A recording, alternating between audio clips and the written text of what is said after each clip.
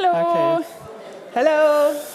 Very warm welcome to our final conference of FOSTA, the Policy Dialogue, empowering you with knowledge for future-proofing our food system. And this is the welcome session where we are trying to get you all landing here, getting the first connections with each other, and then throughout the day we look at the 4 different dimensions of FOSTA in the morning, and in the afternoon we work more towards the stepping stones to a more generic approach and having more discussions with each other and really looking at what could those policies be like in a discussion where all of us get a chance to say things. So for the welcome part, we thought the first nice thing, and that's one of our learnings since FOSTA, is how important it is to talk to each other and how important it is to really attach your microphone properly. So this is the chance to talk to one of the people sitting close to you. So maybe if you already talked to the one sitting really next to you, you can just turn around, tell them your name, what got you curious about this policy dialogue, and one story of how you arrived here. And we give you a minute for this. So please start. Use your time. Machst du die erste? Okay. Hello. Please start wrapping up your conversations. It's very nice to see you discussing. And already feel the vibe that people really want to exchange and talk to each other and maybe get to know each other. We prepared a few more questions so you get some insight on who's in the room.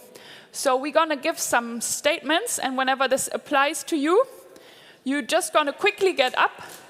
You can have a look around who's also getting up, and then sit down again and we give the next statement. So Okay. let's start with an easy Yes, one. the first question is, who lives in Brussels? Please stand up. Let us see who's in. Okay, a couple of you. Nice. Great. So Thank you. Those are our locals you can attack to. And who has traveled less than 300 kilometers, roughly? Even a few.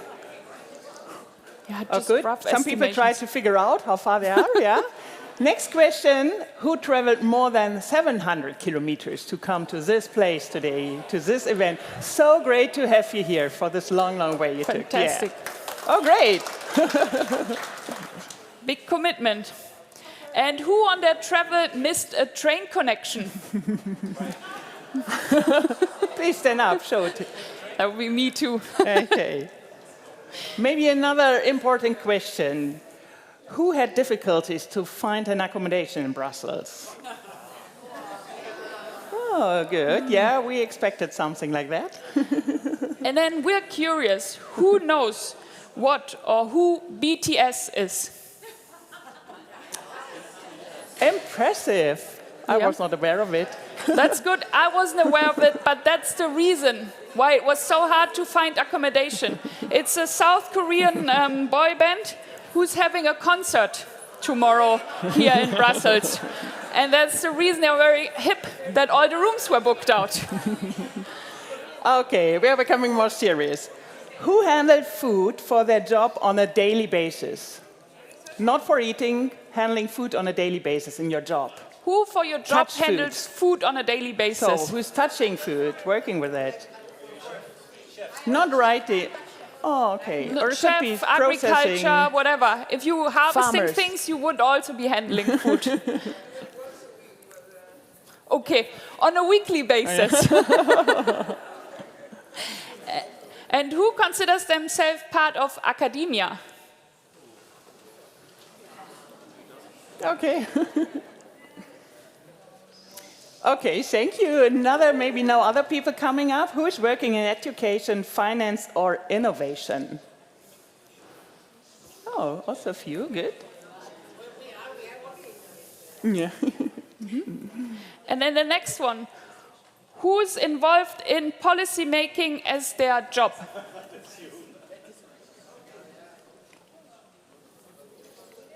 Lovely to have you here. Yeah. It's great to see such a mix in here. And our FOSTA question, Who is part of a change-driven initiative? So, look around. These are the people. We talk to each other later. And now our last question. Nearly Who's last. at the not last, second to last? Yes. Sorry. Who's at the Foster event for the first time? Okay, those who are sitting, you can look out to the others. That's someone to talk to in the breaks or in between. Okay, the last question. Who is interested in food system transformation? So it's so great that you're here at the right place. So thank you, Anna. Thank you.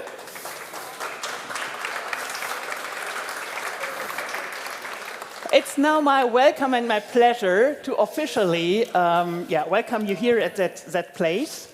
My name is Kerstin Patsch. I'm the coordinator of the Foster project, and my role today is to spark your curiosity and to set the scene ahead of us, the discussion, and also to take you an insight about what we are talking today and tomorrow. So what we could hardly have wished for a more fitting venue here. So we are here at the Atelier des Teneurs. That's a very nice Art Nouveau building. And right in the center of Brussels, and actually we are right here in a historic center called Marolles, and that is where the worker class neighborhood, the very old worker class neighborhood, you might have imagined when you arrived here. So this Art Nouveau building, Atelier des Teneurs, and it says a tenors workshop. It's a history of place, and this has seen a lot of history, this building. So it has been a bakery, it has been a wine palace, a warehouse, and a tea room, and also a place where artists have met. And now today it's a place where people meet and exchange ideas. And in short, I think we're here at the right place. And I also think that we're here at the right moment. So, not only because negotiation in the European Union about the next multi-financial framework is taking place here in Brussels, but above all, it's about we have some societal challenges ahead of us. And what we realize that is also a decrease in many people's trust in democratic processes. And I think we underestimate the role food and food system has in this process. After all, food means more for us than just filling our stomach. So it's like it brings people together. It is fostering identity and culture and also community. So the food industry has long recognized the power that holds, so they use it for their marketing. And I think we need more courage and also to use this power more effectively in social and political terms. That is what we really think. So to shape our future in such a way that that fairness, inclusion, and democratic processes become an everyday practice. So that is precisely why we are here today. Even though Foster is a project that is coming to an end, our collaboration actually only starts right now. Today, we would like to share with you our findings from the last 4 years, and to reflect jointly on what we have heard in the coming discussion. So why we are here. You will find the answer to this question in this program. The short answer is, well, today it's our final conference of the Foster project. The slightly longer answer is more interesting. So Foster stands for Fostering Food System Transformation by integrating heterogeneous perspective and knowledge and innovation within the European research area. So maybe the first click. Yeah, thank you. And just realize that I need glasses. Behind these ideas lies a simple idea. So if we change the way we produce and use knowledge, we can change the way we produce, eat, and waste food. So this is precisely what the European Commission asked us in the governance call, Cluster 6 in 2021. Our remit was to contribute to a European research area for food system to promote the exchange of knowledge between scientific academia, but also between academia and practice. So to this end, we have built up an exceptional consortium. Foster is a consortium consisting of 18 partners from all over Europe. And our 6 change-driven initiatives, yes, thank you, change-driven initiatives play a special role in this.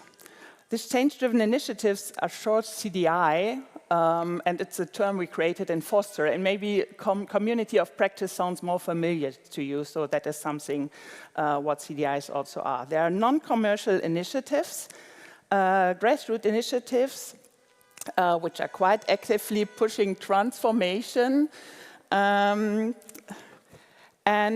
in our food system. So this is exactly the place where change is put into practice. And they're collaborating in a broader network, and there was a variety of stakeholders, like in school canteens, in initiatives for participatory guarantee schemes, in rural networks along short food supply chain, also in low socioeconomic status communities or small farmer scales in a rural social network. So alongside universities and research institutions, Foster brings people together that develop and apply knowledge outside the academic walls. And we call them also like everyday experts. With this term, we want to emphasize that valuable knowledge is not generated exclusively at higher education. It also arises in initiatives and in public administration, in civil society organization. So wherever people develop solution and gain practice on a daily basis. We want to make this knowledge visible and integrate it on an equal footing with the academic knowledge and also in innovation processes. So this is a priority of Foster. CDIs and their network there are bridging a gap. So they're bridging a gap between what we, in principle, where we say we know what to do, and demonstrates a transformation that can be achieved within a very concrete scene and environment. So this requires intermediaries and knowledge brokers who connect research practice and society. And intermediaries, they bridge the gap between this, in principle, what we know what to do and how to do it, and really that it works in practice, that you implement something and that has an impact. And if this sounds familiar to you, I can certainly agree.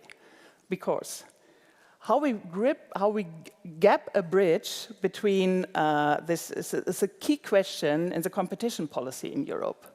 Maybe you're aware of it. It's about bridging the value of death and innovation policy. But in that setting, it's about social or technical innovation in a competitive field. And on the other hand, we also have intermediaries already. So they're part of very efficient network we know, like in AKIS, the Agriculture Knowledge and Innovation System. So here we have intermediaries like the Agriculture Advisory Service. However, AKIS is centered around food and the need of, centered around farmers and the need of farmers in a rather competitive setting. It's not centered around food as such.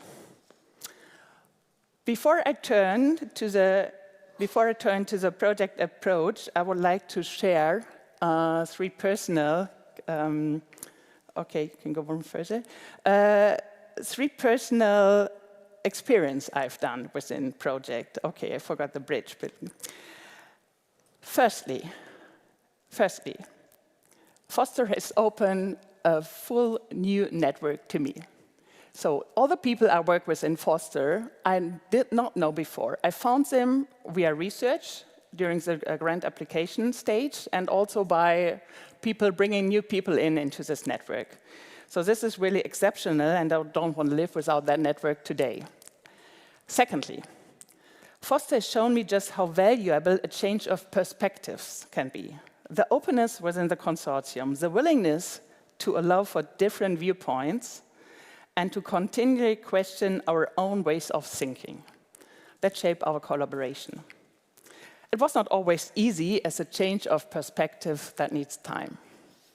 And thirdly, I sometimes refer with a sense of humor that Foster was a training program for myself personally to become a food system thinker.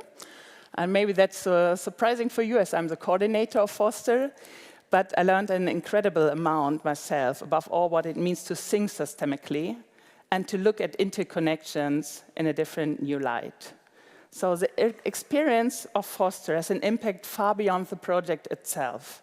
And at DIL, we are at the moment setting up the DIL Citizen Lab, That is something with the motto Erleben, Verstehen, Gestalten means experience, understand, create.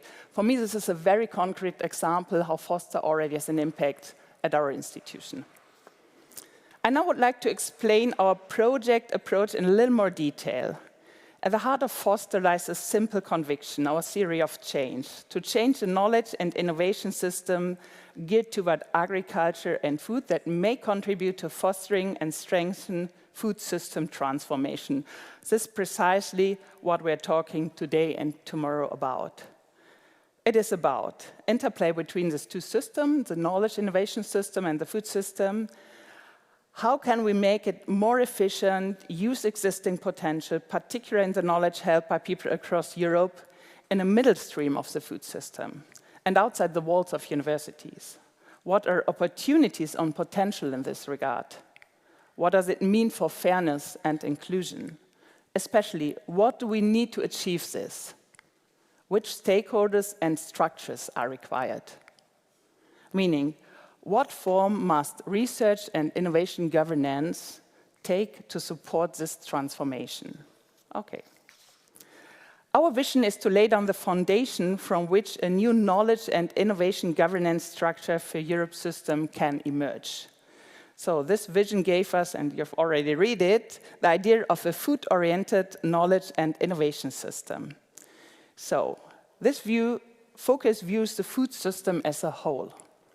It does not only how innovation creates economic benefits, but also public value. And that is, how I said, it's food-oriented. In our cases, we have evaluated this idea together with the partners, the CDIs you have just seen and briefly introduced on the slides.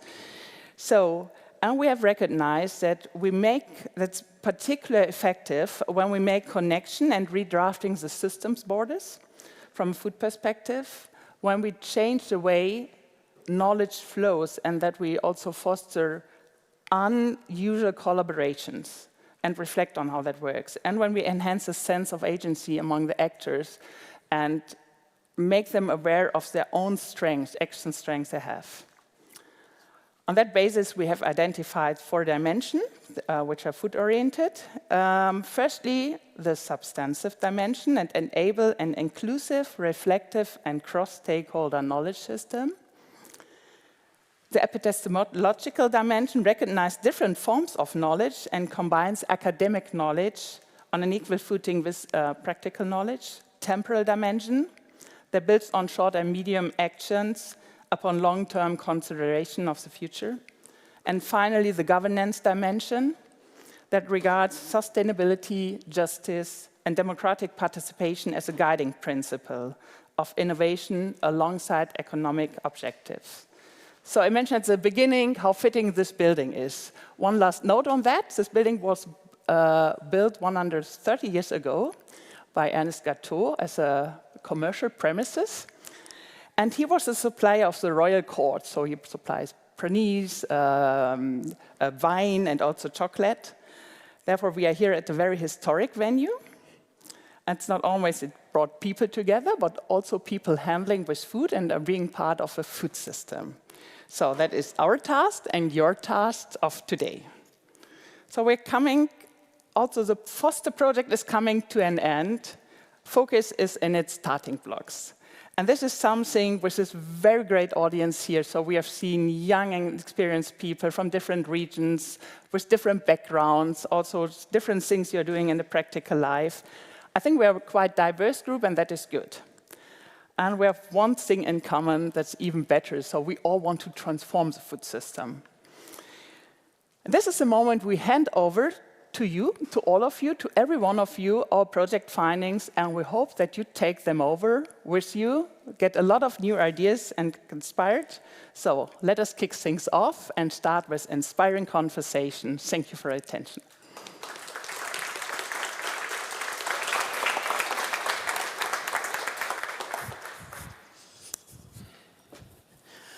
With this, we start our dive into the 4 dimensions, and we're going to do 4 rounds of different discussions. There will always be a short introduction of the topic, and then a discussion with the different people joining in, with the idea of giving voice also to different perspectives of the project or people close to the project in some cases. And for each round we have a different moderator, so Kerstin, I would hand over to you. I forgot to introduce myself in the beginning.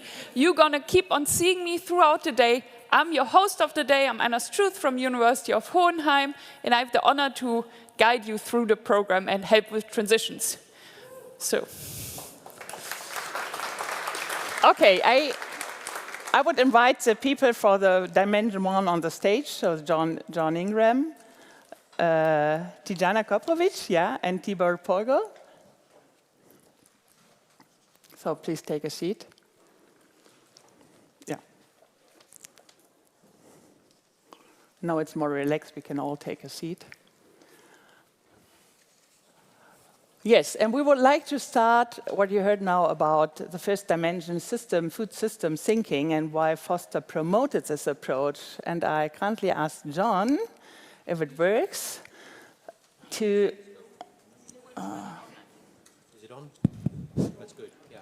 Excellent. To start with a statement. Thank you very much, yeah.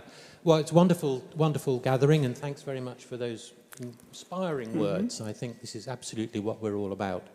And what I'd like to share with you is a few thoughts about why it's important to think of the system as a system, and what is it that we're really wanting from that system, the thing we're now calling the food system.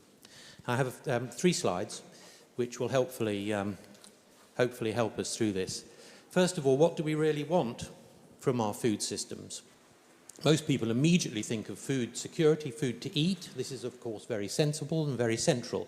And these words on the screen are the commonly used words to describe food security. But it's really important to remember that the food system gives so much more to society than just the physical material. Here are some of my thoughts, other societal interests that we derive from the food system. For a very large number of people, it is a livelihood strategy. Obviously, we're all consumers, but for many people, and one of your questions is who works in the food sector over the, in a week, and countless people are involved in the food system as their livelihood strategy. And it's really important, but it affects environment, it affects landscape, it affects profit, very important, business opportunities, all of those other things. Now, when one reflects on the very rich diversity of the CDIs, as were recently introduced, they're all interested in different aspects of the food system for different reasons. And I think that's one of the great beauties of the project, that it's brought together such diversity that we can discuss amongst ourselves how we share views and thoughts. So, let's accept that we want a lot from our food system. The simple graphs that we use to describe it capture the nature of the activities. They're all familiar words: producing, processing, very large investment in food processing. In the UK, for instance, it's the biggest manufacturing sector by miles. It's got the most embedded livelihoods, it's got the most tax revenue for the government. It's a really important thing.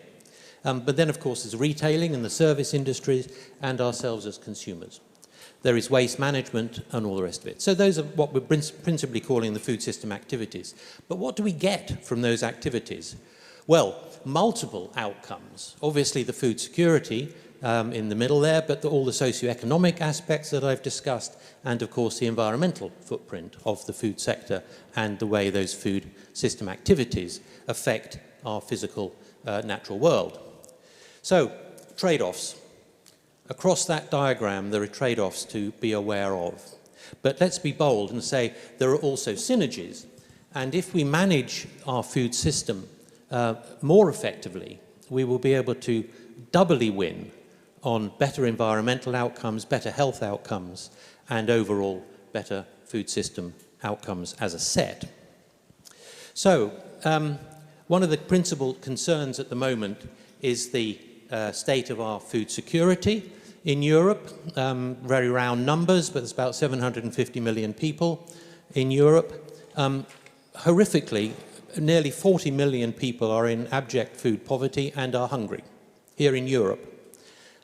We see 300 million of us who have got sufficient calories, not hungry, but they're certainly without sufficient nutrients, suboptimal nutrition.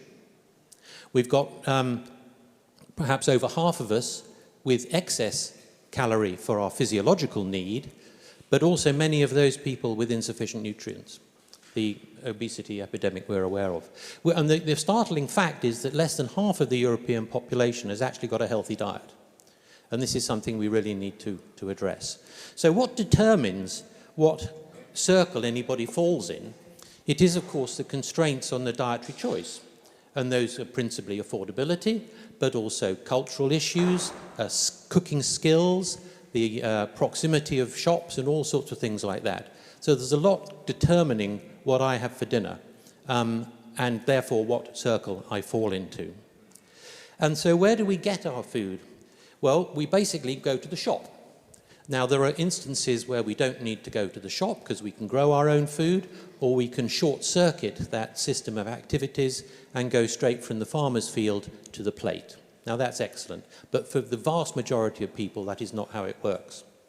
So the series of activities to do with the processing and the retail and the food service delivery is really what determines what is available at the shop.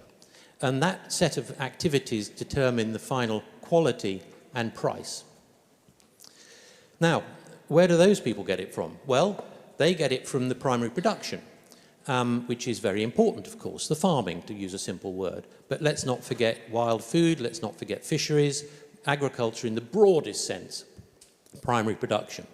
And those people are absolutely dependent on the productivity and the diversity and quality of the natural resource base that they manage with inputs, with skills, with time to deliver the product at the farm gate, which then goes up through the chain to where I can buy it in the shop and determines what I have for food. So what we're seeing here is the beginning of a food system diagram. But the important thing about food systems and systems thinking is the feedbacks, and it's a dynamic system. And so throughout that picture, there are massive feedbacks which determine how it works, and the drivers for those feed forwards and feedbacks are numerous. The biophysical situation, science and technology, policy, the economics, that's what's causing the machine to work and determining how it works.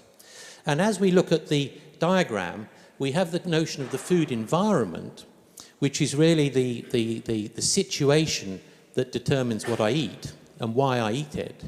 And the food environment gets very much stronger as we go up that diagram. So important though agriculture is, and it is at the foundation, in itself, it doesn't determine what I eat. Other things factor about that. And I believe this is really where the focus message begins to kick in, that it accepts that agriculture is the principal and fundamental component, but there's an enormous amount of other things going on in the food sector that we need to capture and understand and navigate the complexity and dynamism of it in order to maximize the synergies and mitigate the trade-offs. So, a lot to think about. The idea of those few slides was to remind us of three things. Firstly, that the food system is a lot more than just food that we eat. Secondly, that the whole notion of the system is important, and that we have to recognize the feed forwards and the feedbacks, and to recognize what actually determines our diets and the situation that leaves us for our national and continental health.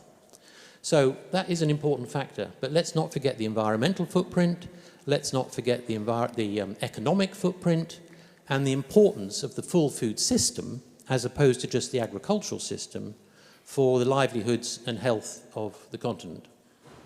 So, opening thoughts. Hope that's helpful. Thank you very much, John. Thank you. And also, always when we start speaking about food system and complexity, it likes overwhelming. So all the things what are in and what we have to sort about. So give you 1 minute to digest. Also, you're also food system experts. Maybe first of all, thank you, John. John is from the University of Oxford, so a partner in the Foster project. And on the stage, we are here part of the Foster team. So what you will see now in this dimension, but also in the next one, listening to especially our CDIs. So I've just called you by name when you came to the stage. And I just briefly, that's Tibor Polgov from Pannonian Local Food and Tijana Koprovic from the Delta Foundation. Before we go into the discussion, just I'm curious, Tibor, what is your famous food and where is your region, or maybe a very regional famous food? And you need, please take your mic. Maybe. Yeah, it has a funny name called Dödölle, which is like a small poem for me because I like it. It's made from potatoes and flour and with garlic sour cream. So it's a side dish basically, but I like it very much. So. Okay, great. Tijana, what is your favorite? For breakfast, it is gibanica. You can opportunity to try it. It's a pastry and cheese and kaimak. And for dinner, I can say it's sarma.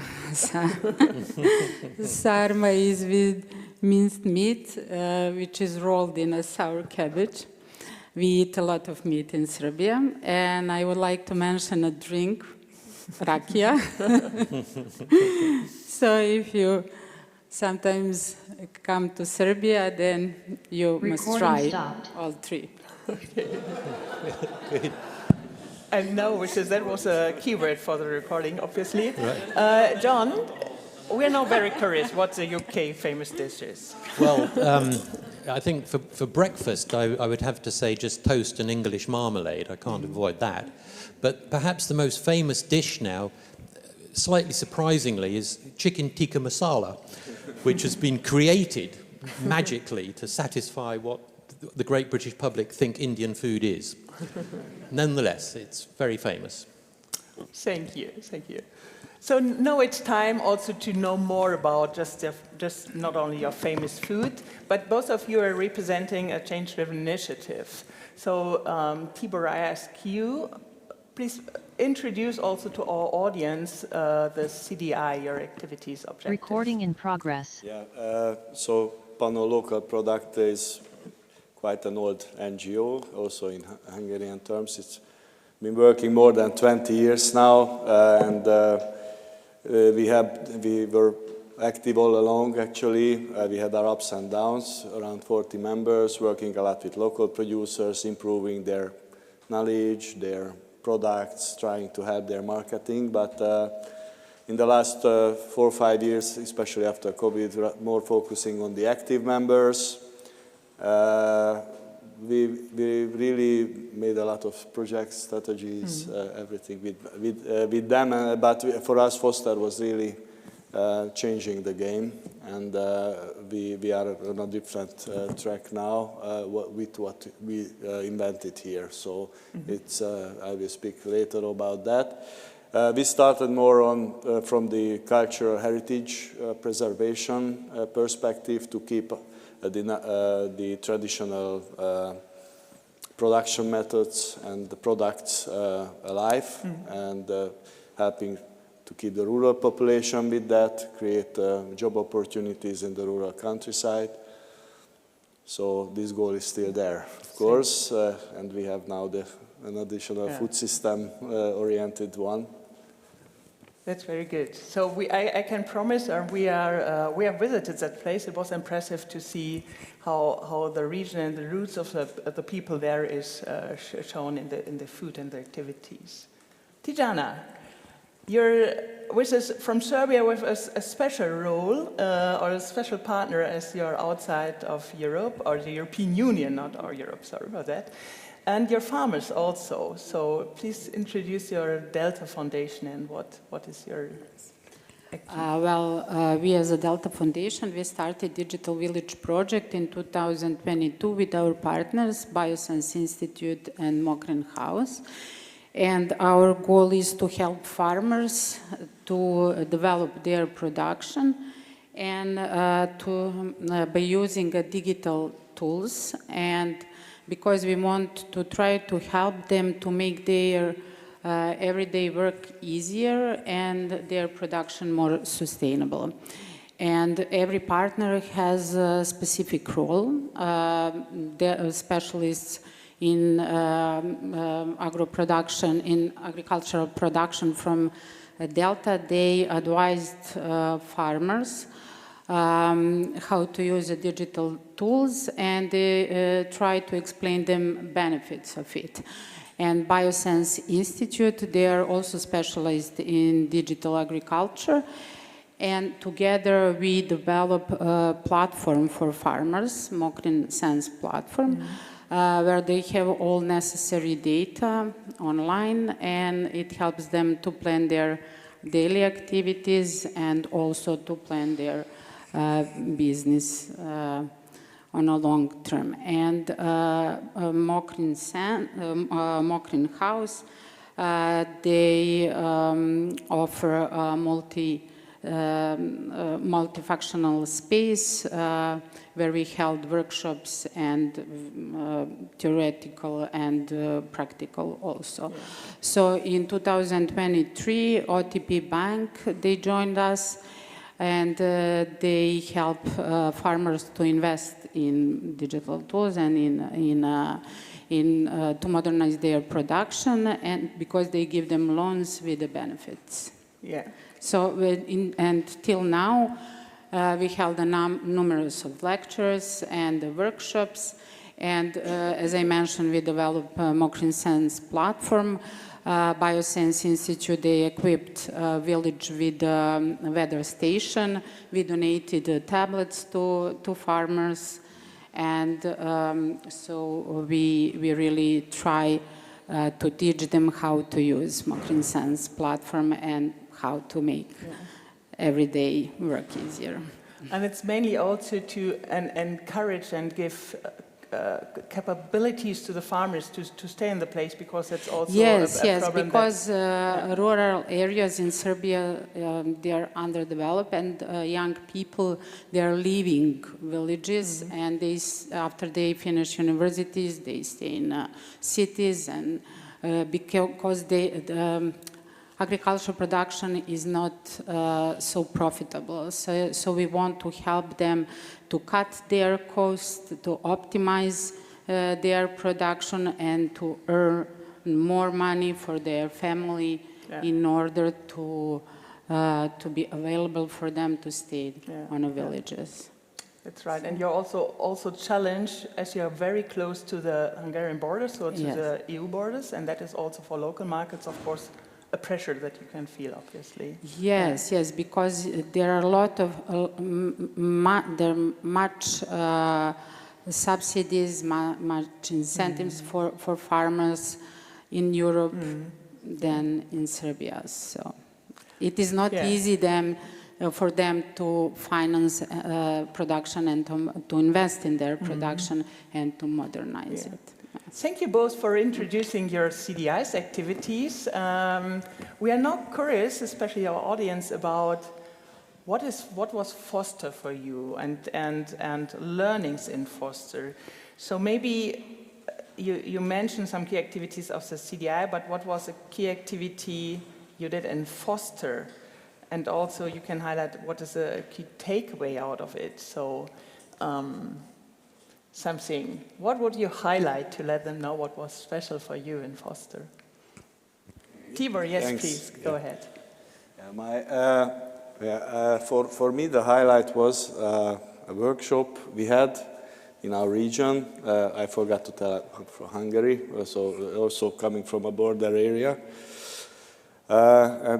where Kerstin and Monica and John came, and also our academic partner came, and we invited all the old usual partners from our regions whom we worked a lot already with short supply chain in the region and local products and everything, and that was in a very nice place. We spent 2 days together, first visiting some producers and then working together in this new system approach with, for us, a completely new planning methodology, getting this kind of clarity, what John can and Kerstin can give you when starting work, and we had a different kind of setup based on the food system approach. We invited new kind of players to the table, and I think we made up something new that seems to work in the last 2 years. So that was a moment in place in time, and that was a place where for us it remains memorable very much. And also how it happened was new. Like we never had this kind of academic partners, so this triangle of partners, academic partners, and us as drivers. This never happened or was so successful before.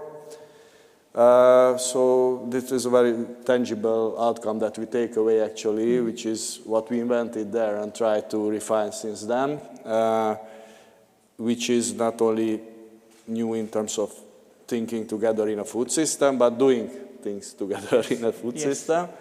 And this creates for all participants, I think, very positive feedbacks that you do something which actually, you never thought it existed, kind of. No, it's really action, and people want to do and shape something and create something. That's a crucial part.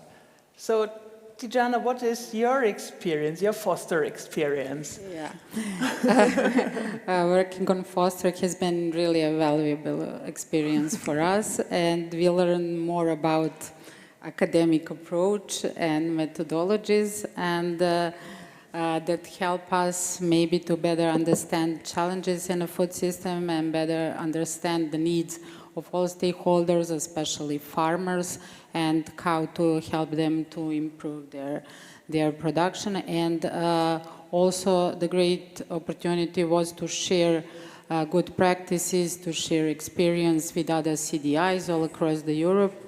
And for farmers, especially, it was great opportunity to visit Hungary and Netherlands and to meet the farmers and to change experience and knowledge with those farmers. So that was one highlight. And I'm a bit curious because you are from all CDIs the most farm-centric, I would say.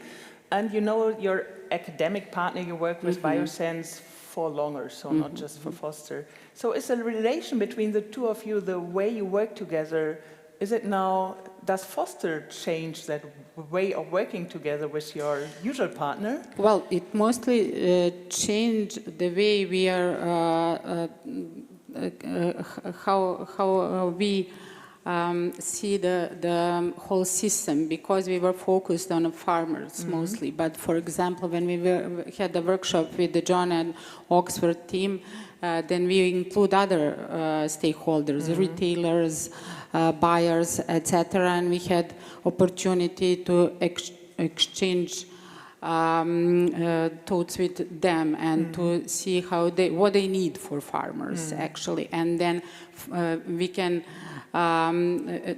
inform farmers about that. That is very important because it is not important only how you plant something, and it is not only important to it is important to save a cost, etc., but it is also important to produce something what is need on the market. Yeah. Okay. Yes. Thank you. Good to know. And maybe now a question to John. As you're not a CDI, you're an academic person, but you have a long background also in this IFSTAL program. You're a food system thinker teacher for many, many years. Maybe a bit your experience of Foster, because I know it's probably also a special project for you. Sure. Sure. Let us know. Let us... also, you work closer in some of the workshop with the CDIs. Maybe a bit, maybe you can explain briefly what IFSTAL is and what is different what we did in Foster, or what is maybe special in this regard. Well, thanks for the opportunity. In your introduction, you said you had learnt an enormous amount. So have I. The whole purpose of Foster was a two-way learning experience. That's what it was designed to be. The specific role that my group took as a work package was to deliver a series of trainings based on this program you've mentioned, the interdisciplinary food system teaching and learning program that we've developed in the UK for students. And really it's to take participants along a journey of different tools which help us all understand how the food system is operating and how we can intervene to maximum benefit. That was the purpose. On that journey, I was taken by the enormous challenges that many people face in the real world. From the academic, you can draw a nice diagram called a conceptual framework, and you can give it a fancy name, and you can say this is how it operates, but it doesn't necessarily work like that. And it's the challenges that I was tuned to. But at the same time, the need for the translators, the intermediaries you were talking about, to help bridge what can be an incredibly academic approach with what is a very real reality approach. And I was so, taken the visit I took to Tibor, seeing how the different pieces all have their own opportunities, but they also have their own challenges, and how taking a systems approach can help mutual learning. So, the take-home for me is the recognition that there's a lot more to this effort than interfacing an academic approach with a practical approach. It's the bridging that we really need to get our head around. And how do we work most effectively together? Both partners are equally important. It's not that one is more important or one is better. They're different. But together there has to be a way forward. And I'll go back to the focus idea that we're looking at seeing how the food system operates and how these excellent 6 examples are but examples of a much broader and much more complicated world. And that's where I think we've got this mutual learning. So great opportunities from Foster, but it's the beginning. It is, and indeed it's such a challenge to bridge this gap. And I'm from the German Institute of Food Technologies, and for many years we know how, it's in the entire food policy and innovation policy for so many years to gap this bridge in the innovation policy. And we are facing with the same in every different kind of innovation. I see that Tibor wants to say something. Thanks. From the other perspective, the same thing. So when we previously organized trainings for producers or try to build a community among them and based on a knowledge sharing and capacity building core activity, we got in a situation sometimes that we delivered them unpractical, too theoretical trainings that they couldn't use. Not the right people were invited or staying in the community. And with the Foster approach, we were having the right people sitting next to each other, having a basic natural interest because a producer and the market manager were sitting next to each other. They had partly the very same problems. And the academic partners could deliver to the practical questions the answers. How to be better at some very specific aspects of sustainability or a better food system. So I think this system approach of having all food system actors, what just John listed, was creating a different dynamics among them and having an academic partner delivering valid answers, scientifically validated, needed answers. This is creating the credibility of the community, and then all members feel that they gain actually knowledge, possibility, opportunity from being part. So this has a lot of factors all together, but this seems to work for us, and very much the same what you said. It's probably the growing network and keep it stable and constant over time. And that already brings me to the last question because time is over now for us. So one simple single question, Tibor, if you would be invited to Foster 2, would you join? Yeah, of course. Of course, Of so course we great. would. Yeah, sure. We'd be delighted. Tijana, how happy Yeah, are you with yes. Foster to dare to go to the next stage? Yes, we would be happy. And I hope that we will all stay in touch and that we cooperate in the future too. Thank you. Also, John, for you, it's the same question. Only if you run it. Oh, okay. Oh, thank you so much. Thank you for your patience. Thank you. So we are leaving now. And you give over to Anna.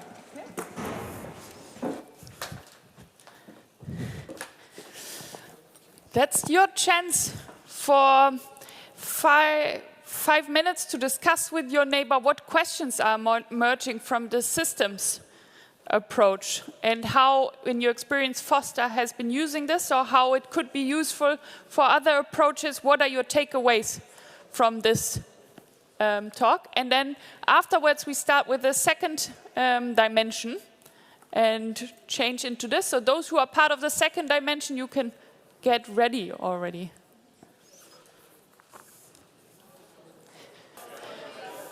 You can hear if you were really close to the stage, you could hear our sound. And that means we are about to continue. So please get back on your seats if you started to move, which I can understand. Moving kind of wakes you up. And I would like to get our panelists ready up here, and also our connection to Verena, hopefully. Verena Seufert is joining us from the University of Hohenheim in Stuttgart today, digitally. Ooh, there she is. And with this, I would hand over to Eva, who's hosting this session.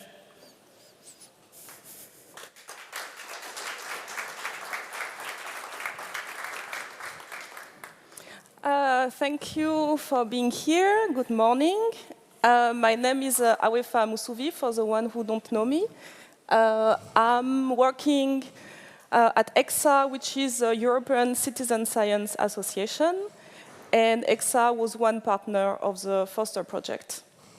I will be the moderator of this session number 2. I'm a substitute of Emma, who unfortunately is sick and couldn't be here today. So I will do my best to, with a note she sent me, to fulfill her job. And yeah, so the session, the second session, focus on one of the dimensions, the second dimension that the Foster project highlights, which is the importance of integrating not only academic knowledge, but also integrating those academic knowledge with knowledge that are more from people who are working on the ground. So the title of this session is From Technocratic Expertise to Inclusivity and Transdisciplinarity. And we will start this session with a short talk by Verena Seufert, who will join us online. And Verena is a professor at the University of Hohenheim in the Department of Sustainable Use of Natural Resources. Can you hear us, Verena? Yes, I can hear you perfectly. Okay, we can also hear you. Thank you.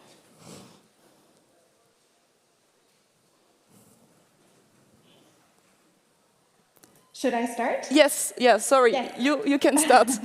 Okay, thank you very much, Awefa. And thanks for making this possible that I can join here online. I'm very sorry to not be able to be there in person, but due to other commitments, I was unfortunately not able to join. But I'm still glad to be able to share here a few introductory notes and thoughts on transdisciplinarity and the topic of this session.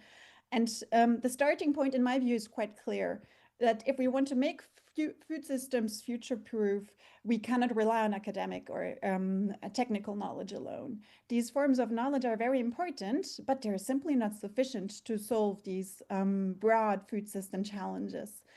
Because the challenges we're discussing today, they're not about only efficiency or innovation, but they're also really strongly about legitimacy. So is the process seen as fair and accountable by the people that are involved in food systems? And also about whether the evidence we use is seen as trustworthy and reliable. And then thirdly, about whether these solutions really fit to the realities of the people they are meant to serve. So in many innovation governance settings, including ACIS, knowledge does flow, right? But the crucial question is whose knowledge is not flowing and whose knowledge is not included, and who really has influence over how problems are defined, which knowledge is collected, how this knowledge is interpreted, and which solutions are prioritized. And this is where the problem emerges, right, that we're discussing today, which is that citizen knowledge, farmers' knowledge, local knowledge, community knowledge, these type of knowledges are often not just undervalued, but they're structurally absent from the process. So the issue is not only about recognition, so recognizing the value of these type of knowledges, which I think we are really have made huge progress on. And so we have really have started in broadly recognizing the value of these knowledges, for example, in like multi-actor concepts or transdisciplinarity concepts.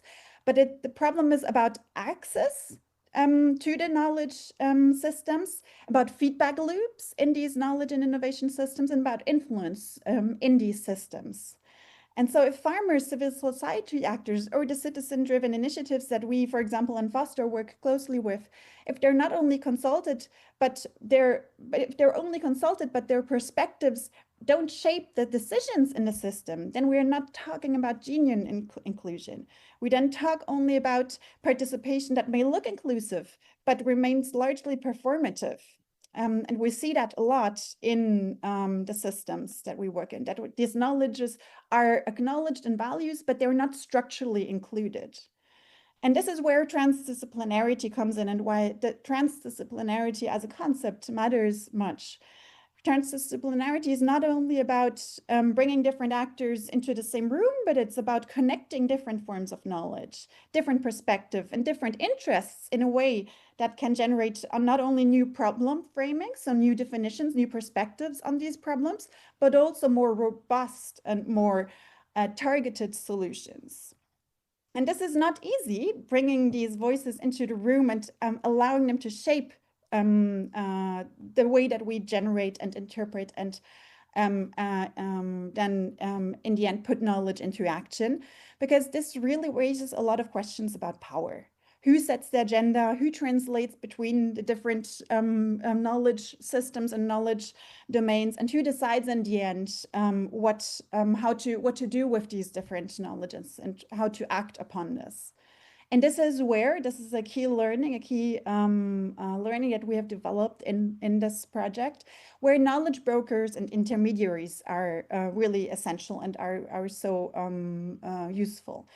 And their role is not only to transfer information between these different knowledge domains, it is to translate, mediate, and bridge these different logics, worldviews, and knowledge systems.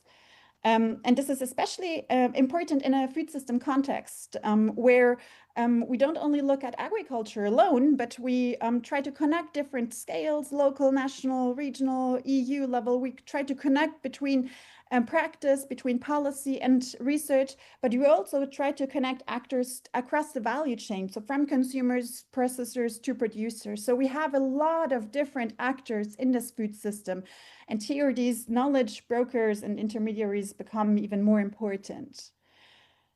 So the challenge really, I think, that we are talking about today is how do we create structures in which inclusion is not only consultative, but really influential? And how do we build in feedback loops so that the different types of knowledge actually feed into the institutional and policy decisions? And how do we ensure that the transformation that we seek to enable is not shaped only by those who are already at the table, but also those actors that are currently missing from the decision making? And so I think these are the type of questions that we aim to explore in this session and that we have tried to explore in this Foster project. So how can knowledge do more than just circulate, but how can it actually change who is heard, who participates, and what kinds of solutions become possible and are in the end enacted and transform our food system? So this is as a broad and short input from my side, and I'm very much looking forward to the discussions about these very big and important questions.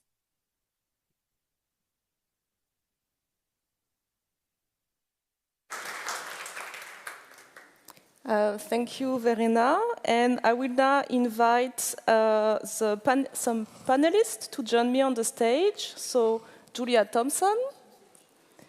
Julia is a researcher working with Verena in the University of Hohenheim. Then I will invite Agnes Major from Kisleptek Association in Hungary. Sigrid Hintenger.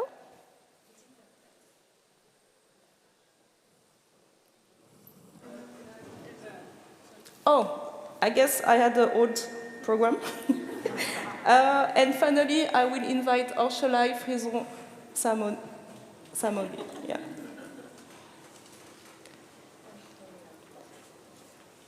And Orchelay is working for the European Commission in the Department of Agriculture and Rural Development.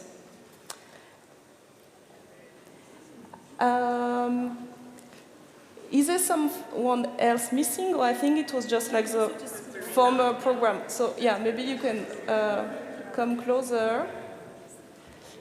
And I would like maybe to ask you to introduce yourself, but this time with your own words, and maybe also to maybe give a spontaneous reaction to the title and what Verena talked about.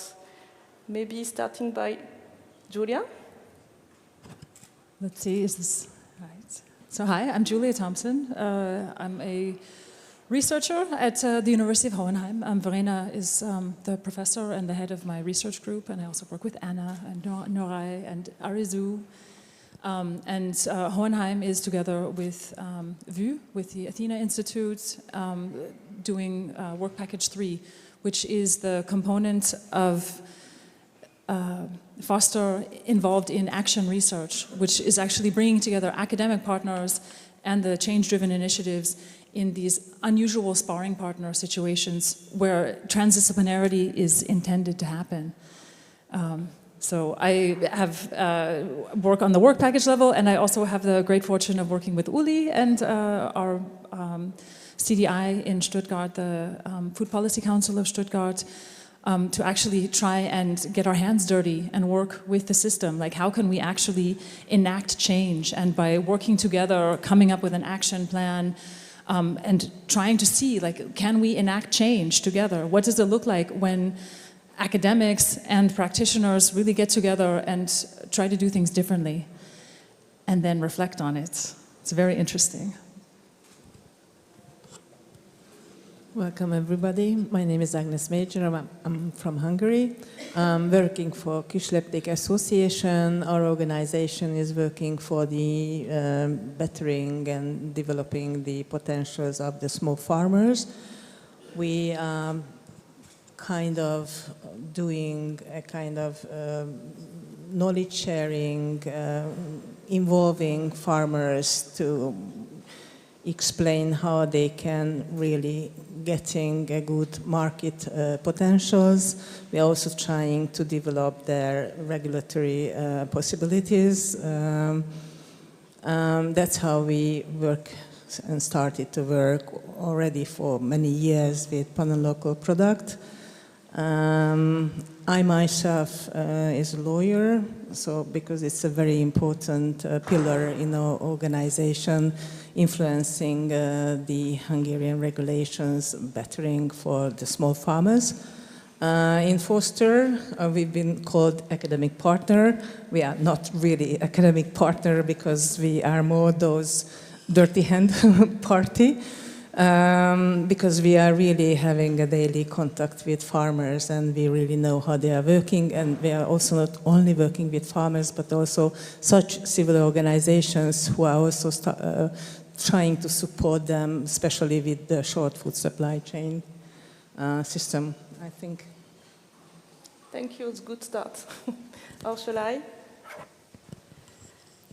Good morning. I am from the European Commission. I work in DG Agri. And it was not the first time that I'm working on the Foster project, and it's very interesting also from our perspective to see how to approach the food system approach, how we can think across the value chain, knowing our treaty objectives, which is at the same time food security and affordability of quality food for European citizens, and at the same time helping our farmers to gain an income so they can make out a living from farming. So our approach in DG Agri is very much farmers focused, and I am in the Research Innovation Unit in DG Agri. So we have the particularity to having in DG Agri, beyond managing the common agricultural policy, we are also programming agriculture related and rural areas related and forestry, but in that context of Foster, most importantly for agriculture and rural development related research and innovation. And currently we are working on a strategic approach altogether with RTD to define what are the research innovation priorities in the next decade. And in that perspective, we are also intending to strengthen the system approach, the value chain perspective. So I'm very happy to be here.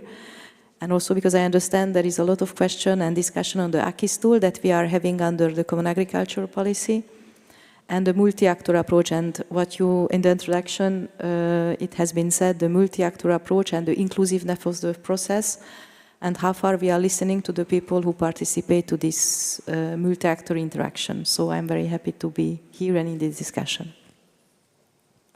I just heard from you that you were currently working on the net agenda of the European Commission and what will be the next strategy, and also the word food chain.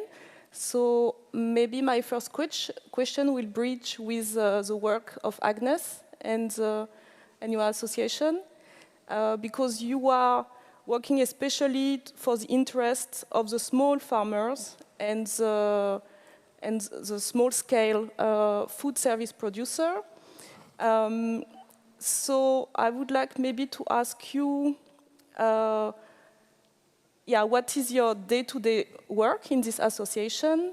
And within Foster, we realize the importance of intermediaries entities and intermediaries practitioners that are bridging the local scale with maybe like the more national scales. And I would like to ask you maybe to describe what you are doing and how you are bridging those different, the gap between those different people in your network, but also the gap between the local scale and the national and European scales. Well, so our basic and primary intention really kind of sharing knowledge, explaining methods, theories, regulations, which is helping farmers for the daily work. Sometimes, especially small farmers, is always said that, they are not only producing, but they should also be a good accountant, a good marketing, a good communication expert, which is extremely difficult. I believe there are several types of professionals, and they really have to know it. Otherwise, they can't really be successful. They can't really, grow. So this is one level what we are doing, and we are having many trainings already. We are also doing trainings for those who are mentoring those small farmers. This is our short food supply chain mentoring program. We are also trying to help farmers for diversified farming activity. So we have the so-called Experience Peasant program, where we are really teaching or trying to introduce, farmers how they can expand their activity other than the production. And the second level is the networking. I think it's extremely important. As farmers are not best with marketing, our organization is also having certain strengths, but the others can also be filled with the strong networking capacity. So, for example, when I was coming here, I was coming across with the ÖMKI, and this is a Hungarian association for biocultivation. And for example, we've been having a very good discussion because we are working on this bio type of activity together.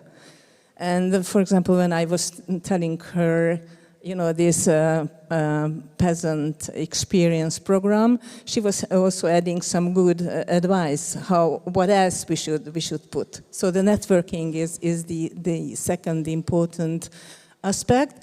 And the third and more challenging is really such type of networking which we are trying to be connected with, higher levels, the policy level, including, Chamber of Agriculture, Ministry of Agriculture, the food security offices, and all these associations. It is really challenging. So we are always saying that if you are taken out from the door, we are jumping through the window. So we are doing all the best we can do, and we are not giving up. I tell you that right now with this nice result of our election, we already starting to getting the new regulation proposals, the enactment procedure, and we've been already asked to put into bullet points our program. So we are very much looking forward that things we really can influence. Thank you. Within Foster, as it was said before, we were a consortium of academic researchers, more practitioner organization, and it took some time for the consortium to actually align on the concepts we were using. For example, also in this title, we have the term of transdisciplinarity. So transdisciplinarity is a research approach in which the aim is to integrate different kind of data from academic data, but also data that will be produced with non-academic partners. And the idea is to have knowledge which is not only theoretical, but also from the practice, in order to have a better understanding of the problems and also to find solutions that are really adapted to what is happening and can really be implemented. I'm working for the European Citizen Science Association. Citizen science is also a term that describes a participatory research approach. And I want to come to a question to Julia. There is a lot of terms out there that are describing how research can integrate knowledge from anyone with or without having like a PhD title or master degrees. There's a lot of concept of inclusivity that acknowledge the importance of having a diversity of knowledge sources. And I would like to ask you, Julia, why is it still a niche in research? Why is it important? Why is it still a niche? What prevents research to be more inclusive? And it would be, of course, great to have real-life example from the Foster experience. All right, do you really want to know what I think? Because I find, this idea of, transdisciplinarity, why is it a niche? It's because, academia has a long practice of, the ivory tower, right? That there's, I think probably since Descartes and this idea of separating res mensa from, I forget the other word, but this idea that we somehow separate our mind from our body, and that academia is somehow separate and observing what's going on in the real world.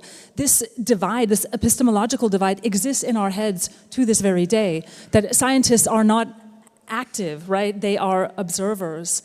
So the idea behind transdisciplinarity is that we release this concept that somehow, as academics or scientists, that we are separate from society. It's a fallacy, right? It's a false binary.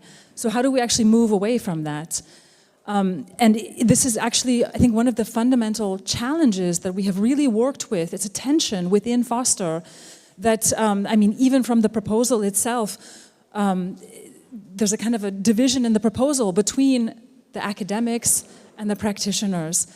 And yes, there is this divide, but then we constantly reenact it within Foster by sort of creating these, like the way the steering group is set up, so that the organization of Foster is driven by the academics, right? So we have in Foster in some ways reenacted some of these divides, and we are also actively trying to overturn some of these divides. And so it's a very, I don't know, at times confusing, but also creative tension that we work with in different ways.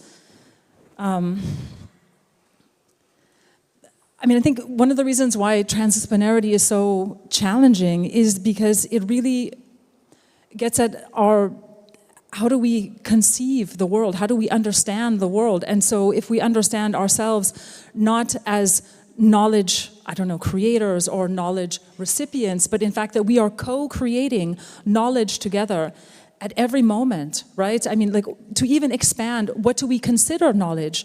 Moving away from mode one, knowledge is academic, scientific, peer-reviewed, which is one form of knowledge, but it's often considered the one valid form of knowledge, when in fact there are many other knowledges, tacit knowledge, embodied knowledge, practical knowledge, which is not seen by the knowledge innovation system. And this is the whole idea behind Focus, I think, is to get away from ACUS, which has a very sort of technological focus, to then expand it to include other types of knowledges. But this means we also need to change our conception of knowledge.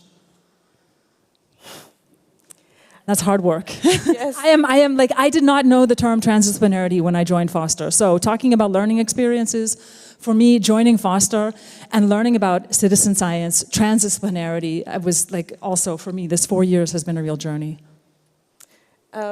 Yes, I would like, I have another, maybe question.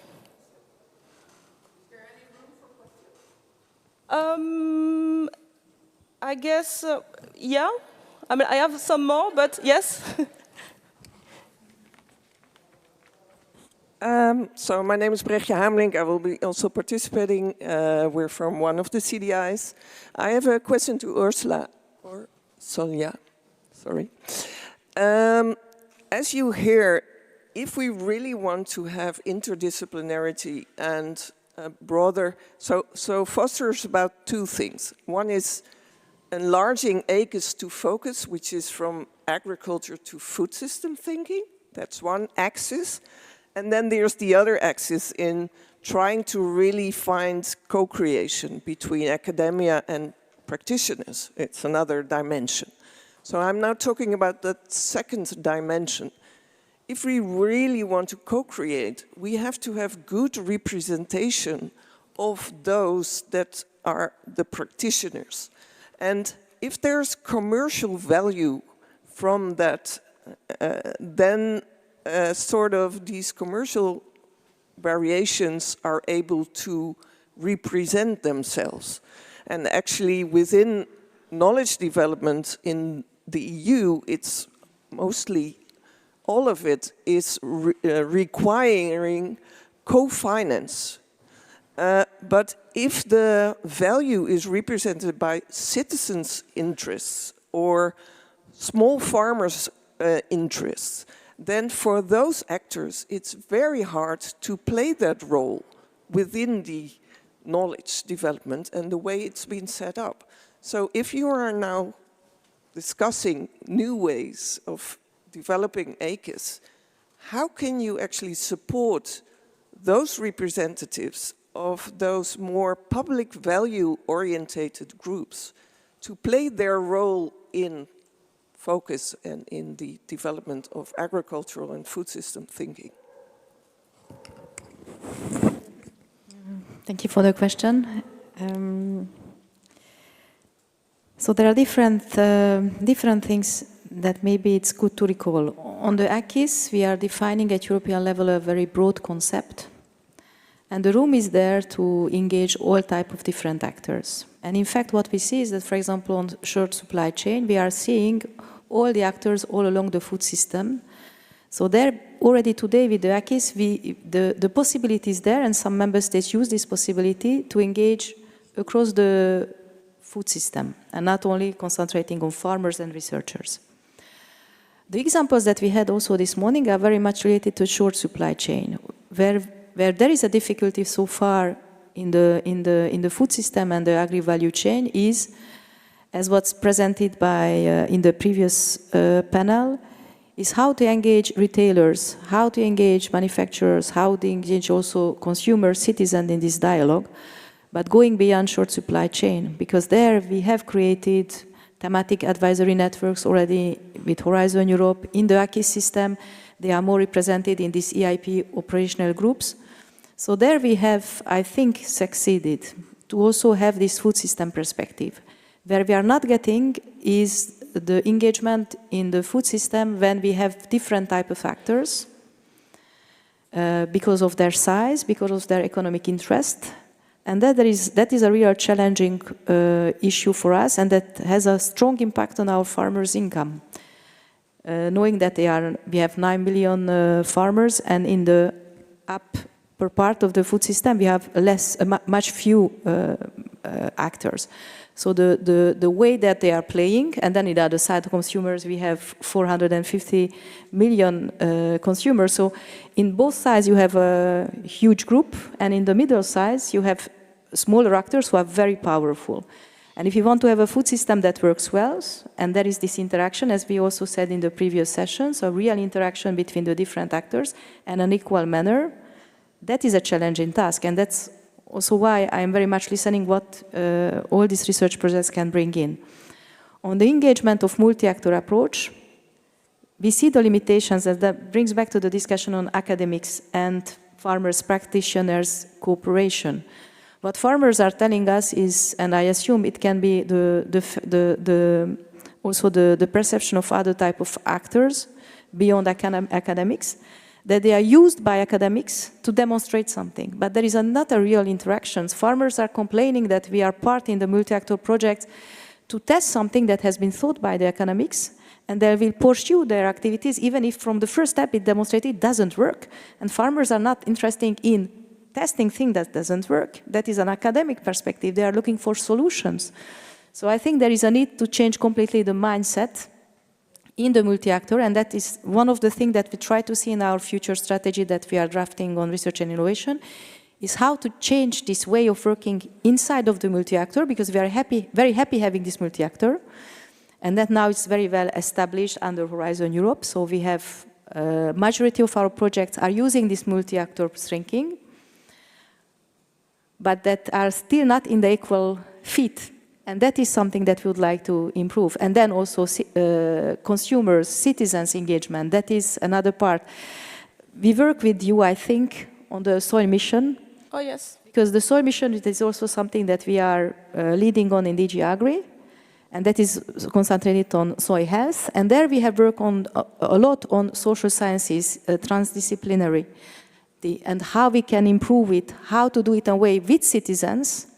So with all this inclusive process, we are making the change on the ground, because at the end we do research innovation in that perspective. So that is all this logic that we are trying to address in the new strategic approach that we are drafting, hope that it will be ready beginning of September, and that to understand what are the drivers of this innovation, so we have this change that we are aiming in the food system, and whether we have all the tools in house, or which are the still research innovation needs that we are needing for the farmers, but not only, for all the different actors. So thank you for the question. I hope I replied. I tried. We do, the Foster project, after 4 years, have some solution for you. We drafted a 2-page position paper that includes the key learnings of the Foster project on the 4 dimensions of food system thinking, transdisciplinarity and inclusion, foresight, for example. And in this 4 short position paper, we included our key learnings, but also policy recommendations. And what we experience in the Foster system, which I think is also representative of the research and innovation EU-funded projects, is that so far most of the research innovation funding allocate PMs and fundings mostly for academics. And since the citizen-driven initiative were not really present at the beginning, for example, we realized that there was an imbalance between the budgets that the researchers were getting compared with the smaller associations, the farmer representatives. And already here, even with the best will we had, we struggled the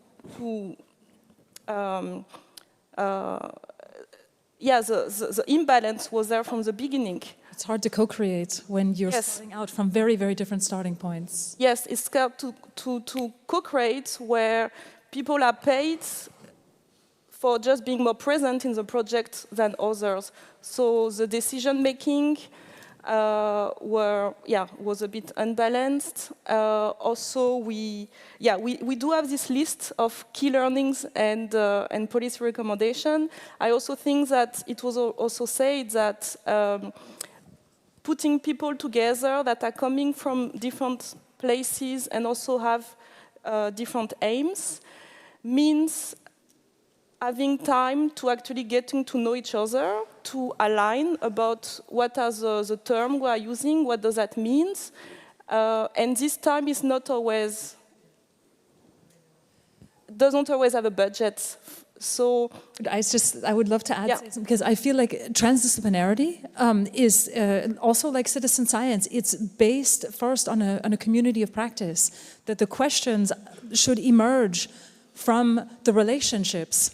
But I mean, what we always have in this, I mean, the way Foster was created, and what I've also seen in my other proposals that I've joined in writing, is that we have the academic like forming a consortium and then inviting the practitioners to join afterwards. So we're basically like from the very beginning, there's a misalignment that we say we want multi-actor approaches and transdisciplinarity, but then we wind up reenacting the academic research system as it is because the practitioners are not involved from framing the questions. They're also not involved in writing the funding calls. What are we actually going to spend money to research? So, I mean, this technocratic approach, it starts from the very top and it continues down. And Foster is trying to swim against the stream, but there are structural issues that are built in from the very beginning, from the proposal, from the funding call. And so how can we actually, I think this is what Breche was also trying to get at, is how can we enable people, societal groups, to be present at the table from the beginning and not to be invited as guests later. Mm-hmm. Even with the best of will, like how can you co-create when somebody has already like set up the party and they ask you to come as a guest? Yeah. Maybe you want to react? No, you raised the same questions as we have in our minds, and that is a feedback that we are getting. So if users and other type of multi-actors are not around the table when you define the question in which at the time of the application, then you will have this problem all along the project. We try to address it in our strategy that we are addressing, because that is a key point. And there, what we intend to do is, once we have the strategy in place, we will have an agri-research conference end of September, and there we will co-create research innovation priorities. So how we can do it, it will be discussed in this conference. But we know about this issue. Invited? It is open for application now, registration until the 14th of July. So I would love please to join. Yeah, and then I would like to draw the attention again to Agnes and your association, because Ursula, you say that it's very difficult to reach out for the farmer perspective. I'm like from Brussels, from the EU Commission, and your association is one example of other organizations that are really working on the ground, but also with this policy for collecting data, sharing knowledge, with this policy innovation perspective. You say you are a lawyer, and therefore you always have in your mind the idea of how can you create training for the farmers, but also how can we bridge policymakers with those farmers. And I think that your work as a knowledge broker, as intermediaries, it's a lot of work that I also think at the moment the EU Commission is not maybe fully recognized. And yeah, so I would like maybe again to maybe ask you, how do you work? Why it's a lot of work to build and maintain a network? And this, how do you fill the gap? Well, I believe our organization, it's a civil organization. The driver is many times is just the spirit. So most of our colleagues are really driven by the well-being of farmers, and that really helps a lot. And maybe, how do you work, and what will you need from the EU Commission to work even better? We are as small as farmers, so that's why it is so difficult to be visible. So we are also trying to find, good people working for us, making us visible, active Facebook, homepage, LinkedIn. But it's clear that we are too small. So when we are sending out any invitation or inviting anybody participating on our conference, sometimes not even we are getting an answer. And also, but yeah, you mentioned, but I believe Rosina also, the funding. So there are many tasks which should have been done, but funding is not always, I would say, enough. So we would love to be almost everywhere, but it's a kind of an obstacle how we can solve it. For example, we would love to go to that conference what you, Osheo, mentioned, but how can we afford it? So we have these daily type of obstacles as well. Also, I tell you that we have many, we are participating in EU-funded projects, and certainly we only focusing on which belongs to our, objectives. But working on these projects is really, we have to focus on the work and also somehow shifting that works to our daily work finance or serving our daily work. I tell you actually that it was a good chance for us, the Foster, to organize the final conference. And I think we've been really benefiting a lot because this foresight method, the Foster concept, the food system concept, what we've been really doing. By the way, I said that we are not academic persons, but we have many people working with us who come from academic or who are. So what we've been doing, that they've been at our final conference making an introduction of the outcomes of the Foster, and then we had a roundtable discussion we've been trying to bring down to our people to make it more understand. So it was a nice synergy, how it was working. And I tell you that the result was excellent, that they've been really interested, and we have already decided that we are going to prepare, you know, kind of an info sheet on this foresight method. So that's how we are trying. Yeah, maybe I would like to have maybe a reaction from you about, because I heard that, so yeah, within Foster we had several intermediaries organizations that are working with people on the ground, but also working with policymaking, trying to make some lobby work. And I know that a lot of this work is not always easy to be funded. Building network, maintaining network, translating knowledge and information, yeah, organizing the flow of information from the different stakeholders, but also with maybe higher entities. And I think that one of the key of learning of Foster is that this work could be institutionalized. This work should be better recognized and funded. And this would actually help also to have a flow of communication and information between the local, national, and EU level. So I would like maybe to ask you, is term function like intermediaries, entities, knowledge brokering, some terms that are already in the awareness of the EU Commission? One, and if not, how do you imagine those functions to be better integrated in the EU fundings? Thank you very much for the question. In fact, well, it is a question of definition, how you define knowledge brokers. For us, ACIS is a type of knowledge broker, advisory and thematic networks. I assume they are knowledge brokers. So I think we have, because we have the common agriculture policy and we have built bridges between the two policy instruments, the research policy and the common agriculture policy, the EIP Agri concept, we have been bridging tools. So how we can bring in to the policy knowledge that has been created with Horizon.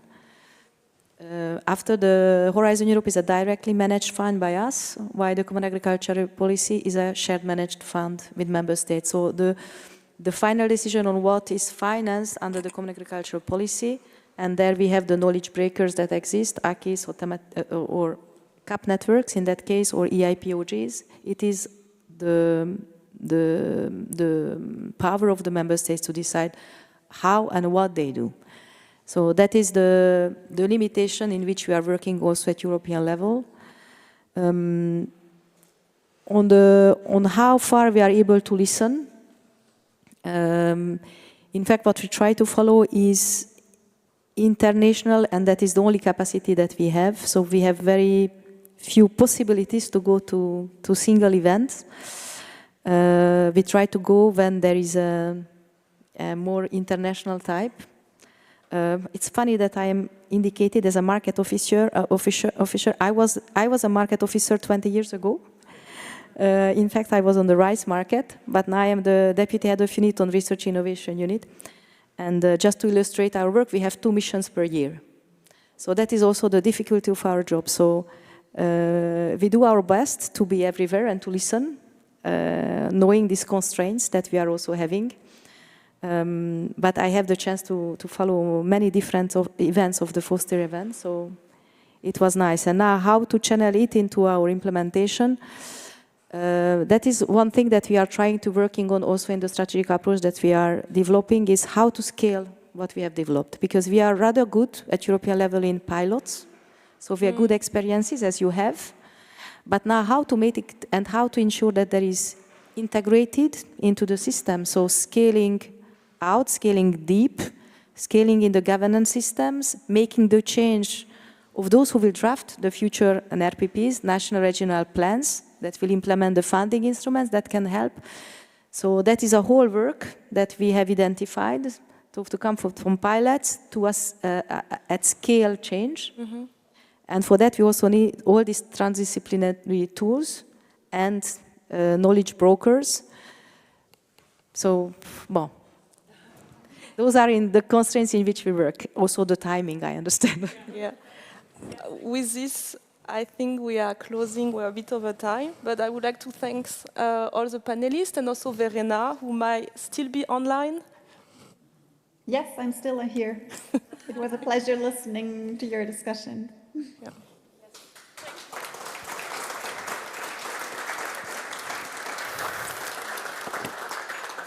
Yes, there are constraints. Sometimes it's the time, sometimes the mic. Thank you so much, all of you, for being here.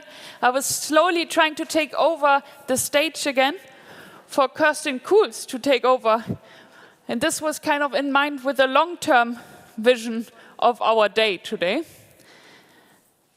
And Kerstin will be the host of the next dimension, with again new panelists coming up here. And I would hand over to you for the introduction and make sure that we get the last chair that's behind there. Yeah, no break for you, no time, because it's on time. The other dimension. So we heard a lot on many different dimensions, on systems, on transdisciplinary, but now we are also on time dimensions. My name is Kerstin Kuhls, so don't mix me up with Kerstin Pasch. We are both Kerstin Elizabeth in the consortium, and that's always confusing. And it was me also in the workshop in Hungary, because we worked on foresight with different CDIs, different locations, different ways. We worked on possible futures, and we worked on desirable futures, so the futures we want. We worked on the long term, and we worked on the short term, and on the present. And what's the first step, and what's the next step? These are the things we worked on, and it was, quite enthusiastic from the CDI side. But in this session, I would also open up a little bit for other experiences, other experiments, other projects. And I asked at first Diolinda Silva. She's from our expert panel. She will start with a statement. I will ask also Uli Osterhild from our change-driven initiative of the Food Council of Stuttgart for his experiences. Elke Sagau from BLE in Germany, and BLE is the Federal Office for Agriculture and Food and Regional Affairs. Just sit wherever you like. Okay.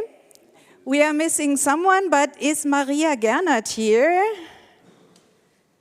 No? Okay, so we have enough time. You can come with us here, so we have more time to discuss, and that's fine. So we start with a statement of Diolinda. So, thank you very much for the opportunity once again. The challenge here was to start with a statement about how can long-term thinking be integrated in policy and business strategies.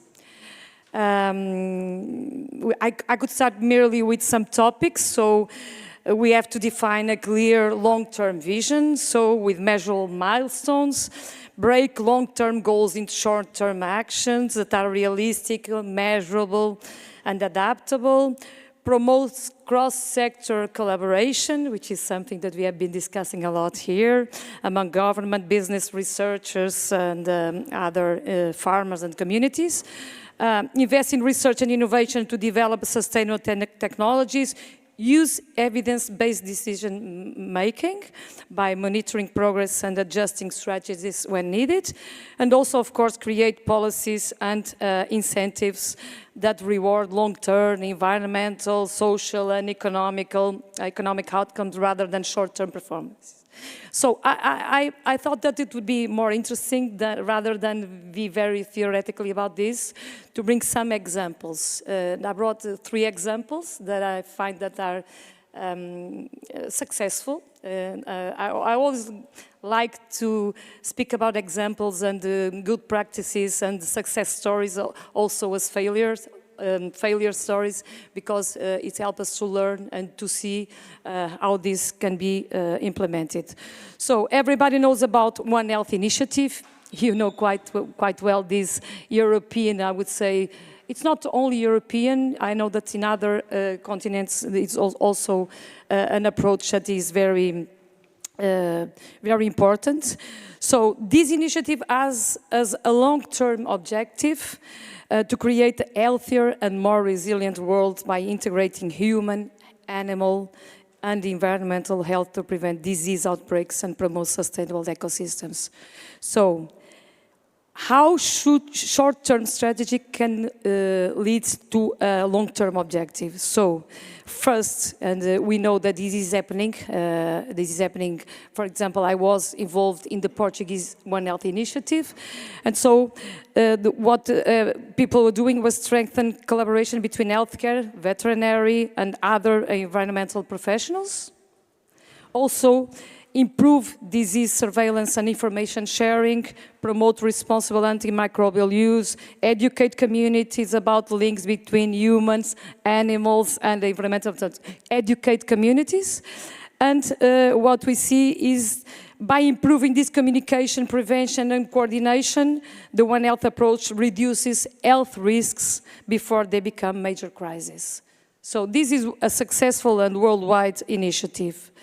I also brought us an example from the industry, Portuguese industry, from a company called Vivid Foods that has been working with meat industry. And so what they did, they have a long-term objective, which is transform the food system by making regenerative, ethical, and nutrient-dense food the standard. While ensuring accessibility for everyone and partnering exclusively with regenerative suppliers by 2040. These are their words, okay? This is their main goal, long-term objective. So what they have been doing since, I would say, 2 to 3 years is to build partnerships. We, as Portugal Foods, are partners. Partnerships with farmers committed to regenerative agriculture, support innovation in sustainable food production, increase consumer awareness about nutritious and environmentally responsible products. They have been educated. They receive a lot of schools, a lot of field trips almost every weekend. So they gradually are expanding the range of their regenerative products. How this short-term achieves long-term objective? Step-by-step improvements in farming practices, supply chains, and consumer engagement create momentum for lasting change. So, and finally, not an industry, but a product. This is something I find very curious. And is 15 years ago in Portugal, we are rice producers. And I don't know if you know, and also the biggest consumers of rice as well. So we found an opportunity to deal with the seeds that are preserved at the Germplasm Bank in the north of Portugal. So the long term was to develop a resilient, high-quality rice variety that would be competitive, sustainable, and well adapted to Portugal's climate, while reducing crop losses caused by diseases. So the short-term strategies was to select and cross the most promising Portuguese rice varieties, conduct continuous field trials, and so on, monitor performance, improve breeding techniques, and we have now a new variety of rice that is much more well adapted and also very good for the consumer because it's a Carolino variety which is much appreciated by Portuguese consumer. So what is the common message that I bring is that in all these three cases, the same principle applies. Long-term success depends on consistent short-term actions. So every policy, investment and innovation should contribute to a shared vision of a healthier, more resilient and sustainable food system. Thank you very much for this statement. And we see now that we have to figure out what are our long-term goals, what is it that is really good for all and not only good for some industries and some people, and what helps us all, and that there are different futures possible when we make them possible. So just hear these different questions, statements, tells us that there is an open future. So it's not all fixed. We are living in uncertain times, but we can navigate. And the next statement, or better, I would ask then Uli to explain us a little bit what they do and what they did in Foster to bring out different new goals really to the ground of Stuttgart. Thank you, Kerstin. Our mission as Ernährungsrat Food Council Stuttgart is to engage for transformation of the local food system towards more local production, towards a climate-friendly food system, and to get to create or recreate the local and city regional, as we say, value chains, handcraft and processing and logistics and so on. And so we started our work as a non-commercial, citizen-driven initiative 5 years ago. We are a very young initiative. In Stuttgart, we are funded by the municipality of Stuttgart for 6 years now, and we take over the role of the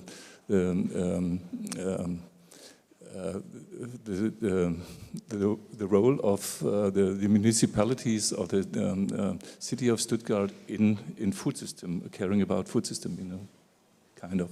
And we started with a vision, with our food policy or a food strategy, local food strategy for Stuttgart 2 years ago.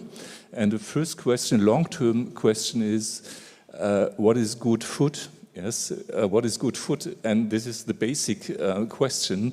And we had a visioning phase, developed the targets to get in from 2025 to 2035 there. And so we developed in a very intense process with 100 stakeholders in 10 events and meetings, a list of measures that we are, and we developed an action plan for getting in action for short-term or 5 years projects to get an idea or to convince our partners, our funding partners, to get funded this. But it's a long-term process, not only 4 to 5 years.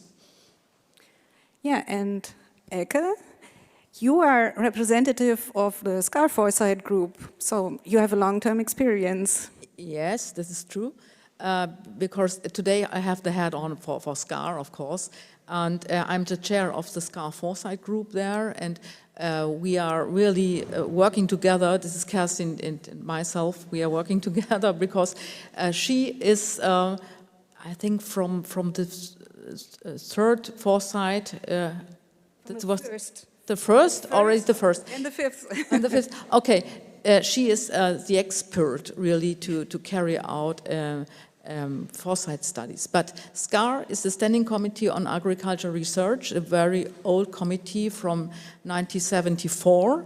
And SCAR is member state driven, and SCAR is producing advice for member state and the Commission, and one pillar really is the foresight and the foresight exercise, and this is a foresight process. And SCAR started with foresight study in 2007, and every 3 to 5 years SCAR is carrying out foresight studies. And the perspective is 20 to 25 years, but you ask about the short term and the long term. Yes, of course, foresight is forecasting and looking into the future for 20 to 25 years based on scenario building, but we have to react to new crisis and new things, and we have really to adapt. So we have to look for the short-term perspective, of course, and we are doing this with the 6 SCAR foresight. Foresight is produced in series, and we have the first up to the 6th one now, and we looked really for agriculture food systems. So we have agri-food in. We are not only looking at beyond the farm gate, we are also looking for the whole sector, also the primary sector here. And I think this is important. And we started the first foresight with climate questions, and these are, this is relevant today also, and we have not to put the foresight studies on a shelf. We have to pick them up, and this is the same for the 6 SCAR foresight. And we have a 5th, and there we looked at agri-food systems and also on natural resources and the transition to a safe and just operating space. What does it mean? We said, okay, we need resilient food systems for people. They should have a well-being, but they should use less resources. And this is not an easy going. But this is only what we are doing here, and if we have further questions, I will stop here first, I think. Yes, I have the next question to you, starting maybe with dear Linda. So what is a good long term for the topics you mentioned, for One Health, for example? What is the time horizon you use for that? Because it's a completely different time horizon compared to what policymakers are normally talking about. They are talking about election times, and sometimes when they are open a little bit more, but how to bridge this gap? This would be one of my questions. So what is your time horizon and how to bridge that gap? Speaking about the initiative One Health? Yep. Yeah, I think that the One Health, it's not, it's worldwide and it's European. Several countries are dealing with this for a long time, right? I don't know, you know that better than me, probably, that you have been also involved, right? And this is ongoing. Speaking about 2050 or 2040 or 2030 now is not the same as it was before, because we are now in different times and the priorities are really changing. So in these 3 cases that I brought here, we have always to go to the future and come back to the present and to readjust more and more now. If we see, and I don't want to speak about the European Commission specifically, but because it's in a nation at a national level is the same, and also worldwide. The priority now, as we say, is defense, right? So it's defense, defense, defense. All the strategic and projects are defense, and we are forgetting something that we need if we want to defend ourselves, which is we have to feed our people in a long-term basis. So for me, the thing that worries me the most, and the thing that I'm always trying to transmit to the Portuguese government. Yesterday I was with the Secretary of State of Economy in New York, visiting a trade show, and I was telling him, you cannot forget food industry or agri-food sector, primary production industry, communities, farmers, just because we are here at that economic forum for defense, and we were. And then he visited the companies. So it was very interesting. So we always have to come, things have to be readjusted going to the future and coming back, always doing these adjustments. So the thinking must be always present at the individual, in a company, or in the government level. Yeah. Yeah, that makes clear that the long term is getting shorter. And things are coming that we thought they are long-term, but they are already here. We see the weather the last weeks. This was also one of these things where we thought we have a bit more time, but it's fluent. And the other thing is food security is one of the priorities coming back on the agenda as part of the security discussion that we meanwhile have. So food systems will be high on the agenda, and but in a system, if we do something, we still need also the long term. And Elke, how do you bridge with SCAR foresights, the long term, the short term, and how do you bring that to policymaking? Yeah, it's not easy, but I already told you that we have foresight in serious. So for the last foresight, we said our food systems are important, but we have more a look on the global food systems and how to feed the world. Yeah, but now crisis coming up. First crisis was the COVID crisis. And then we tested are the results of the fifth SCAR foresight are still valid. Yeah, this is the point. If we like to have a food system resilient, then we have to go with more biodiversity and also with more circularity. And yes, this is still valid. We have on focus with the fifth SCAR foresight also the climate crisis. Yes, this is important also in future, but this is not only the first thing on our list anymore. This is still there, of course. Yes, and we all know how the climate changes and how hot was it last week. Yes, this is true. But on the other hand, we have new crises, and these are the wars in Europe. And also outside Europe. And then we are really getting under pressure, and there we have to think more about our food security in Europe. And this is more or less the most priority we have now. And so we are also changing a bit the direction of the foresight and where to go. And this is you, Kerstin, you are in there, and you have also to think about scenarios. And you have to develop new scenarios because you have new challenges now. This is true.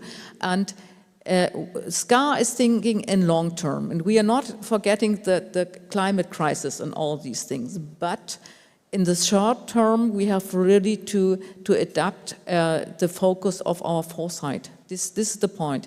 And we have the adaptation all 3 to 5 years, and this is a very good time space where you have to look at this. And really you have to prove the old one after 3 to 5 years. And so we are dealing with short-term and long-term in SCAR. So future sometimes has to do with history. We also need to look back. What changed the last years, what is coming the next years, and then look at the long term, come back to the present. The present moment is gone now. So we have to go the first step in the short term. And this first step in the short term, having a long-term vision. Uli, how do your policymakers react in Stuttgart when you come with your recommendations? Oh, the sudden reaction is, oh, thank God that food and agriculture is no task for the municipalities in Germany anymore. So we have don't have that problem, you know, this short-term thinking. Yeah. This is what I thought about your black or red scenario about food security. What's about the heat and the climate in the last weeks, and it's not so easy And I'm getting back to your EIP Agri with operational groups in processing or in planting. These are projects from DG Agri funded on the state level of Baden-Württemberg too, and they are working 2 years, yes, and it's very hard to create impact, yes, on varieties, local varieties or cooperation. This is the problem that we have with the new ideas and our multi-actor approach. We have to create impact, yes, to convince for further funding. And this is not so easy in this whole process from planting to processing and consumer behavior. Yes, and this is where we have to work in a long time, in a middle term or long time process. Even the drivers in the food system, yes, with the politics and guidelines and so on the municipality level, it's not so easy to get in there in the structures and to convince with a future benefit for the people. Futures knowledge is not really the classical academic knowledge, so you don't have proofs for that. We are navigating uncertainties. It's not certain. We are working with a lot of estimations, expectations, things we can imagine. On the one hand, this is good, because then we can make the desirable futures possible. On the other hand, we have to deal with different possible alternative futures.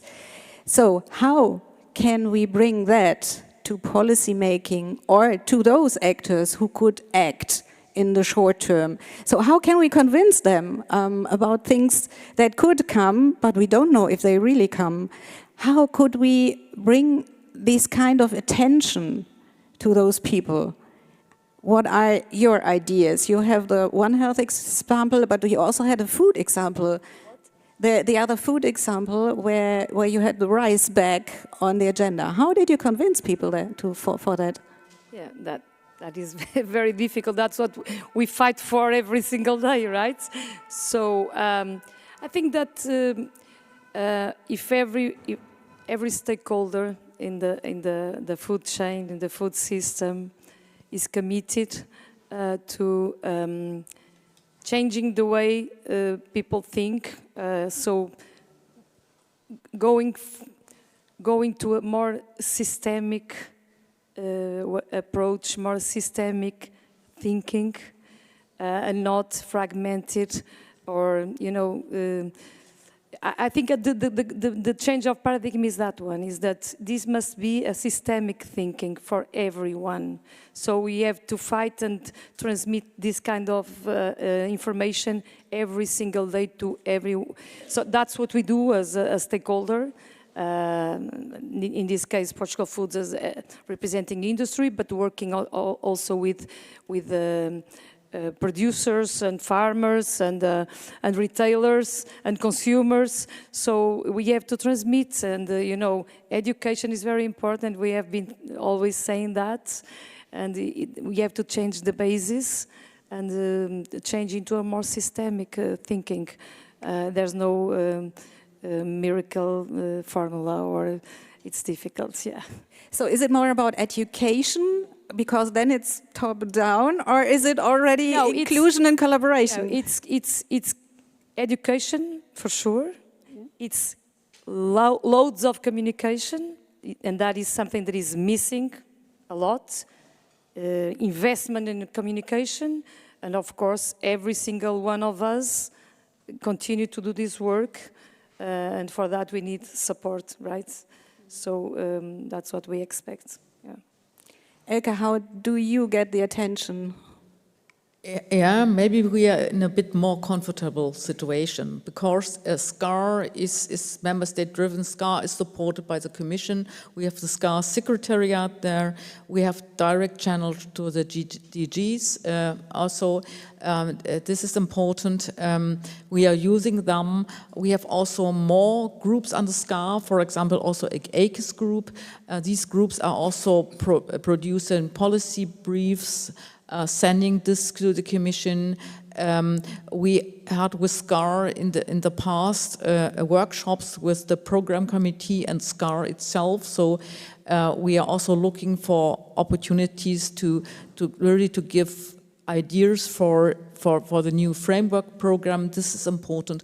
Then this is also comfortable that we are supported by a CSA. There is one part in for the dissemination of SCAR results and the foresight results. This is also fine. Then we are producing also presentations for that. And in some countries, we have also SCAR subgroups, and they are informing, they are stakeholders in all these other things. And in the end of the SCAR Foresight, we will have a conference, and we are now talking who should be invited there. Should it only be the politicians and the Commission and on the national level, or should we also look for other stakeholders on the private sector? And if we are looking at the Commission, and if there is more industry driven in the future, maybe we have also to involve them and to inform them. These are our plans. I guess some of you need some explanations. The SCAR is the Standing Committee of Agricultural Research, consisting of member states.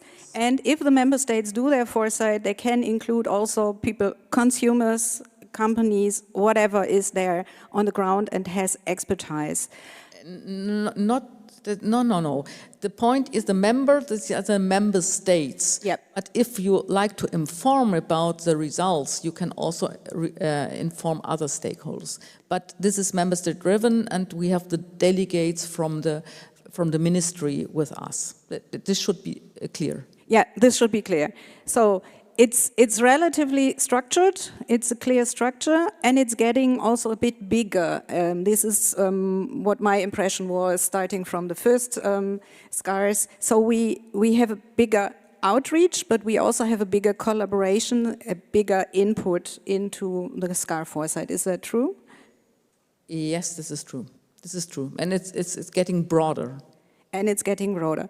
Before we come back with the same question to Uli, I hand over the mic to Brechtje. She has a question to you, but Brechtje, keep it short. And then to Ursula. Yeah, so I'm worried, right? We have climate change that is at the doorstep, it's here. Yes. And we have all these new things about wars going on. You said SCAR and European policies about food security for Europe, but actually it should be about food security for all. Yes. Because if parts of the world are without food, this will be a disaster for everybody, right? Yeah. So my question is, how much is the Commission, since you're here, and the member states really defending public values within the food systems? And my question to you, for example, this new diversity of rice, perfect for Portuguese farmers, how much is that rice in the hands of the farmers? Or is our way of doing these things that the bigger companies are the ones owning our food system? And how can we really defend public values and public interest in the food system from our democratic institutions? As you are not EU, I hand over to Ursula first, not to answer this question directly, you can answer then, not to answer, but also to raise your question, but maybe you give a side answer. Yes, in fact, I wanted to contribute to the question you raised on the how to ensure that we have short-term actions. And that's something we tested under the mission soil that seems to work, is to make visible the real economic costs of non-action. And that makes move in the society, not only from the public sector, but also from the private sector. So if they understand that today, already, it has a cost of non-action, not in the future, because then it might not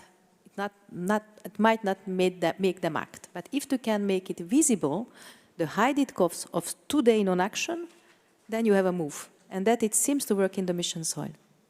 And we speak about public values in that perspective. So you make, you see, it's not only about short-term and long-term, but it's also to make things graspable, visible, measurable, seeable, to bring things to the forefront that are signals that are unseen before, and to bring them in different contexts, maybe even rename them. So we are also talking a lot about terminology. That was also one of the outcomes of Foster. And to Brechtje, yes, that was, Elke was already mentioning, we are not only considering Europe, we are considering Europe in the world and the world with Europe in it. And before it was, in one of the SCAR foresights, it was about Europe can help to feed the world. Now we notice that we cannot do as much as we wanted to do because there are limits, but it's still the same question, Elke. Yes, it's the same question, and we have different levels we have to take into account. The most important level for the SCAR foresight is, of course, the national and the European level. This is true. But we have also to give advice to regional levels. Sometimes it's not so easy to catch the regional level, yes, so it's not so easy. But we are also connected to FAO and OECD, and they are doing also foresight, and we are making exchange here.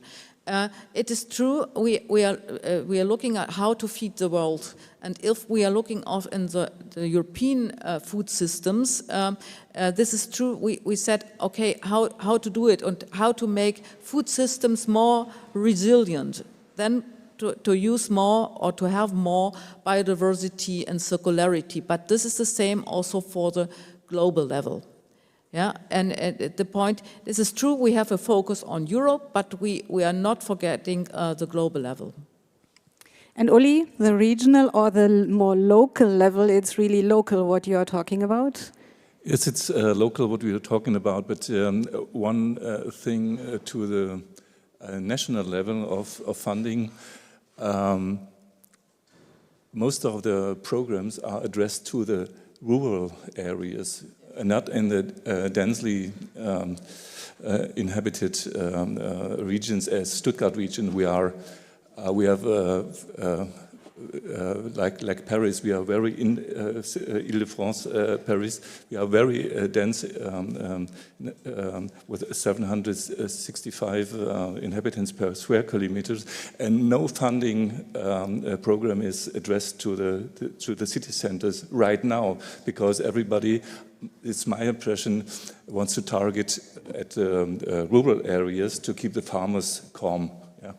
And the big leverage for transformation of the food system are the consumers and the public canteens in the cities. You know, we address to daily eaters of 15 to 20,000 eaters a day, guests a day in the big canteens, in 5 canteens in or the banks and automobile industries, and there we can have a very good leverage to change consumption and to promote a local production. You know, we had and this we can perhaps a few words to the role of our Food Council, because it's not so very known. We are not commercial, but we can organize a working, productive network from production to the consumption and recognizing the potentials of the local and regional processing and logistics and so on. And we have a free or a good cooperation with the city administration and politics. You know, so this is our role and our task in this food system, and we are happy if this is realized in the future politics on national level, but on the EU level especially.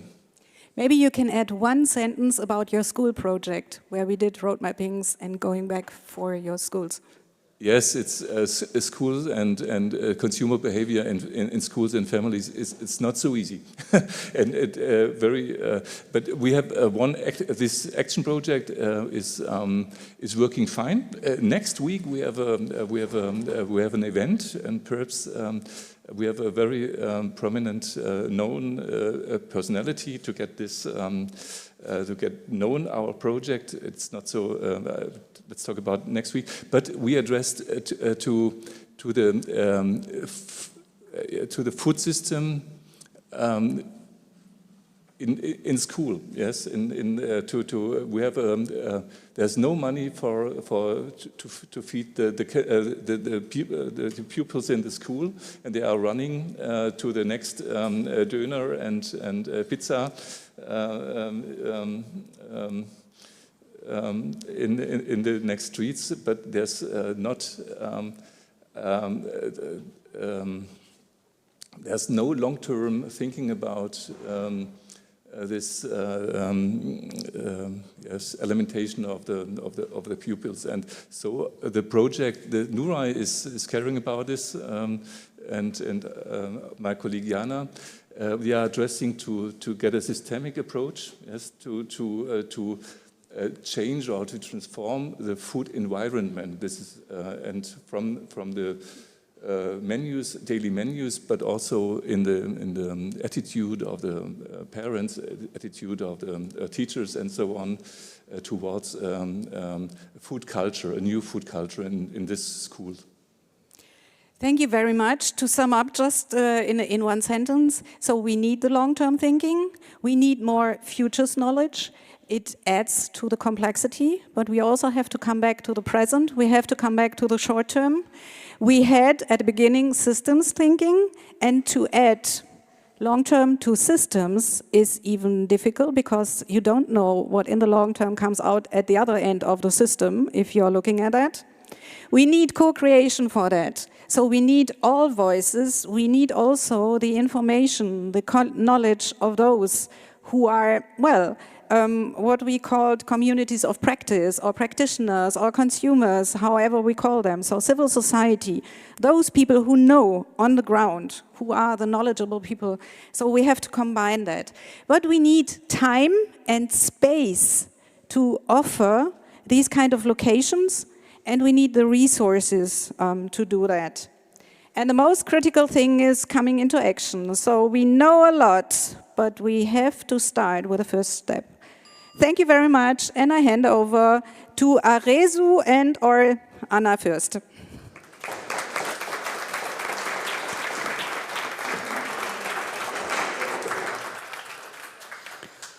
Yes, handing over to Aresu.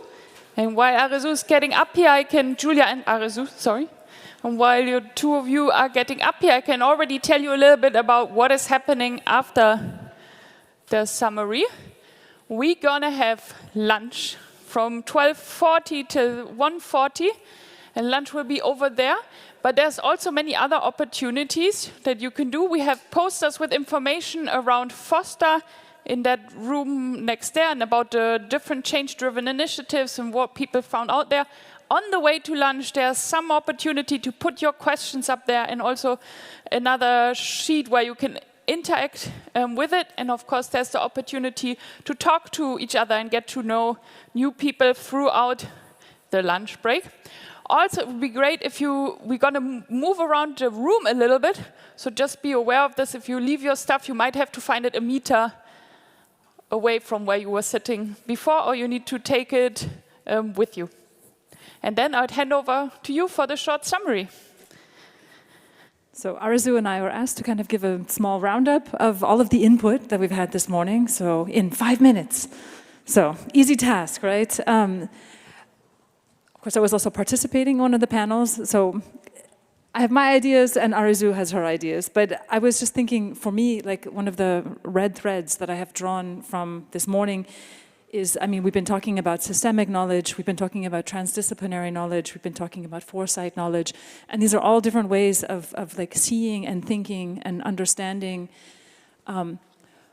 But I would say the other thing that's really important is that they're all based on relationships. We're not like dealing with this knowledge individually, but this knowledge is arising from our work together and from our like challenging, this creative friction that we have with each other. And I think all of us have grown through this experience in Foster. So that's what I would like to say. Now I turn over to Arizu. Okay. Hi, everybody. My name is Arizu, and already Julia and Anna introduced me. Yeah, it is really difficult to have a summary from all of the discussions. All of terms are very important here, but anyway, we need to have one message or some messages, short messages. My idea is that we can help people to have takeaway key messages of the session through what I'm saying here now. Food system transformation requires transforming the way knowledge is produced, shared, and used. It was argued also that current ACES is still too focused on agricultural and technical expertise, while future governance should move towards focus, which integrates the whole food system, multiple forms of knowledge, and multiple actors. Yeah. And also, maybe the closing sentence. Do you have something else to say? I'm going to borrow Arizu's notes because you're an amazing note taker. But so Arizu, she said that perhaps the strongest message from this morning is that the question is no longer whether we need food system transformation. The question is whether our knowledge and innovation systems are themselves ready to transform. Foster reminds us that innovation is not only about technologies, it is also about creating new ways of learning together, governing together, and acting together. So it's a transformation, I mean, so without, so within, right? I mean, the transformation that Foster has been going through is also a transformation that I have experienced within myself, and I think many of us here have also lived with in a very uncomfortable way over the last 4 years, right? And it's been a huge opportunity. Yeah. So, and we still have another dimension to get into, so then we'll have the 4D after lunch. But bon appétit.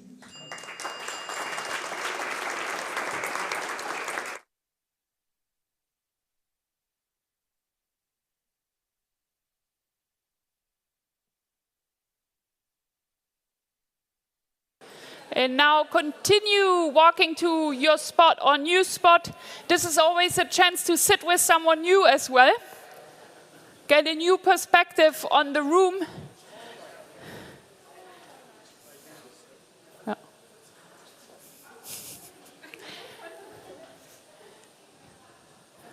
In German we call this Eintrudeling. Like it's a German word, English. In an English version. So Eintrudeling is when people come one after the other slowly into the room and find their spots. It's kind of when they are a bit lost and scattered. And I think we are right in this process. And once the Eintrudeling has finished, I will hand over to Anne. Yes.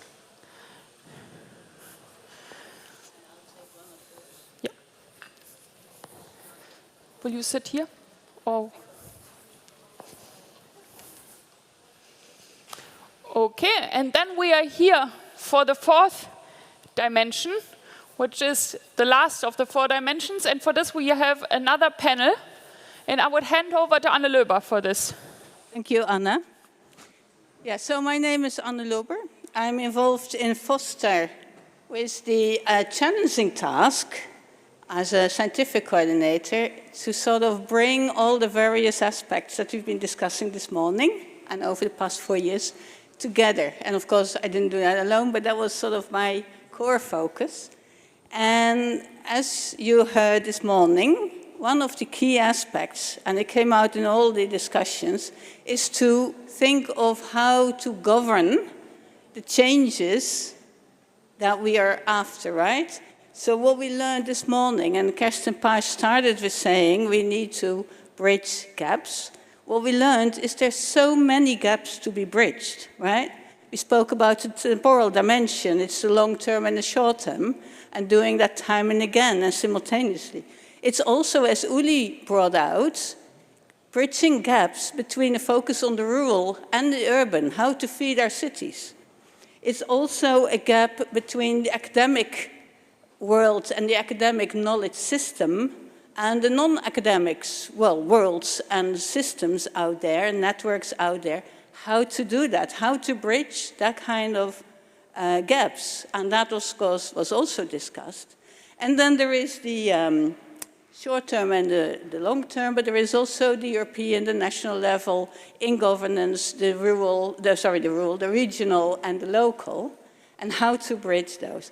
Well, this panel is on bridging gaps in governance to ensure that this bridging of gaps continues. Because this morning,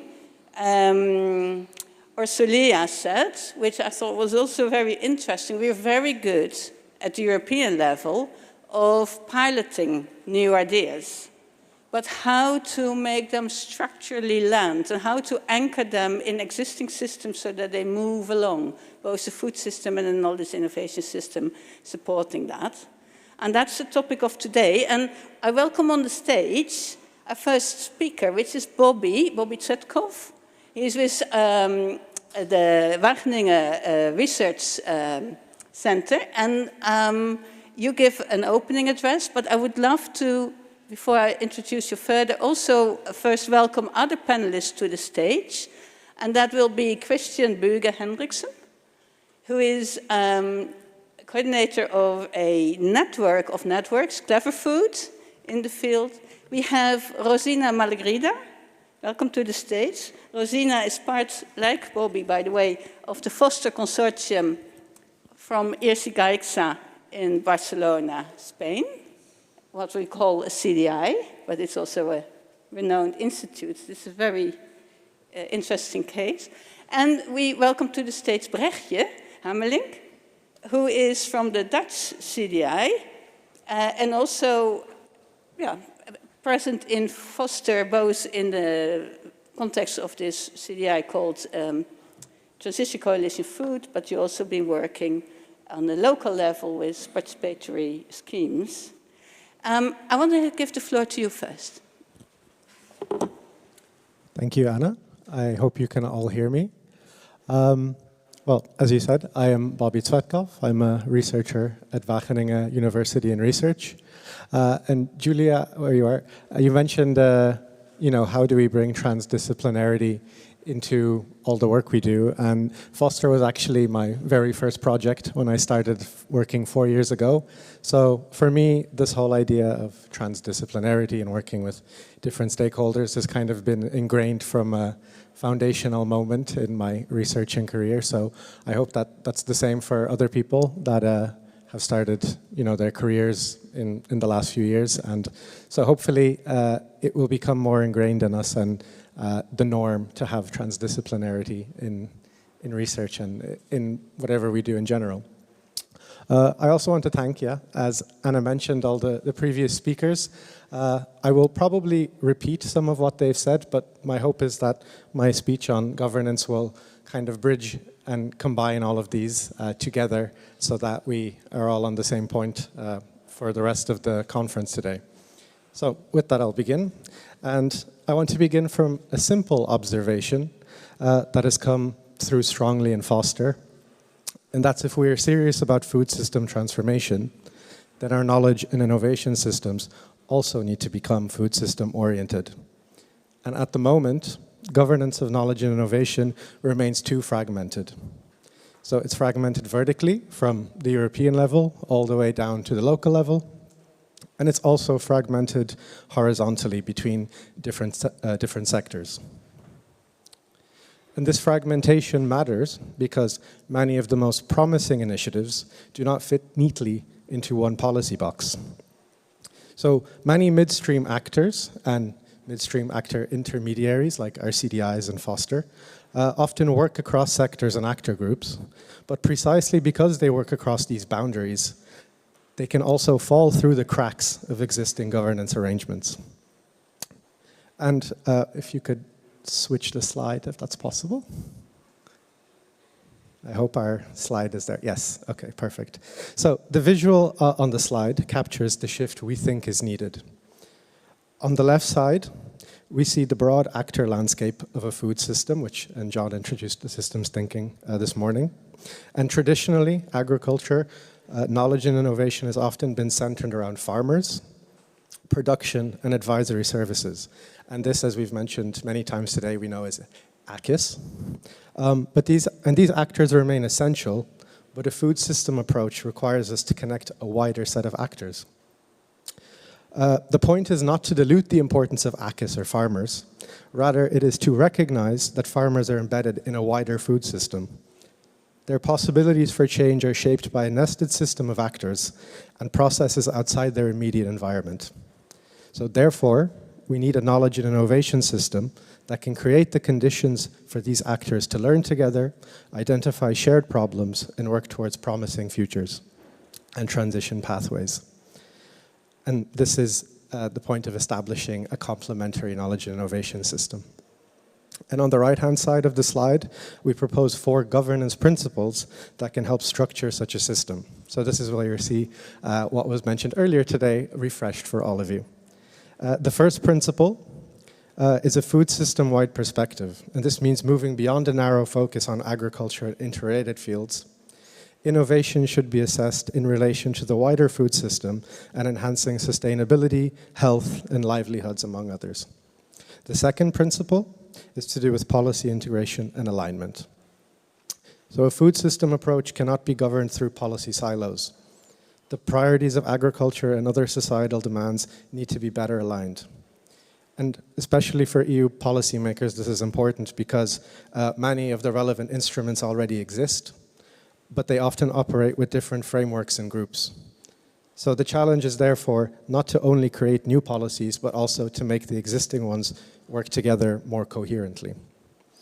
The third is about justice and food democracy. And this is where transdisciplinarity comes in. Because food system innovation should ask who benefits, who participates, and whose knowledge counts.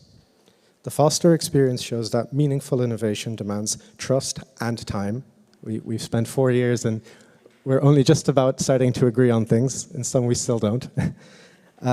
This requires governance arrangements that accommodate underrepresented actors and gives them the opportunity to meaningfully shape priorities, rather than only being consulted after decisions have already been made. And the fourth and final principle is collaboration and networking across divides. And there are many divides, and Anna mentioned some of them. Well, if we go back to the previous discussion, we have the divide of time. What do we prioritize now, but also think about the future? And a food-oriented knowledge and innovation system should not be understood as a single institution or a fixed platform. It's better understood as an enabling environment. And so a set of relationships and spaces that allow different actors to interact productively and connect practical experimentation with policy learning is needed.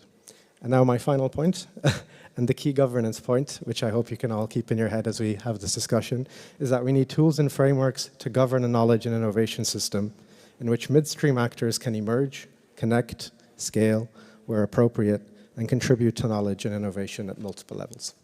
Thanks. Thank you, Bobby. Yeah, applause that. Thank you. I think you said some very well, urgent and relevant things, but very complex, and also the question how to do that then in practice. But luckily we have here a number of people to reflect on this. I would first love to give you the floor, Brechtje. Perhaps introduce yourself and your organization a little further, beyond what I just said. And I would love to hear your views on what Bobby just shared, from your experience with connecting underrepresented change makers, if I can use that word, in accelerating various pathways towards system transformation. Okay. Introduce myself. I have, for 10 years, a CSA garden and a food collective. So I really work on the grassroots level, as you like.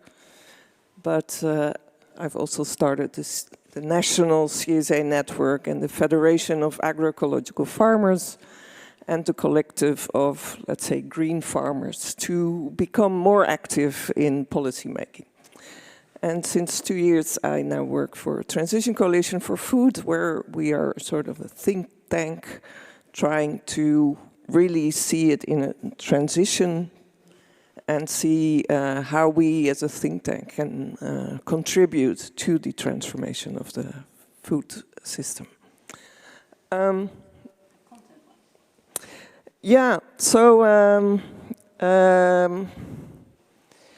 I already asked some questions this morning about trying to involve really these groups, and actually what they represent to me often is the public value. So citizen-driven initiatives, but also small-scale farmers and often green farmers that operate or try to operate towards a more sustainable agricultural and food system. And they are very unrepresented in local, regional, national and European policies. And it's not enough to invite them. So Julia, I think, said earlier today, you can invite them as CDIs, but it doesn't mean you're part of the steering committee deciding of the agenda of today, for example. So that is part, but inviting is not enough even. Even at an earlier stage, what we actually need is a sort of a building up of civil society to be able to play that role. So these organizations need support. Mm-hmm. And that's not only small farmers organizations, it's also organizations defending animal welfare or environment or public health. It's really valuing public interest and building structures that can actually represent those values within our broader constituencies. Okay, so thank you. So when we talk about governance and a future of governance, in light of this, you'd argue for structural arrangements to include those who work from a public value perspective more systematically in the exchanges in funding, as you asked for, and earlier today, and in the knowledge networks in place. Yeah, not only to work in interaction, but also really develop their own organizations to become more stronger, and then they become a real sort of equal partner in these collaborations. Very interesting, thank you. I want to move on to Rosina, and please introduce yourself and your organization a little, and then also explain what it is you took from Foster, from your experiences here and others, and in response to what Bobby shared, and what you would argue for in the future. So we're setting up an agenda here with issues that need addressing. Yeah, thank you. Yeah, I work at the Living Lab for Health at Irsicaixa. I'm the responsible of this Living Lab, which exists for 10 years.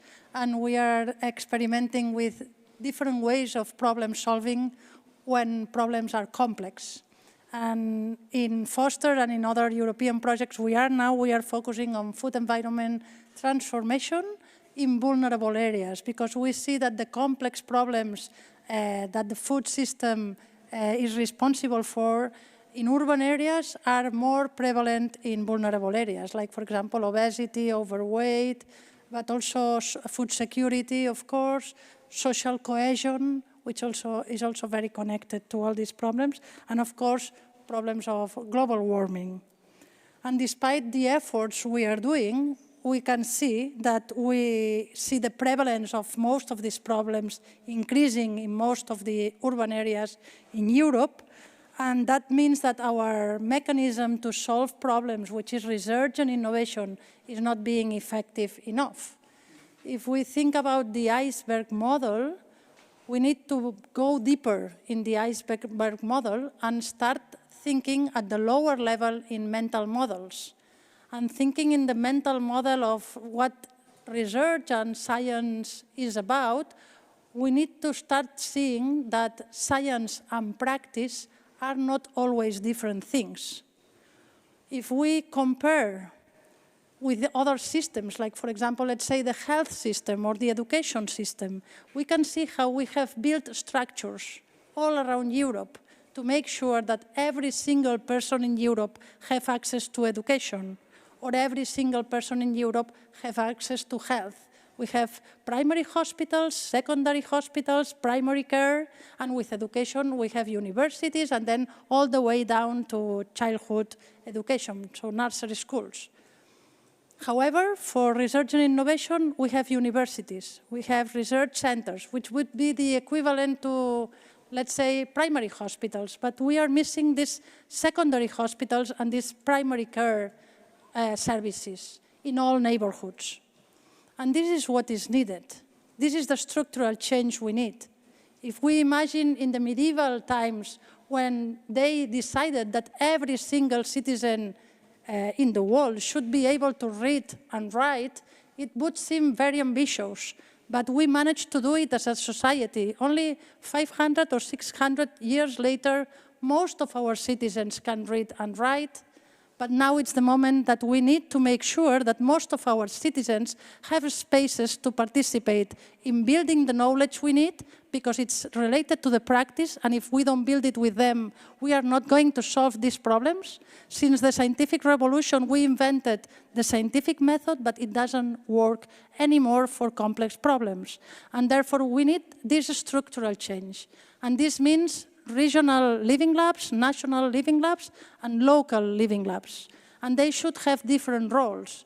And we should be able, like hospitals and primary care have different roles, we should be able to design guidelines, tools, and trainings from the upper level living labs to the lower level living labs to be able to do more applied research, let's say, in neighborhoods in order to co-design, co-understand the problems, co-design strategies, co-design solutions, implement them, or do collaborative experimentation when it's needed, because sometimes we won't be able to move to implementation yet, so some collaborative experimentation, and then identify what are the principles behind these experiments, these new things that we need, and then explore how we can embed them in the existing system, not to rely always on public funding, but also to make sure that we are able to move further with this innovation with co-funding schemes. Thank you, Rosina. It's very interesting how you build this analogy with other sectors in our lives, like primary care or healthcare and education, as a very strong metaphor for a system change, which I think also you, Brechtje, alluded to. It's like a different way. You make it very specific in terms of living labs. Now, with us here is Christian Henderson, and you have ample experience, among them in the context of the Clever Food project, with connecting diverse change agents across networks of projects and living labs. And could you, from that background, introduce yourself a little further and reflect on what Bobby shared and the other two speakers shared? Yes, thanks a lot, Anna and everyone. A very interesting discussion already, I think. Yeah, as mentioned, I'm the coordinator of the Clever Food project, which is a coordination and support action aiming to facilitate a society-wide mobilization of basically all stakeholders in society to transform the food system. So it's a very ambitious goal. And we still have more than half a year to complete it, so we are positive that we'll manage. Well, across 8 work packages, we are working then on different aspects of transforming the food system, both through policy and governance that Bobby has talked about, but also innovation, business development, education, public engagement, and of course also dissemination. We even have an influencer work package that really aim to mobilize the masses. As a part of the project, we have, as you were kind of hinting to, developed a network, actually both a network of living labs and a network of projects, featuring more than 100 living labs and more than 130 projects that are all working on different aspects of transforming the food system. Referring to what Bobby said, we have also worked quite actively on governance and how should the future governance of the food system be. We played a leading role in the recent Danish EU presidency conference on transformative governance for food systems and biodiversity. And the key messages from this conference, I think, are very much in line with some of your key points that you presented here today. And we have also actually published them in a separate policy brief on implementing transformative governance for food systems and biodiversity. And maybe that could inspire also further discussions, because I think there's a lot of things that you also hinted at here. So one of the key messages that we can maybe go into later is that we think it's very important to really operationalize a kind of inclusive multi-level governance through co-creation and learning by doing, because we often see that if some of the governance initiatives are implemented, they are top-down, and that will not work even if it's with the best intention. We really do need to have the bottom-up approaches from the living labs and the local communities included. So it should be learning both up and down. That will be extremely important. And then it will be very important, as you were also hinting towards, so much is siloed. All the policies on food, agriculture, health, environment, they are siloed. So we really need to make policy coherence an operating principle. And it should be an operating principle both at the local, national, and EU level. I mean, that is, absolutely essential. Therefore, I'm very happy to see at the EU level, also at our conference, that we actually also managed to bring together DG RTD and DG Agri. And I know that they are actually working parallel, but they are talking a lot together these days. So I think that's a very good sign. I will not take too much time. I think it's super important also in this process, we can continue the discussion afterwards, to really also empower farmers and food producers with deployable innovation and new business models. Because there needs to be some business models that work also for the small-scale farmers, the small-scale food producers. There needs to be some incentives also, payment for ecosystem services, other types of business models that could work. We need to work on that. And of course, we also need to mobilize citizens and help the citizens also make better decisions for their food, and also provide the food environments that will actually make that possible. Thank you, Christian. So what you highlight, what I take from what the many things you say, is that, as John also pointed out this morning, that there is also the aspect of making a living in primary production that is also changing, right? And without paying due attention to that, there is no food system in the first place. Well, there's no food. And very good to mention that. I would love to move a little further with a question. So what we have on stage here now shared is quite a list of things that ought to be done, right? And because of Foster, and because of Clever Food, and because of experiences in other contexts, we know it's urgent to work towards those changes that you just mentioned, and many more. Now the question is how to get to doing that. This issue of anchoring, of the change, of the actual system change. And if we're here together talking about governance, I guess now is the moment to look into that in what we call beyond the pilot paradox. I quoted who said this morning, how can we make this a structural change? And I would like to go back first to you, Bobby, to pick this up, any one of the topics shared here. I would love to hear of all of you, but I would also use this session to include more people of you here in this room. So let's see who wants to reply, pick up one issue, and think of how to make that practically work. What is the next step? And I also open the floor to those here who want to chip in. Bobby. Thanks, Anna.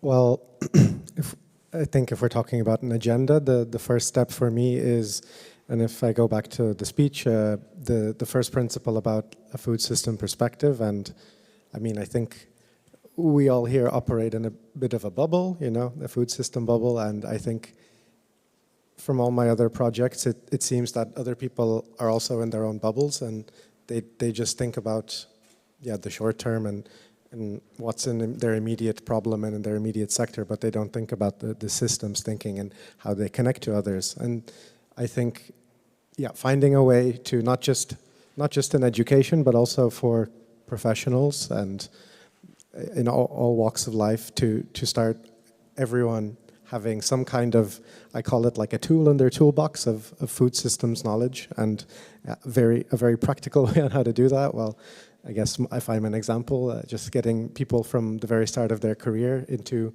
these types of settings and talking with us and planting the seed, and then yeah, maybe they can carry it forward. And maybe today is already the first moment. I would love to give the floor first to Brechtje, because I know you have to leave us in any moment now. So please, Brechtje, first continue. Yeah, my son is receiving his diploma from graduation school tonight. Yeah, I just wanted to say that from Transition Coalition for Food, there has been quite some research about what we call the transition pathways. So at the moment, 4 issues are identified, being the organic agroecological movement, farmers being the more circular agricultural regional farming issues. One is the short supply chain and food communities, and one is the more plant-based food system. 4 issues. And what we are now trying to argue with our Dutch government is that on those 4 issues, we have a sort of a national field lab,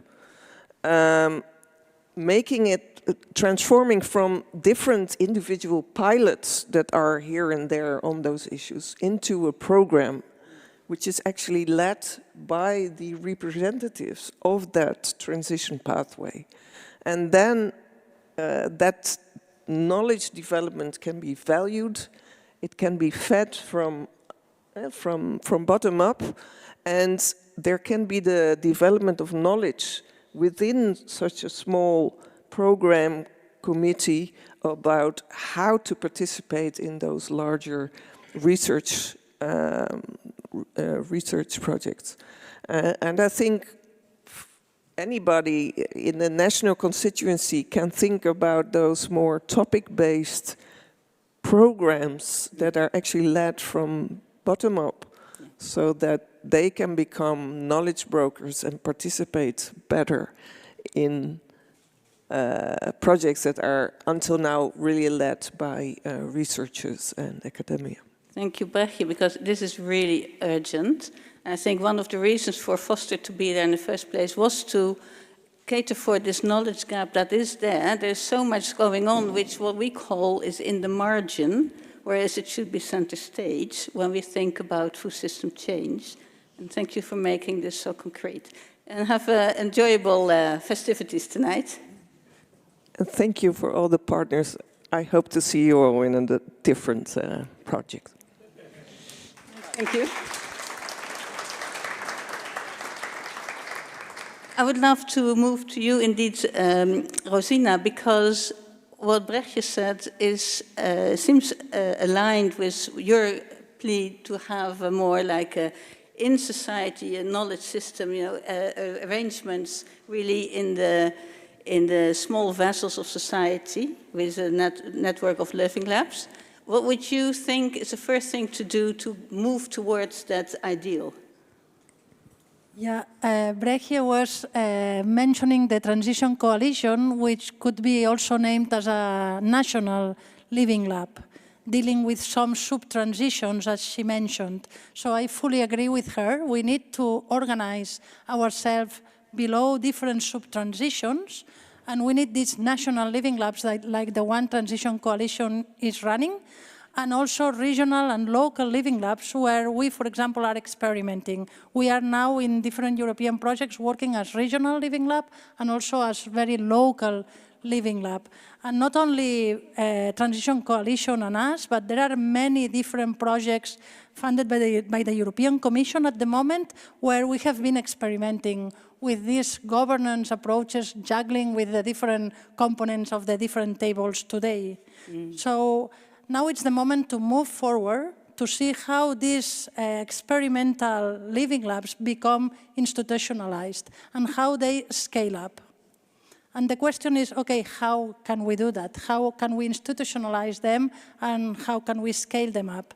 Ideally, in an ideal world, it would be about going to these big infrastructures like SCAR or the Economic and Social Committee, the European Economic and Social Committee, and big infrastructures and convincing them. But this morning we have already been hearing how difficult it is sometimes to convince these people. And I remember when I started in transdisciplinary research and all this, I was talking to Norbert. I guess some of you know him from Living Knowledge Network. And he said to me a sentence that I always repeat to myself: it takes time.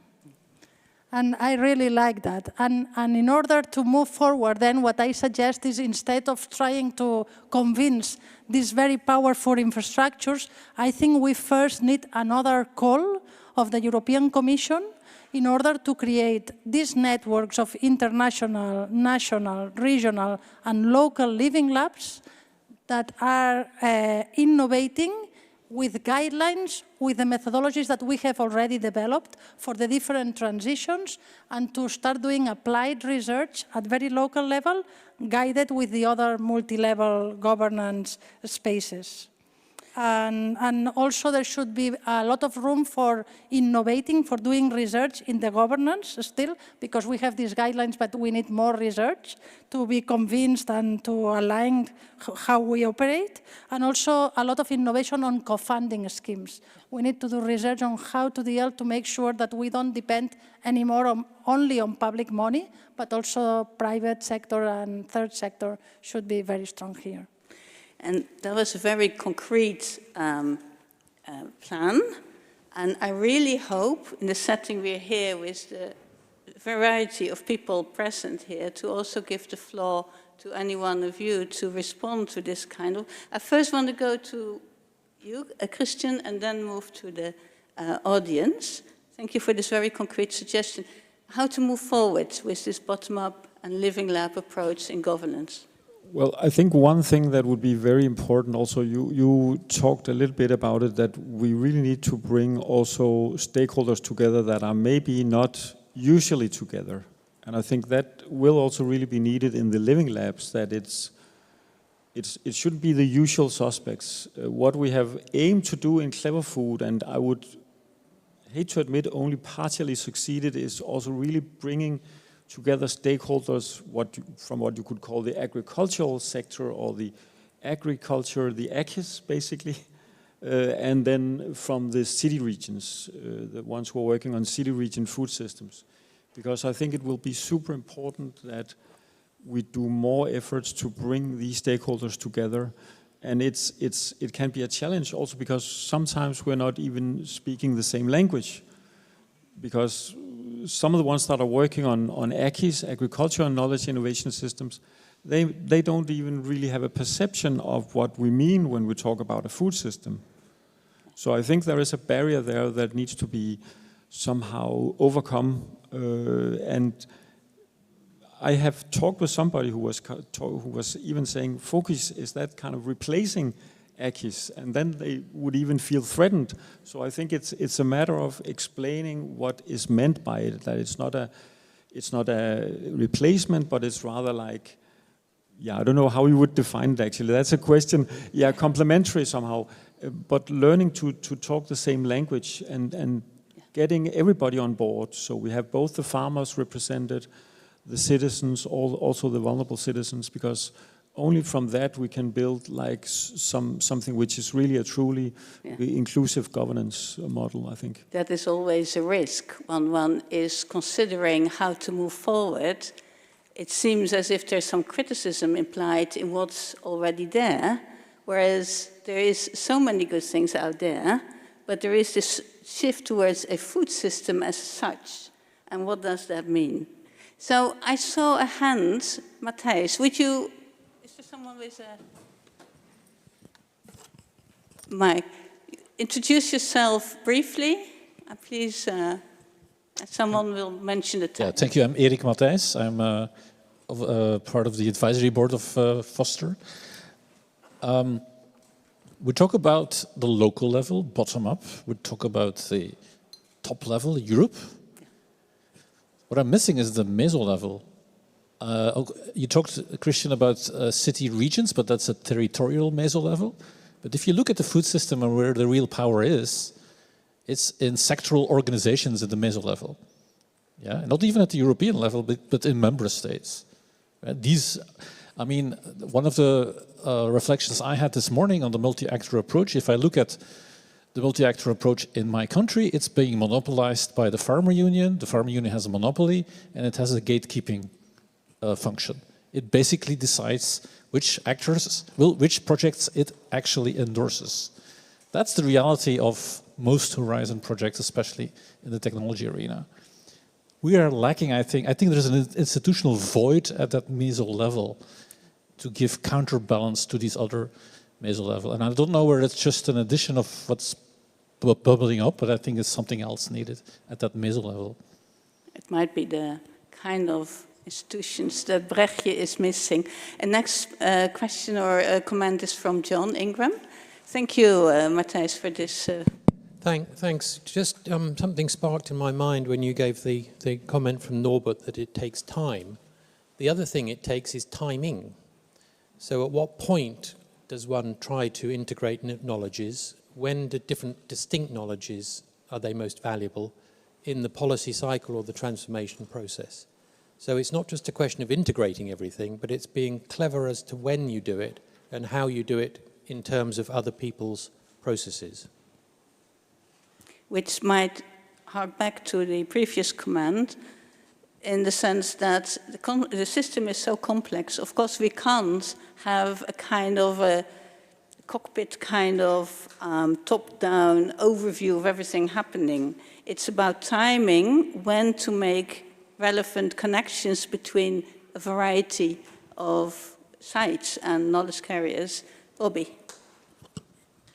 Well, I mean, I think timing, if you're talking about policy change, usually there's a policy window, and when does that emerge is when you have someone to champion an idea, and also change happens when there's a time of crisis. Well, we had COVID, we have the Ukraine war. Now, well, take last week, for example, that in a sense is a crisis, you know, that these levels of temperatures are not normal, and if they're happening every year, then that's another crisis. And I think in times like that is when our ideas start getting more traction, because the people in charge start thinking, okay, what's going on?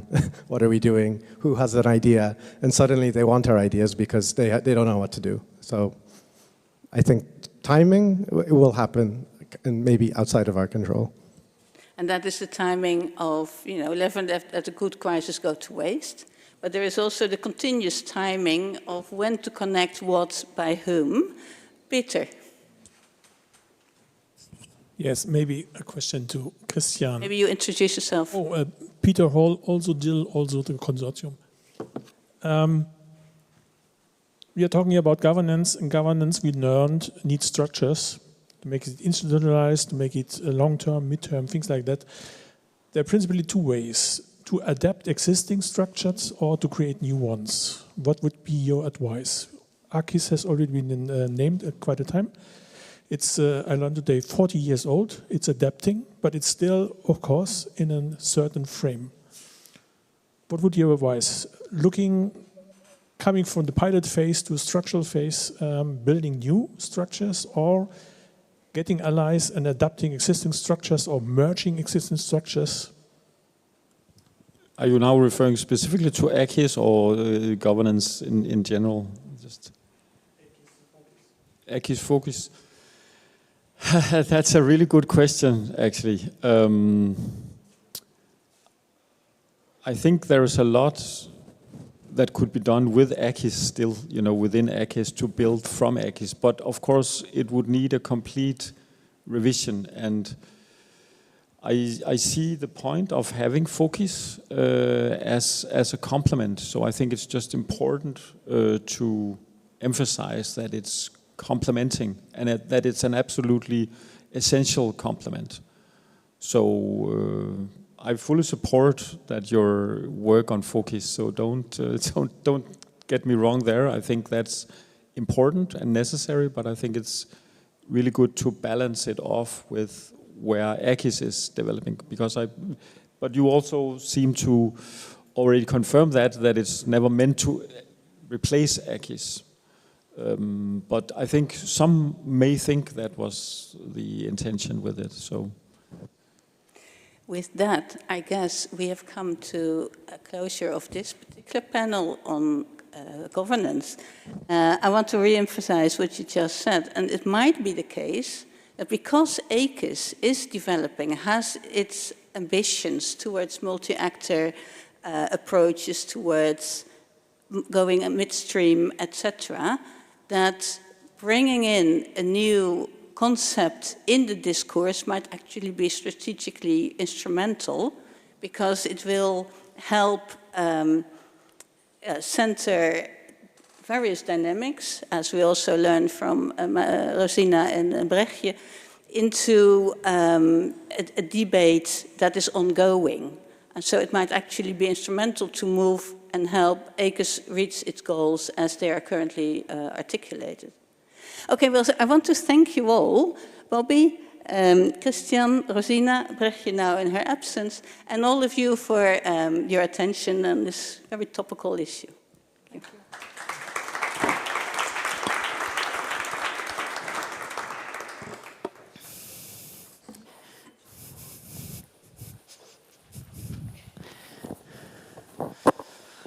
So with this, we've also learned more about the fourth dimension, and having now all those 4 different dimensions that I'm, of course, knowing by heart, but in the midst of the presentation forgot by heart, the systems approach, which we heard first thing in the morning with Kerstin Pasch, why we use the systems approach and why we think this is really crucial. And then from technocratic expertise to inclusivity and transdisciplinarity, and how this has to change. And with Kerstin Kuhls, from the short-term to the long-term thinking, how this can be integrated into focus. And now we had the multi-level and multi-actor knowledge governance. And in this session, which is more called planting the seeds, we all want you to think back on those 4 dimensions and think how this is also linked maybe to your work, and what of those different dimensions was resonating the most with you. So we're trying to find a seed growing within you for your work, for your thinking, for whatever comes to you. For this yesterday, we had a group building activity and cut out different seeds.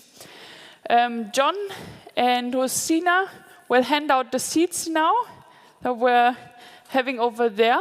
Everyone can have one. If you already feel you have many ideas, seeds that came to you, can also take 2. We have enough. We cut them out yesterday. It's beans, peas, sunflowers, and corn, if you don't immediately recognize when they come your way. I'd be surprised if you don't, but just for an explanation. And this is now the 5 minutes where you can reflect for yourself to which of those 4 dimensions and which aspects of the 4 dimensions you resonated the most with? Is there something you want to think about more, something you want to start doing immediately tonight when you go home? What seeds in focus are coming up in your mind? And we take some individual reflection time, and then you can write it on your seat, and then there will be a second step following afterwards.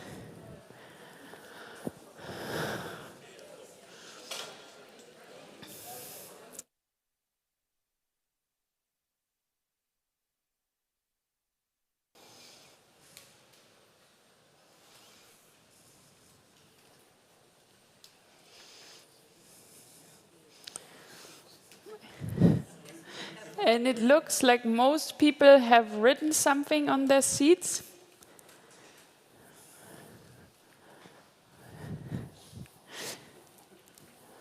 Yes, you are free to use them to fan some air. This is up to you how you use the seat. I saw some people have very short sentences, others have written pretty much a full page, I would say.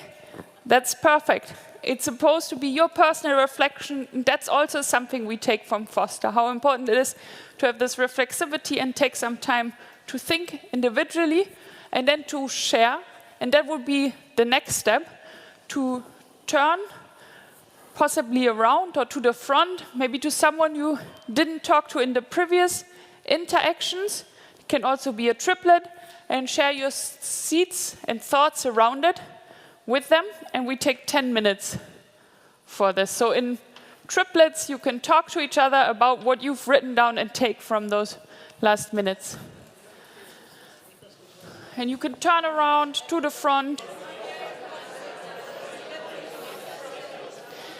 And then start wrapping up your conversations. When I walked around between you, and also now knowing that people want to continue, it's a good sign. It's always a sign when people can speak about what they want to get into and they don't stop talking, then normally it's something exciting being shared. And we would love to take this opportunity for the few minutes before our coffee break to hear from a few people what they've written down as, or maybe even discovered while talking with the others. What is the seed that they would like to continue? Okay, here the first debate start. Who has to share? Liking each other's ideas is also something nice in this process. Is there someone volunteering?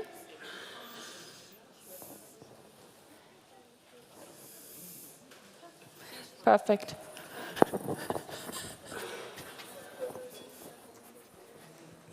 Well, I think I was very inspired by Rosina actually on the stage, and I think what you said was also reflected in our small group here about that we really need to have this multi-stakeholder collaboration and living labs. So I was very inspired, of course, also by our collaboration in Clever Food already on really thinking along further developing this network of living labs. And I also find it inspiring that you had this idea of like a more common maybe framework or methodology that works, that could really be applied across living labs. So further developing a network of local, regional, national living labs, that would be interesting for me, I think. And I guess also for you. Thank you, Christine. Yeah, can you do this?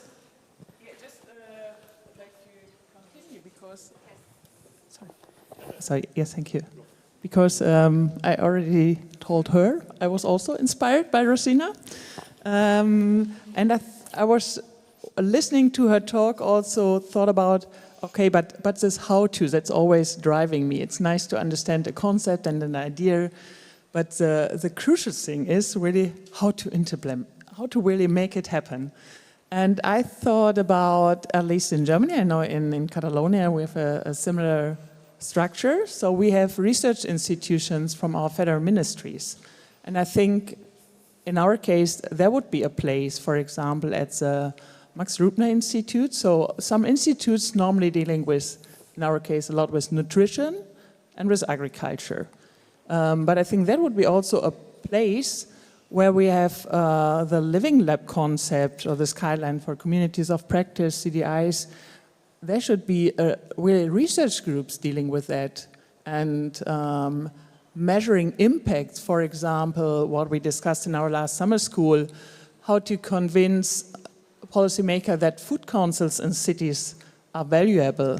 So, because they don't know what happens in the long term, why should I invest in something like that? So if we have a place where really this kind of research is established and you have proof data for that, that could be a very nice idea. Thank you. Thank you for sharing. Do we have more volunteers? The Living Lab, the merging things together. My goal is 10 seats before the coffee break. I'm in the shade. Yeah, I see someone fearing the sun is volunteering. Not actually a seed, more a sprout from the last seed, I would say. But we were talking about how you move. Okay, so there's a CAP, Common Agricultural Policy, of which we have ACIS. As far as I know, there's no common food policy. So how do we get focus paid for and working? So how does it move off the desk and onto, and to be worked? So how to get focus really spreading and out there and paid? Well, yes, because otherwise it'll just be a great idea. Yeah. Whereas CAP doesn't have the ACIS doesn't have a problem because it's got CAP, as far as I understand. Yeah. But, there is no similar structure for food. Thank you.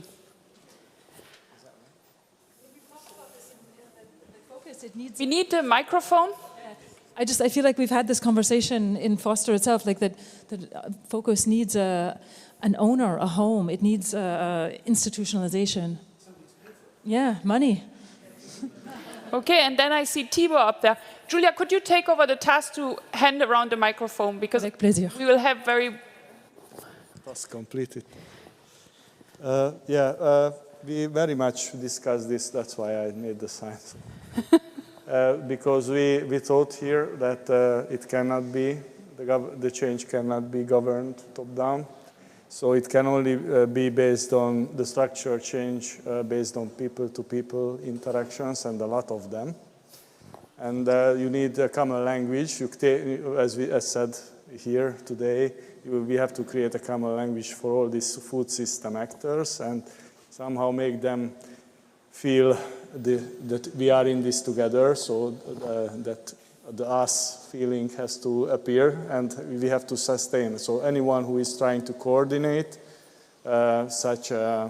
beyond the pilot, such an initiative for a better food system at a middle level or local level, this is the main challenge, we think, how to create and sustain this feeling of us being here for the food system. And they are very diverse actors. If only you take the retailers, there is very different retailers with very different interests. But all of them are humans, persons living there or working there.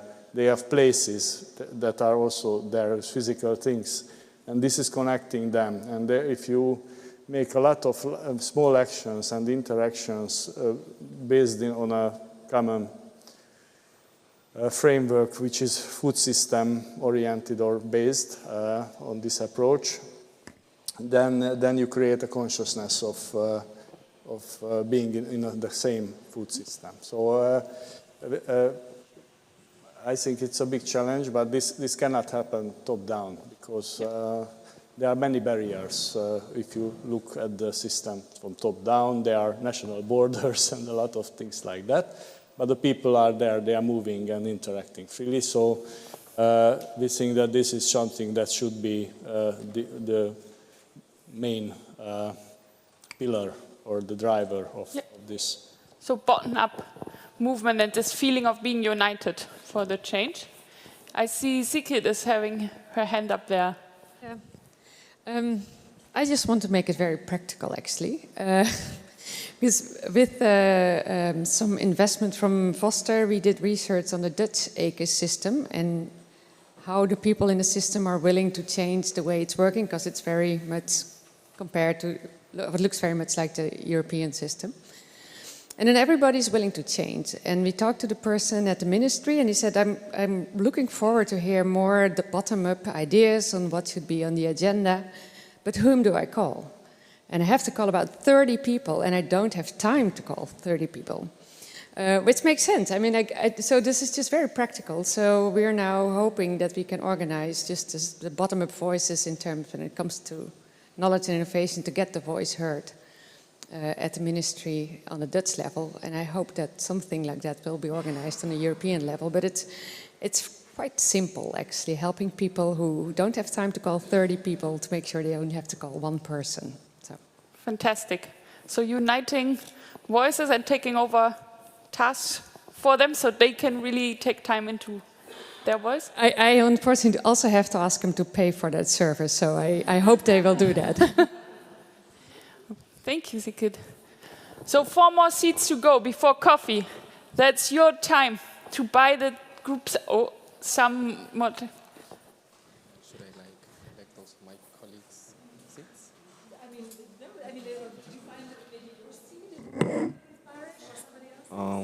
Hello everyone, I'm Juan Casadiego from Plant-Based Treaty NGO.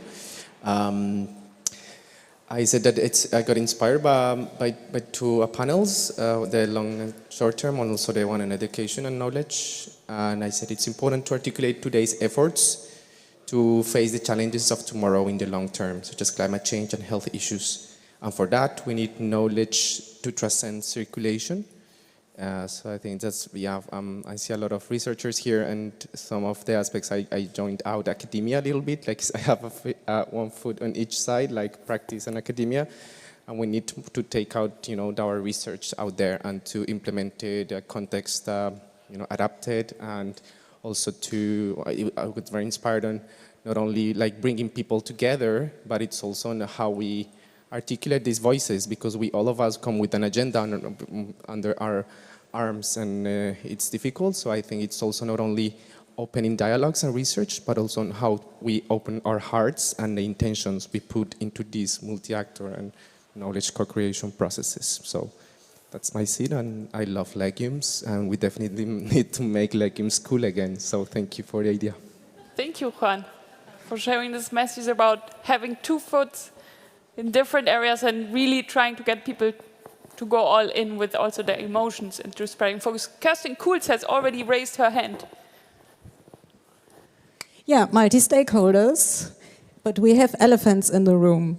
And the futures of these elephants in the rooms also have to be considered. In some countries, we have really monopolies, meanwhile. We have power games of companies or of retail dictating prices, seeding for us, unseen, we don't see it.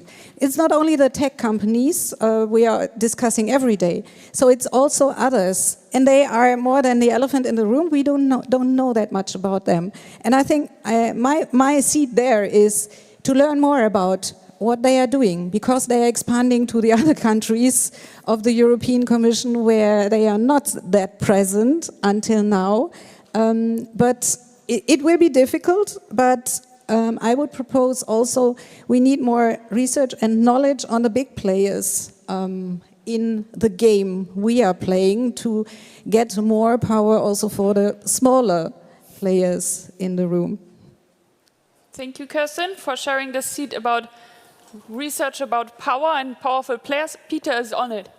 Just one amendment. Absolutely agree, Kerstin, but we also need a bit of trust. Yeah, so understanding each other does imply we need to start on the trust basis and then learn to understand and then we involve. Yeah. So, where do we find one more seat?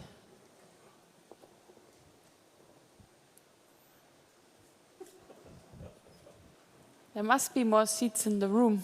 Tom, you have been very quiet today. I think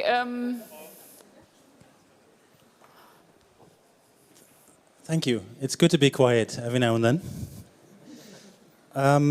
So my seed was that that I thought that there is an instrument or an approach in the EU that is used very often for addressing the things that we say, which is the multi-actor approach. It was on the screen. And it's used without much, I think we can bring some principles to the approach from this project. And that means that we already have a hook, because there's a lot of money channeled with instruments that have a demand for a multi-actor approach. So I think the only thing we need to do is say that we have boosted the approach, and that can be our pathway to impact. Thank you. Thank you. Perfect. Cheers. Okay. For the next session, we're going to work on microphone control a little more. We have 30 minutes to discuss in the team how are we sharing microphones afterwards. But you have 30 minutes for coffee drinking, and also you heard some seeds from other people. The coffee is also an opportunity. If you heard a seed that somehow connected to your seed, or that was like, oh yeah, I would like to talk to this person about this, this is also a chance to do this. And then at 3:30, we will continue here and share some more and discuss some more of the insights from Foster. So enjoy your break. Sorry. Good point. We collect the seats on the window to the left of the door, and we're going to hang them up there in the break. Yeah. And the pens as well.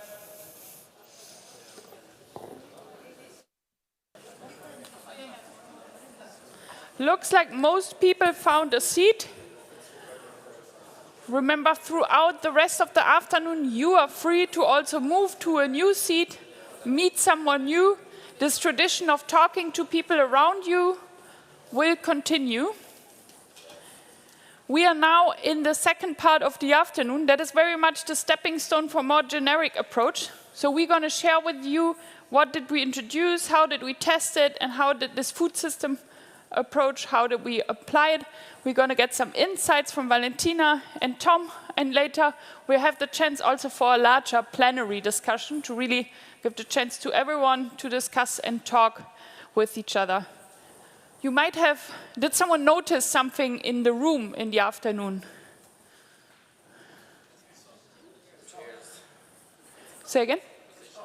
The position of the chairs, yes. What did we do?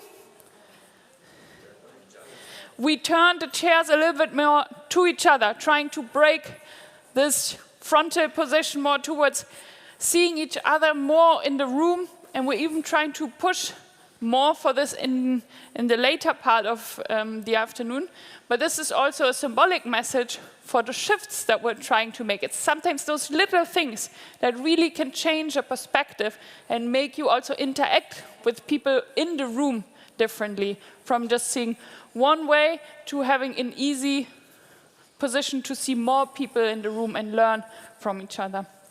And Valentina will share more of the insights that we had and give us her insights now. I'll hand over to you.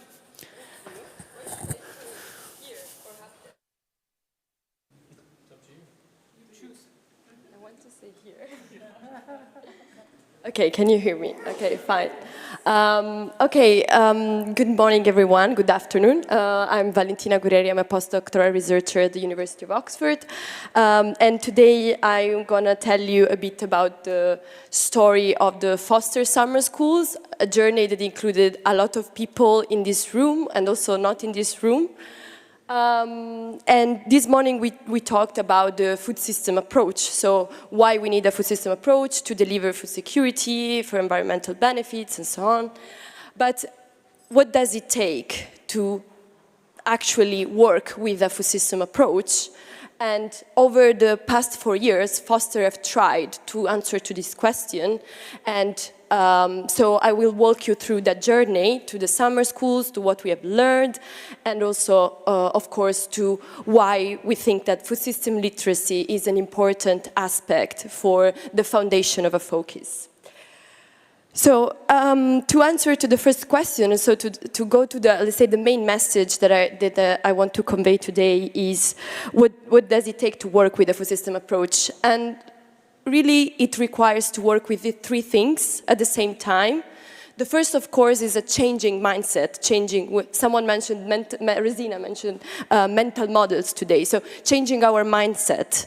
And of course, food system literacy is something that helps us to create the condition for different framings of system dynamics, of power, of trade-offs. At the same time, it requires changing the process, so we cannot use the same process that we used before. It requires repeated, this iterative capacity building, so this repeated cycle of co-design, reflections, co-generation, and this is the only way to generate system competencies. And finally, of course, it requires also to change the tools that we use to navigate food system complexities. So these tools, using tools that can help people to work across theory and practice and to bring at the same time heterogeneous perspective at the table. So this is, let's say, an overview of the Foster learning journey. We had 4 summer schools, in different countries, together with national workshops and trainings. And for each summer school, we had around 45 participants. We created a network of 102 unique members to the Foster community. And this network has also created 5 learning papers co-authored by researchers and CDIs. And I will go very quickly through each of the summer school, and then I will go to the key learnings, so what we have learned after 4 years. So the first summer school was in Wageningen in 2023, and was the first summer school that laid, let's say, the conceptual framing of Foster. So there was a food system conceptual framing, the activities mapping, stakeholders mapping, and of course it was a way to first help people to work with a shared, let's say, vocabulary, but also a conceptual understanding of CDIs, of the whole consortium, but also of the CDI goals, of the context of the CDIs, and also helped to identify the training needs. The second summer schools were more about creating capability. There were tools like forest site method, transformation methods, trade-offs analysis, scenarios, and it was a way to help CDIs to apply those tools at their transformation context, but also to help CDIs to develop their strategic goals. And then we have the third summer schools. It was about transformation framing. There were some CDI-led sessions about systemic barriers and strategies, policy sessions. Also, the discussion of the ACIS focus started during the third summer schools, and this, of course, helped deeper mutual learning and a shared identification of systemic barriers. And then we had the fourth summer school in Stuttgart. That was a bit different from the others in the sense that there were like open sessions, it was more like more co-designed by academics and CDIs. And there were like some open sessions led by partners, so everyone can propose our own session. There were World Cafe for policy messages, some excursions to local food system, and this was the, let's say, the final moment in which we can create a shared Foster narrative, the key messages, the policy messages that we want to work with, and of course it was also a way to help us to plan to the future of this, let's say, network. So what 4 years of learning taught us? The first thing is that literacy is not just an individual set of skills, food system literacy, of course. It's not an individual set of skills, but emerges through collaboration. And it's something that we build in the room all together, and it's a continuous process. And of course, food system literacy can enable transdisciplinary work and support the reflexive learning. The second learning is that, of course, heterogeneity in knowledge and innovation networks is very hard to mobilize. We say that we recognize that all the knowledge is relevant from practitioners, for academics, but then to actually include actor, this, of course, requires deliberate design and dedicated skills. And not always researchers have that, and not always, academics have that. So it's really difficult. I mean, it's easier to say than to do it. The third is that the recognition of CDIs as co-producer of knowledge wasn't just like a box to tick, but it's really changed the nature of learning for everyone, because only using practitioners, not using, but like recognizing practitioners from recipients to co-designer changed the depth of the learning and the durability of the learnings, and of course create system competencies. The fourth learning is about the community of practice, are the unit of change. So it's just not about summer schools, it's creating a network of people that need to be sustained over time, so it just doesn't finish after the summer school, but it really, if we want to see a change at a wider scale, we really need to sustain this community of practice. And the fifth learning that I stole from FOSNet conference, our sister project, is that unlearning is structural. So it's just not about learning, but also how each of the summer school exposed us to our assumption of how knowledge should be used, should be produced, and from each event, this assumption became like much more clear.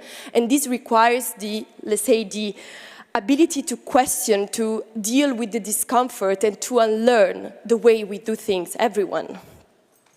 So to go back to my main point, food system literacy should be the foundation of focus, because if we want a focus that is grounded in public values, we need actors that can think, that can communicate, that can act across the complexity of the food system, and the food system literacy can build that capacity, because it helps us to acquire knowledge and terminology of food, it helps us to understand food system dynamics, it helps us to create a capacity to connect the local action to wider system dynamics.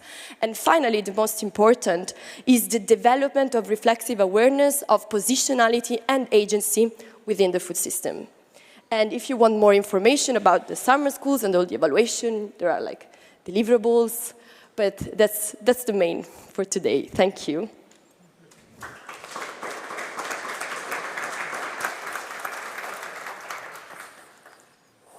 Thank you, Valentina. You shouldn't hide too far, because there's still the discussion and Q&A coming up.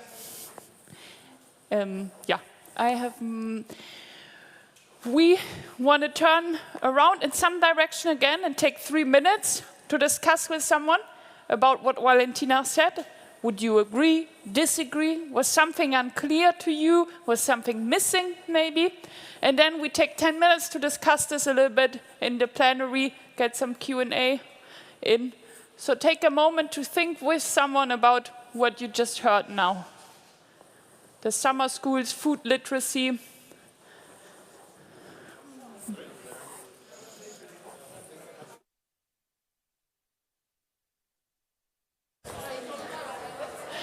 Okay, let's wrap up the conversations. Let's bring Valentina back to my side. I know you're hiding over there, but that's not how this is going to work. The fan, okay, yeah. Okay, Valentina's trying to use this nice spot. Feel free to sit afterwards here, but for now you have to stay with me. Afterwards. Okay.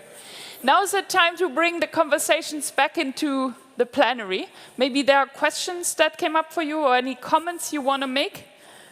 We have Alessandra who's walking around with a microphone and can catch this. And then Valentina or others can, of course, react to the questions or comments.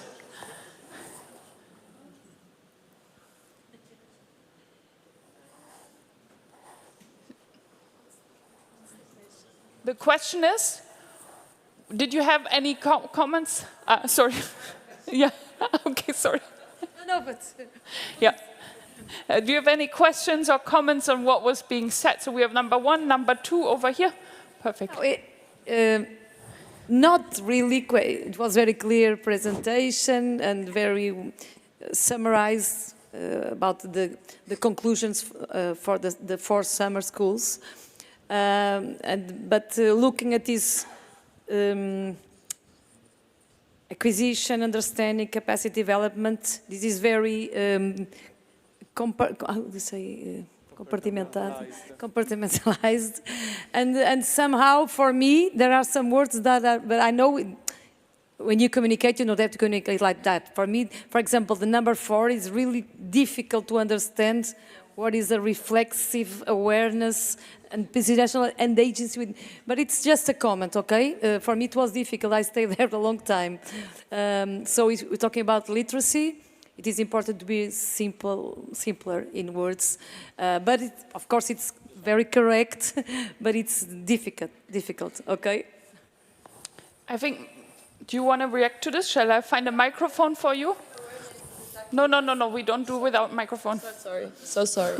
I think that reflexive awareness is exactly that. It's like that I take your comment and I think to myself, and like I think about this presentation and I'm like, okay, maybe next time with a different audience I can use a different word. And I guess it's like about thinking about ourselves and like our position in the food system and in this context. So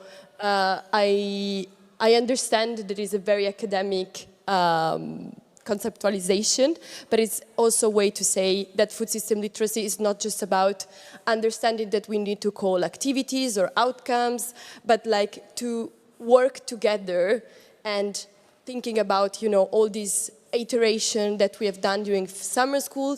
The first summer schools received some feedback. We incorporated that feedback and we tried, you know, in some way to change the way we do things. And that is about reflexivity. It's about thinking about what we do and how to improve it. Yeah, maybe to add on it, this moment where you stand still and let it sink in and think, that's for me reflexivity. That maybe in the seat exercise earlier where people individually had that moment to think about it, now taking even this moment to think about action. We had the processes in Foster where we encouraged reflection within the case studies. Unfortunately, Emma is not here, who's really the one who did most of the reflexivity from the beginning. The others who do it now are also here, but yeah. Thank you so much. If you need more info, then it's Julia. Do you want to add on this topic? No, the rule. I was actually going to ask for a microphone to exactly address this because, I mean, yes, Valentina, it's about like individual reflexivity of were my actions, what was my role, how am I in this, but also in terms of group reflexivity, which was in the case studies we did with the RMA, the reflexive monitoring and action. This is a really important word in Foster because this whole idea of reflexive awareness, it's not just about you thinking about your actions, but trying to make the system see itself. So that, like, why are we doing these things? What are the assumptions that are underlying it? What values are here? So these are all much deeper processes than just, I don't know, like, oh, writing down a report on what did we do, right? But to think about, like, well, why did we do it? What influenced it? How did we get here? So, and the positionality is really important, like the power dynamics. Thank you.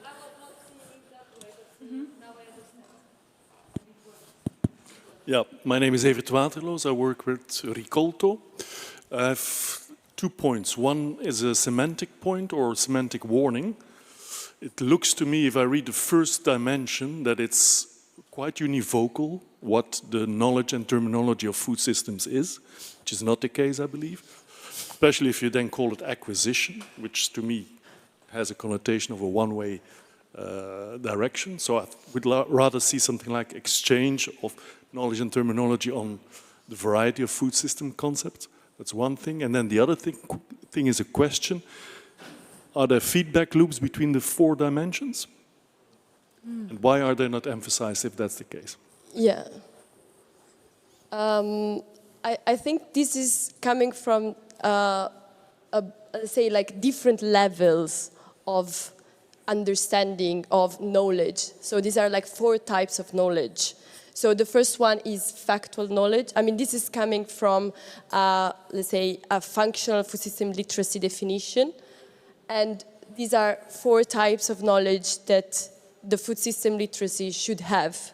So you have the factual knowledge, the conceptual knowledge, the procedural knowledge is the capacity, so the tools, and then finally the metacognitive knowledge, that is the reflexive awareness. So, of course, these 4 dimensions are at the same time. I mean, they are not. Something can be can have different types of knowledge. So they are like simultaneously, and they have loops between each other.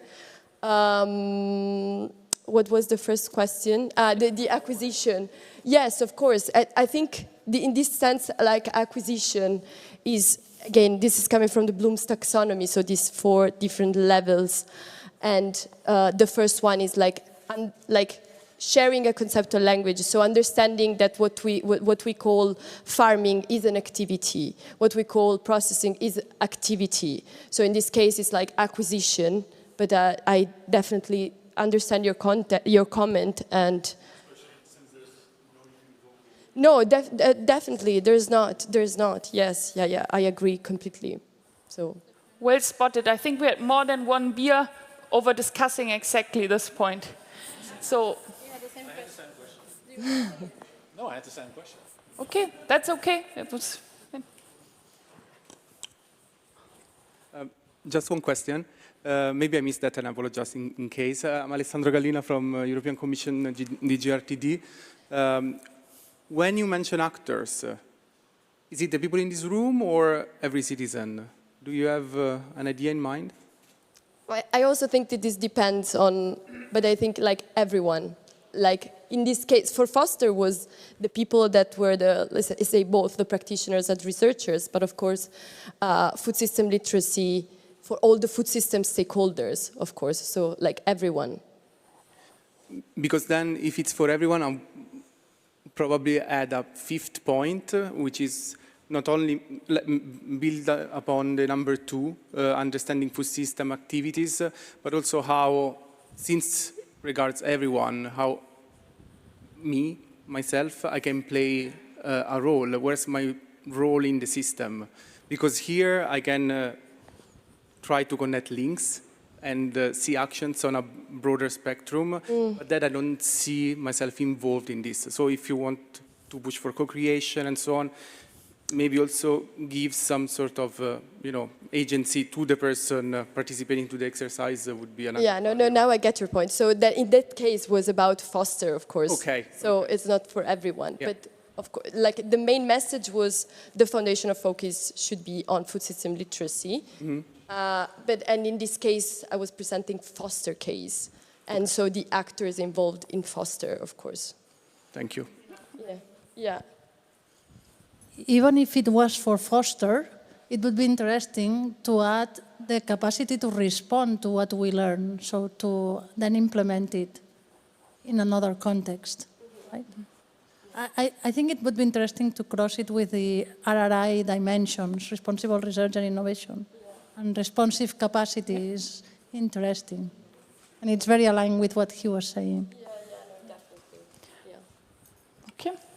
I think there would be much more we could discuss. I saw still some hands in the back, but we need to move on to our next presentation and some more insights with Tom.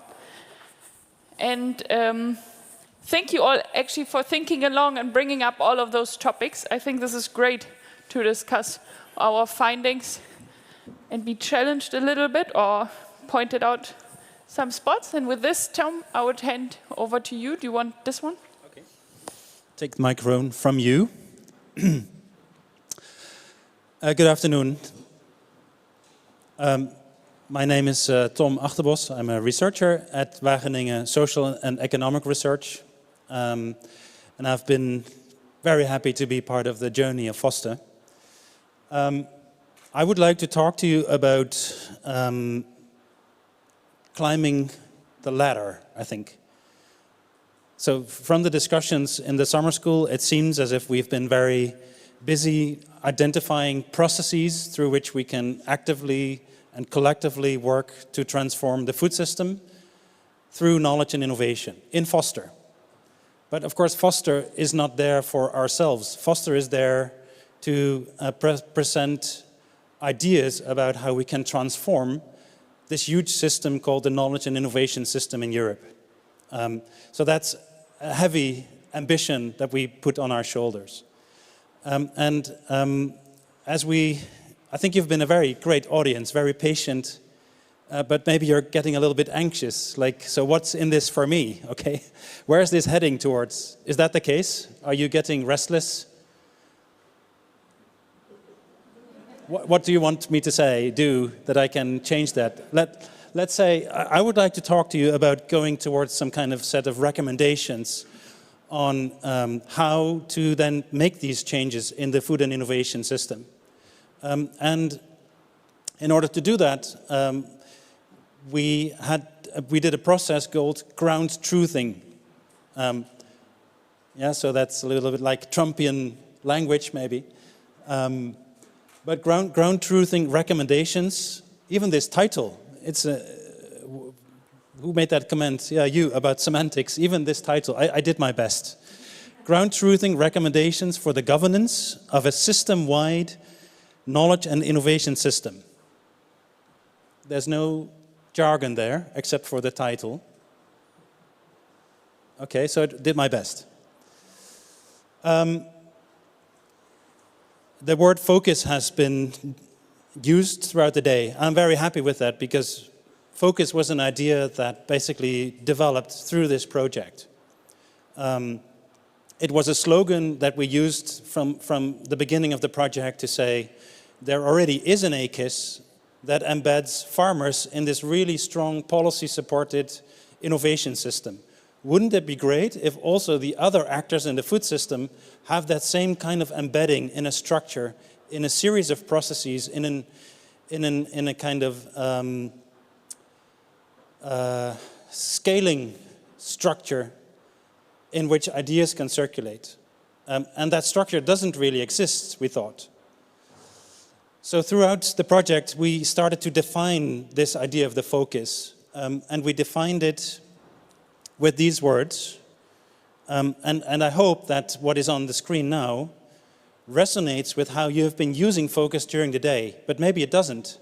So it's very important to think about if this is what you mean when you've been cheering about doing focus together. It could also mean something very different, and then I'd like to hear it.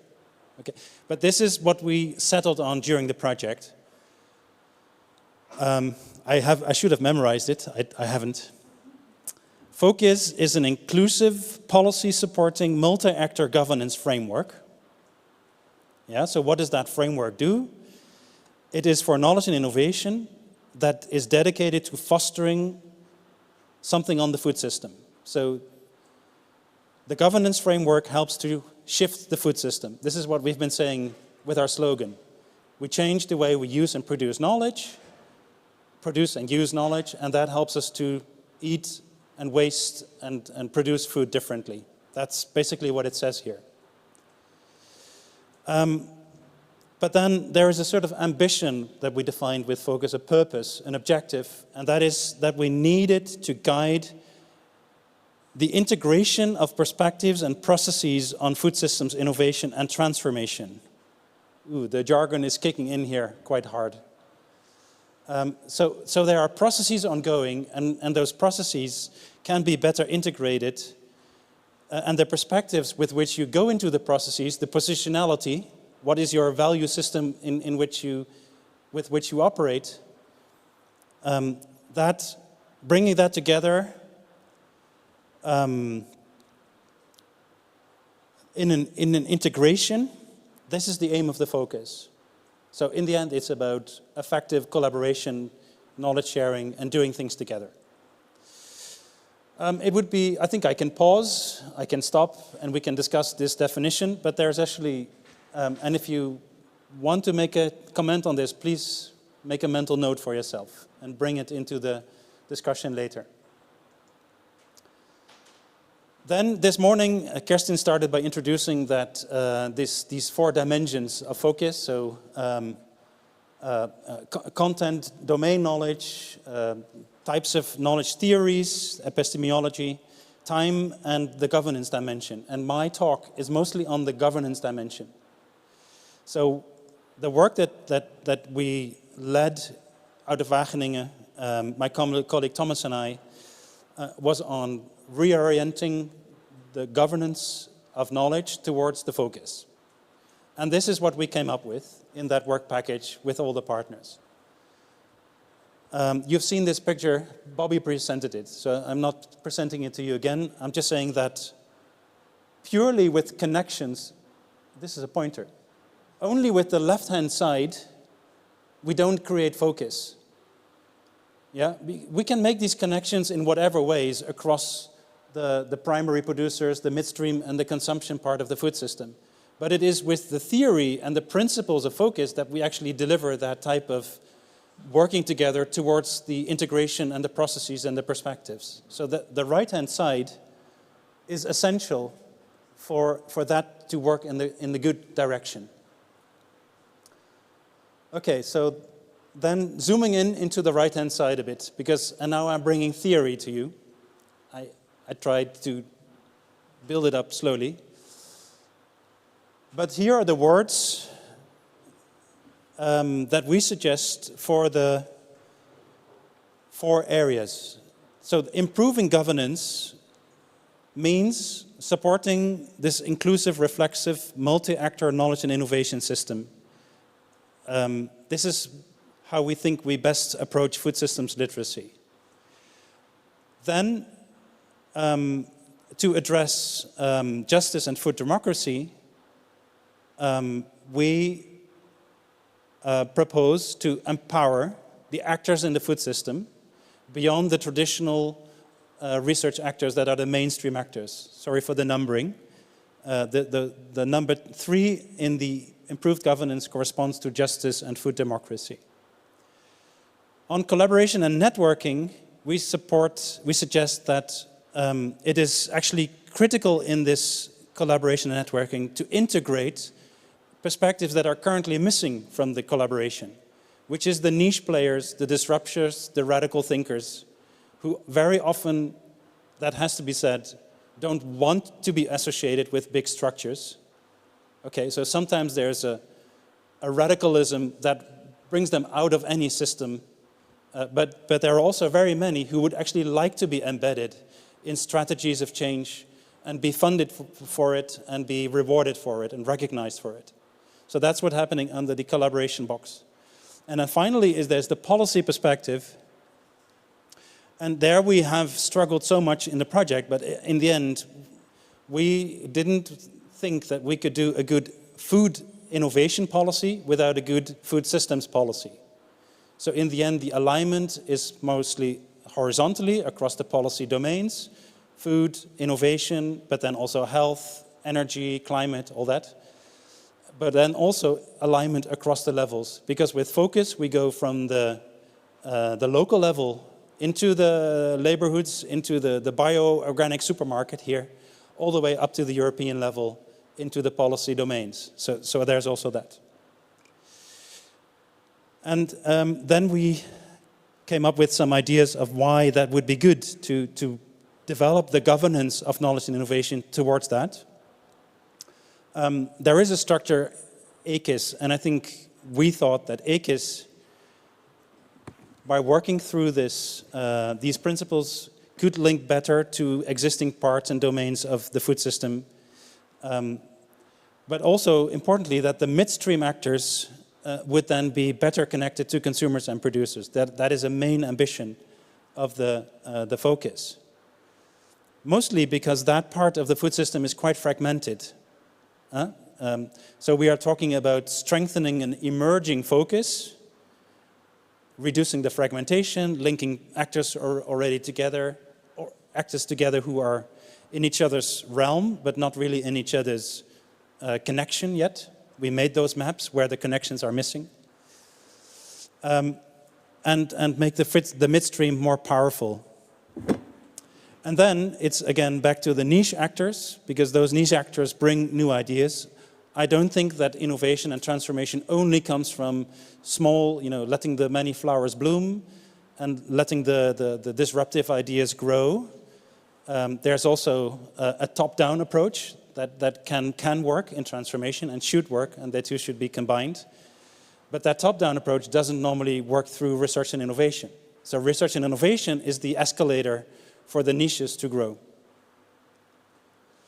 And then finally, promoting multi-scale networking across levels. So actually the focus would then become this constellation and configuration in which connections are made easily. I'm doing very bad on time. This is how we did the ground truthing. So we wanted to work to see if those recommendations actually resonate with what's happening on the ground. I won't tell you so very much about this, except that this is the reflexive monitoring related to doing things in practice, experimentation. These are the different views at which we look at that, the diversity of epistemologies, the different ways of lenses for the food system. And this is then the reflection on the governance. I'm just showing to you that we did some kind of rocket science. I think actually qualitative, really good qualitative research is as challenging as rocket science. Yeah. I learned a lot on this in this project, I have to say.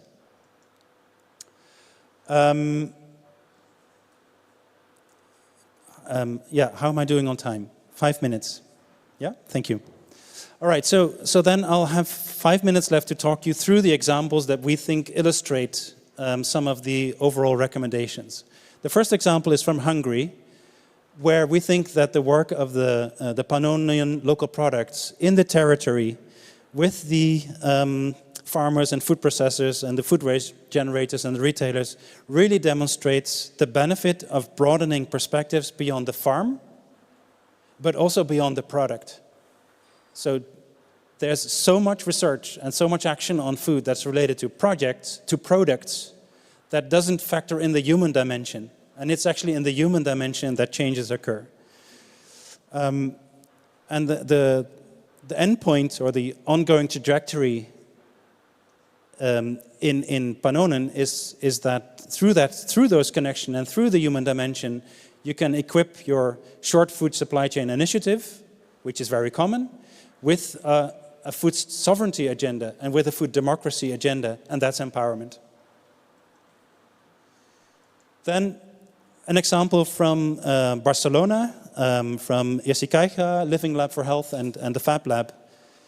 Here, what was experimented was with spaces around a topic on a dimension on food environments at neighborhood level. So here we're taking the focus all the way down to a neighborhood level. We could step out the door and do a focus here, where we would meet the retailers, we would meet the suppliers, we would meet the consumers, the policymakers around the food environment and whether that food environment is conducive for health, healthy choices, specifically for those who need those choices to be working out for them, the vulnerable citizens. And I think in the recommendation that we take from that is that the spaces for piloting the transformation as a process, as a long-term process, can really guide recommendations for policy.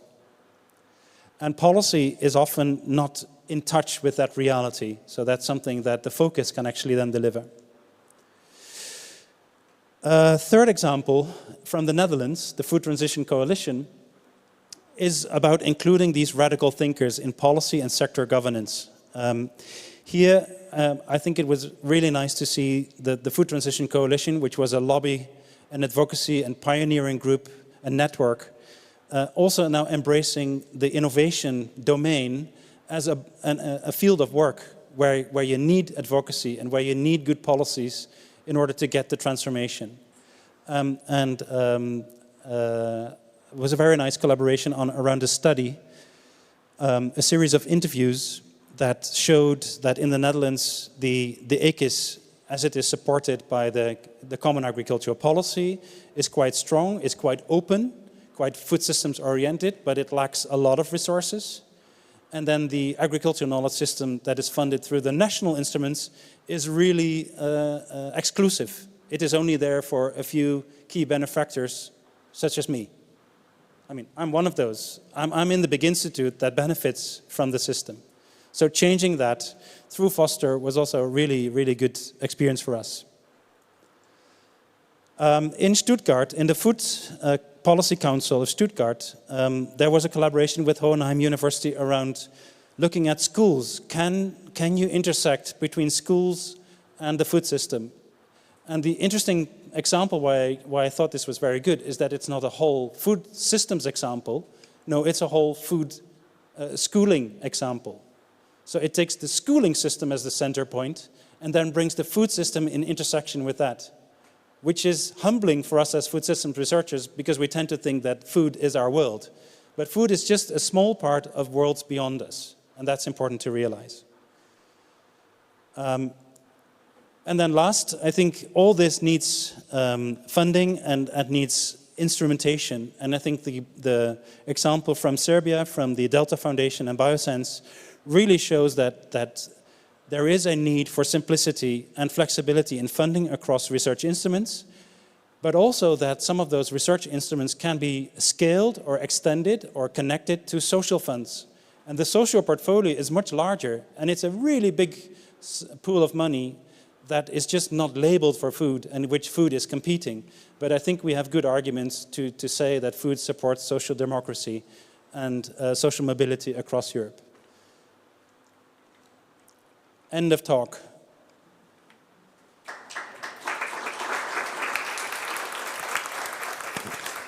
Fantastic.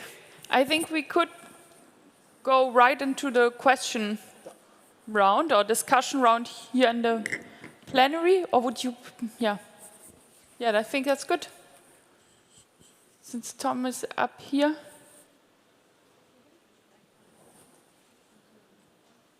Oh, I see you need some time to discuss with the person sitting behind or in front of you.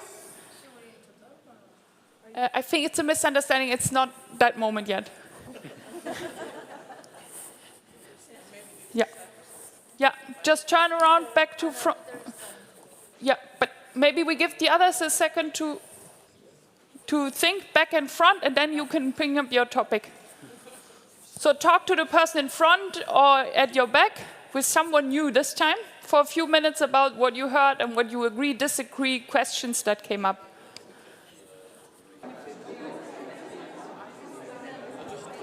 And wrap up your conversations.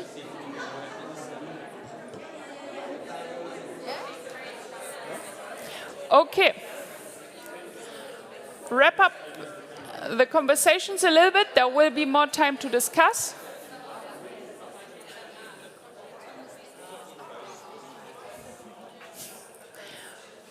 Okay. We have 5 minutes to take some questions or comments on what we've seen so far, and then we step forward to also more our results and a discussion around this. Yeah. But first, Vladimir. Okay. Please. Thank you.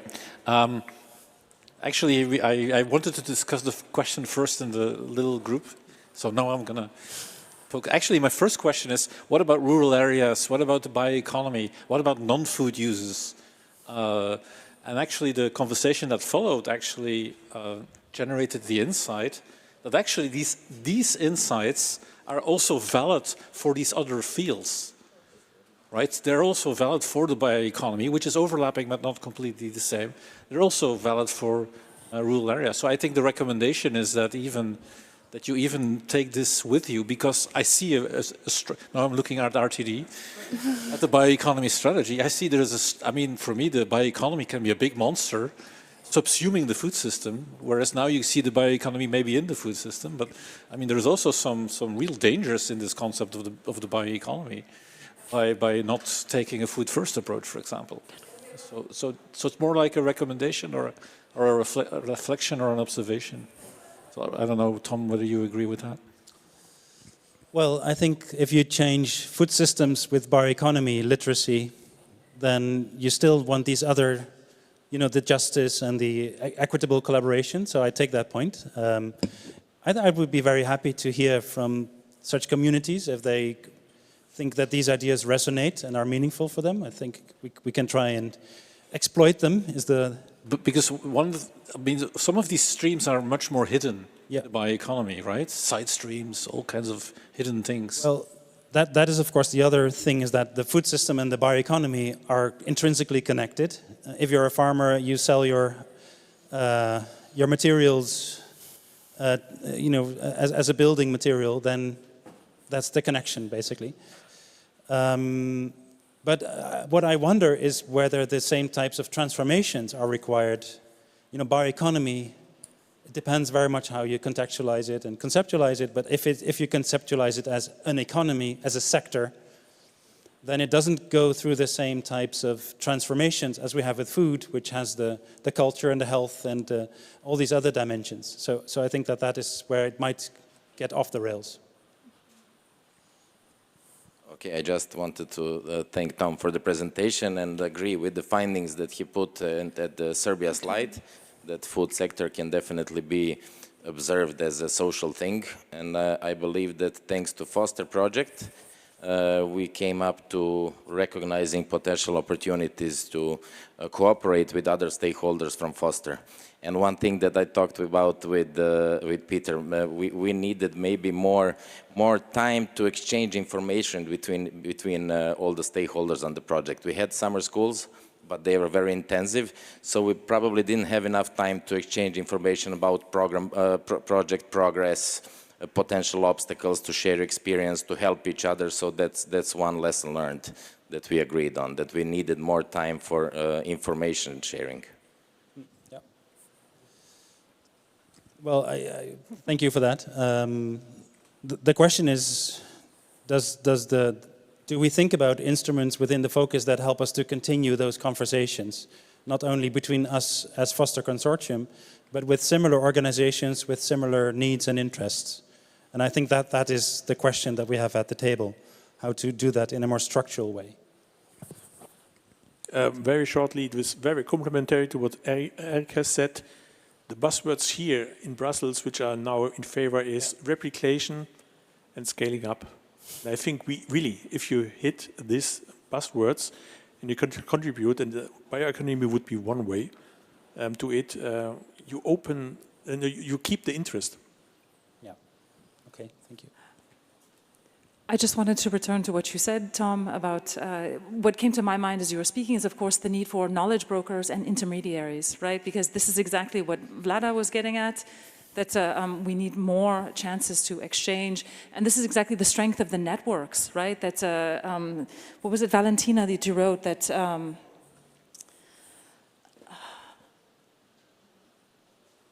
literacy emerges through collaboration. It's a continuously produced capacity that really, like, I felt it.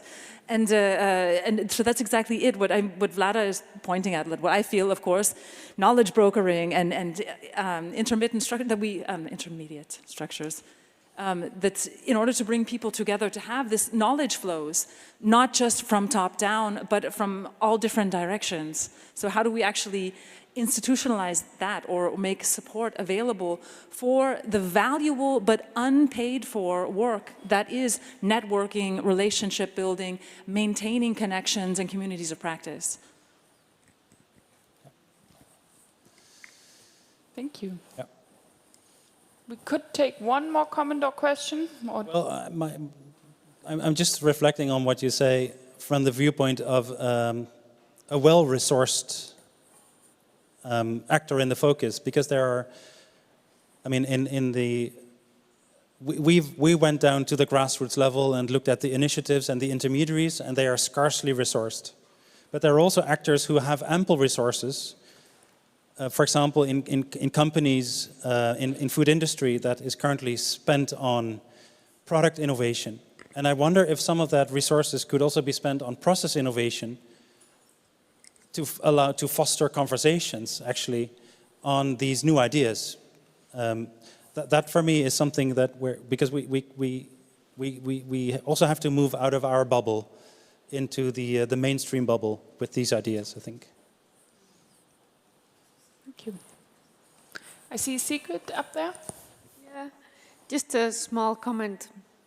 At TCV, we have been working with many grassroots, bottom-up entrepreneurs, NGOs, and everything, and we all like to be involved in those conversations. We just notice that it's easily forgotten that those people, including us, are usually also very busy and have very little money. So it's always, you know, supposed that we are there because the conversation is also in our benefit, and not only for us, but our whole coalition, like the 200 people that are involved in our coalition. But they do sometimes have this time shortage and investment shortage to actually be part of the conversation. So that's a constraint that is less so for bigger companies. I keep on addressing that because it's easily forgotten. Yep. Thank you for bringing up this topic again, how difficult it is to give actors the resources to be in it. I think, Tom, we're moving to the next point, right? Yeah. I thought you were concluding the... Yeah. I didn't see your face. I'm trying to conclude it. We have started to think about it and started to comment more. Also within the consortium, there has been a lot of thinking, and I think this is also the next step to share yet some more insights, recommendations that are coming out of what we saw before, and then discussing them afterwards in the plenary. And I'd hand over back to you. Okay, thank you. So, so far we have been hovering around the real message. But there's already a big message in saying we want this, we support this vision. I guess that's where we are in this time of the day. We support a vision. And then we have had a process in Foster to consider how to make that vision into practice, how to bring it into reality. Not at the level of CDIs, but at the level of high-level policy making in Europe. And for that, I'm going to call on Janet Dwyer. Janet has been a really great friend and collaborator of the project. Janet is the chair of the science policy of the Foster Expert Panel for the Science Policy Interface, which is like a bit of an innovation from a traditional advisory committee in a project. And Janet, maybe you could introduce a little bit how that panel worked for us before we go into the recommendations. Okay, thank you. Thank you, Tom. Yes, this has been a very interesting experience for me, being in the role of a chair of a kind of what I thought originally was an advisory panel, but it hasn't been like that. It's been much more, I would say, co-creative in how we've developed. I think when we had our first meeting, there was a lot of uncertainty about exactly what we were expected to do, but we've iteratively developed a relationship with the whole Foster team, which I think has been enriching. For me personally, I had a long-standing day job of doing policy evaluations for the European Commission, mainly DG Agri, sometimes DG Environment, and very occasionally DG Regio, but evaluating their policies and trying to look at how they work in different member states. So I talk a lot the policy talk, and I engage very much with the instruments of policy making. But more recently, in my research activities, I've become involved in transdisciplinary action-oriented research on regeneration in cultural landscapes across continents in Europe and Japan. And actually, this project has come at a really good time because you have so much of both of those perspectives and aspirations in what you're seeking to do. So I've really enjoyed the opportunity to work with you a little. I had co-conspirators on the group, some of whom are here today. So Eric is here, and Dea Linde is here, and Astrid is here. We also had Norbert, who somebody mentioned earlier, Norbert Steinhaus from the University of Rechte in Germany. And we had representatives from IFOAM, who kind of took alternate times to attend, Sylvia Schmidt and Maria Gernet. And we had also Julia Bizzo from the European Commission. So we had somebody from DG RTD and somebody from the Research Exec Agency too. And we had interesting discussions. So first we met as a group and we tried to talk to Tom about what the project was doing and what you were hoping to achieve. And then we very quickly wanted to engage with the CDIs, because for us, if we were going to generate findings that were relevant, we needed to also connect with the people on the ground. So we came to an event with all the CDIs and we did some first discussions on policy. And then I think this is like the third time that we've got together as a group, because it's the mix of the academics and the practitioners that makes this project special. So we needed, as policy people, to be engaging with that mixture. And I think that's been a really productive process. I've really enjoyed the conversations I've had with the practitioners. So then what we've been doing is, as the Foster team has come up with its results and has been thinking about turning these things into recommendations, we've been trying to kind of nudge and suggest and support that process. So I think we're not quite finished yet, are we? The project is finished, but we will have some more refining to do after today's event, because it's been interactive and it will take us a little stage further with the policy recommendations. So what Tom is going to take you through now is not the finished product, but it's getting there. Thank you. Thank you very much, Janet, and thank you for that introduction and for all your work on the panel. I'm going to sit here because some of these slides involve actually a bit of reading, and it's easier from here.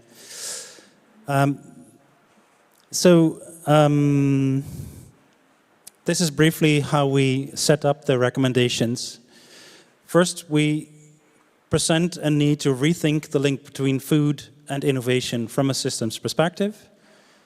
We then talk through the gaps that we identified in the Foster project, and many of them you've actually already heard today. Then we ask ourselves the question, so how to address those gaps through better governance? Those questions have also been answered in my previous presentation, but then it becomes sort of the real thing becomes the answer to the question, if we want focus to be materialized, to come into action, and in a way that it supports the EU vision for agriculture and food, so that it actually becomes an acknowledged structure and system, what conditions should be in place? And then we suggested two types of recommendations. The first are on the research agenda, the strategic approach. The European Commission is currently, as was said this morning by Orsholia, is redefining its knowledge strategies. A really good innovation is taking place, an innovation on innovation. So the knowledge agendas and strategies from DG Agri, not in the room anymore, but hopefully online. And from DG Research, still in the room, thank you, are going to be integrated, and this process is currently in place. So why not say a few words about that? And then the second is the instrument side of the focus. And there is a big reshuffling going on that I think should be brought into this perspective.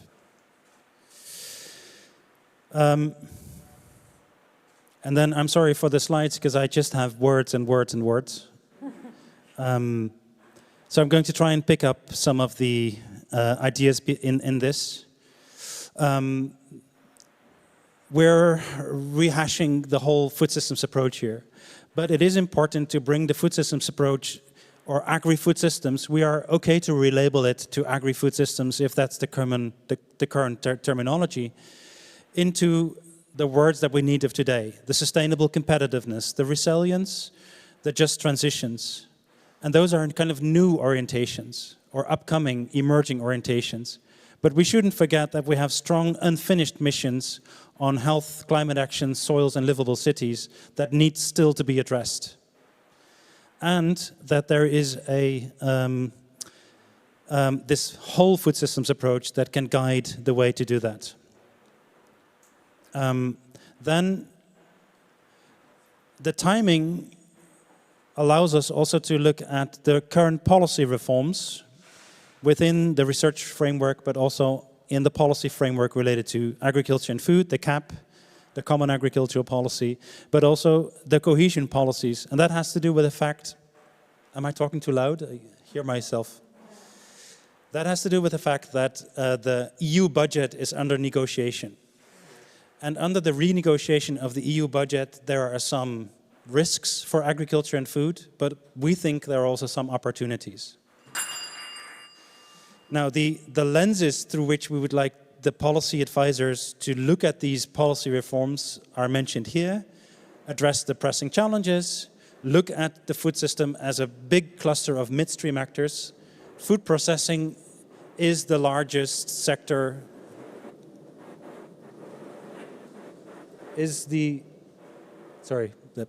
food processing is the biggest chunk of the food system. So when you think about food systems, think beyond primary.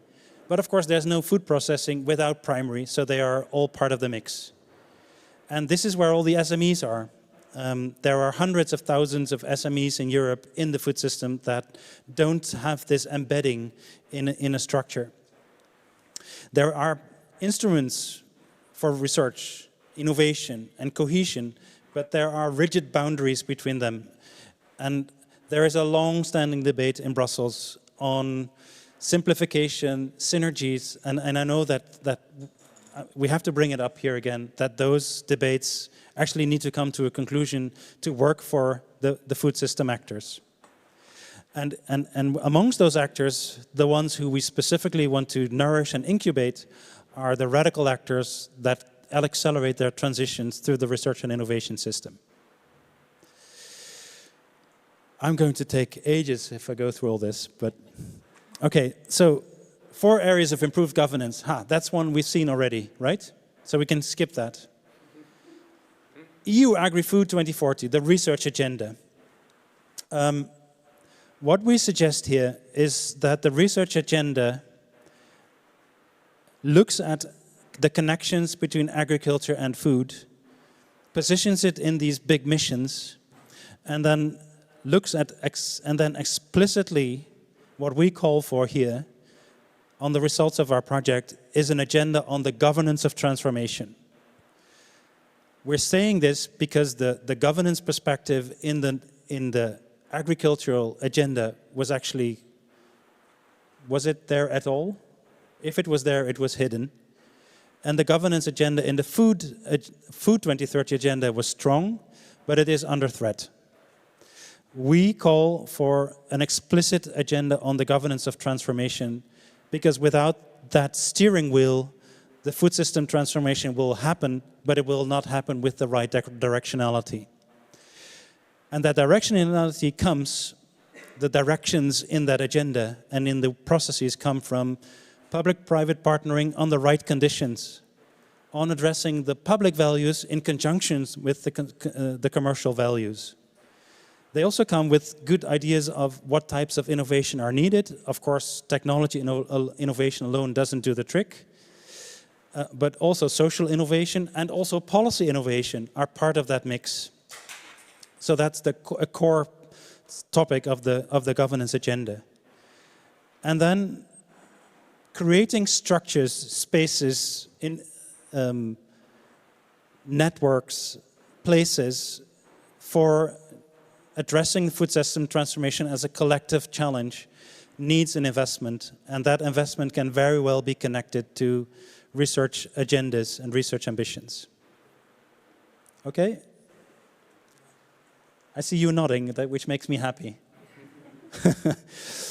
Then, it's not only agendas, it's also deployment of instruments. I love that word, deployment. It comes from the military, and DG RTD uses it for its instruments. And it has this thing with it that we're going to do something for a reason and with efficiency and efficacy. So, deployment of instruments. The Agri-Food 2040 agenda is set to contribute to the CAP, to the Common Agricultural Policy, to the 10th Framework Program, really big systems that will not change because of something I say or even we as a collective say. That's just the fact what it is. But what we would like to give to the processes is that when they think about coherence, synergies, and simplification, 3 key words that are used for these rethinking the instruments, is that you think about coherence, synergies, and simplification from that food systems lens. And then you will probably end up with other conclusions, other types of deployments than you would do without that. So we say that to achieve, or we propose, to achieve the ambitions of focus, funding instruments need to be reoriented towards guiding these effective integration of perspectives in processes. Those were the words from focus, remember? We're just plugging them here. And that will happen so that research, policy, business, and civil society interests and actors can actually effectively collaborate. It's not happening now, because there's fragmentation, particularly in the midstream. So those midstream actors have to become beneficiaries for instruments under the CAP, which they can do because there's EIP Agri, there are operational groups, and they can just work with food system actors. But why limit ourselves to the CAP or even to the research funding? The big ticket items are the cohesion policies and the national regional partnership plans, which sets priorities and goals for their funding instruments. That's where the big money is. That's where a portion of that could very well be spent with social returns, with competitiveness returns on the food system. Here we are no experts. We don't claim to know how the national regional partnership plans, which is the lingo for talking about how to do the budget of the EU at the national level, so how you spend EU money on the national level. We don't claim to be experts here, but we would like to present these sort of cues, these pointers for doing this in a way that benefits the food system. And that can be done by simplifying application procedures, looking at efficient administration and transparent funding structures, also thinking about the inherent power balances in the current systems and structures, and enabling better inclusion, more inclusion for the diversity of stakeholders in the food system, far beyond farmers, far beyond food industry. Think intermediaries, think SMEs, think widely in terms of actors who might be connected. Yeah, that's the story. Thank you.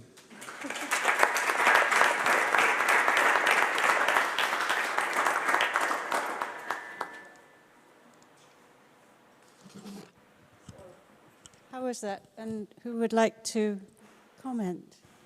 Did that help to answer the questions you were going to ask the gentleman here from DG RTD? No, it's an impressive work. I understand these are not final, but please do share them.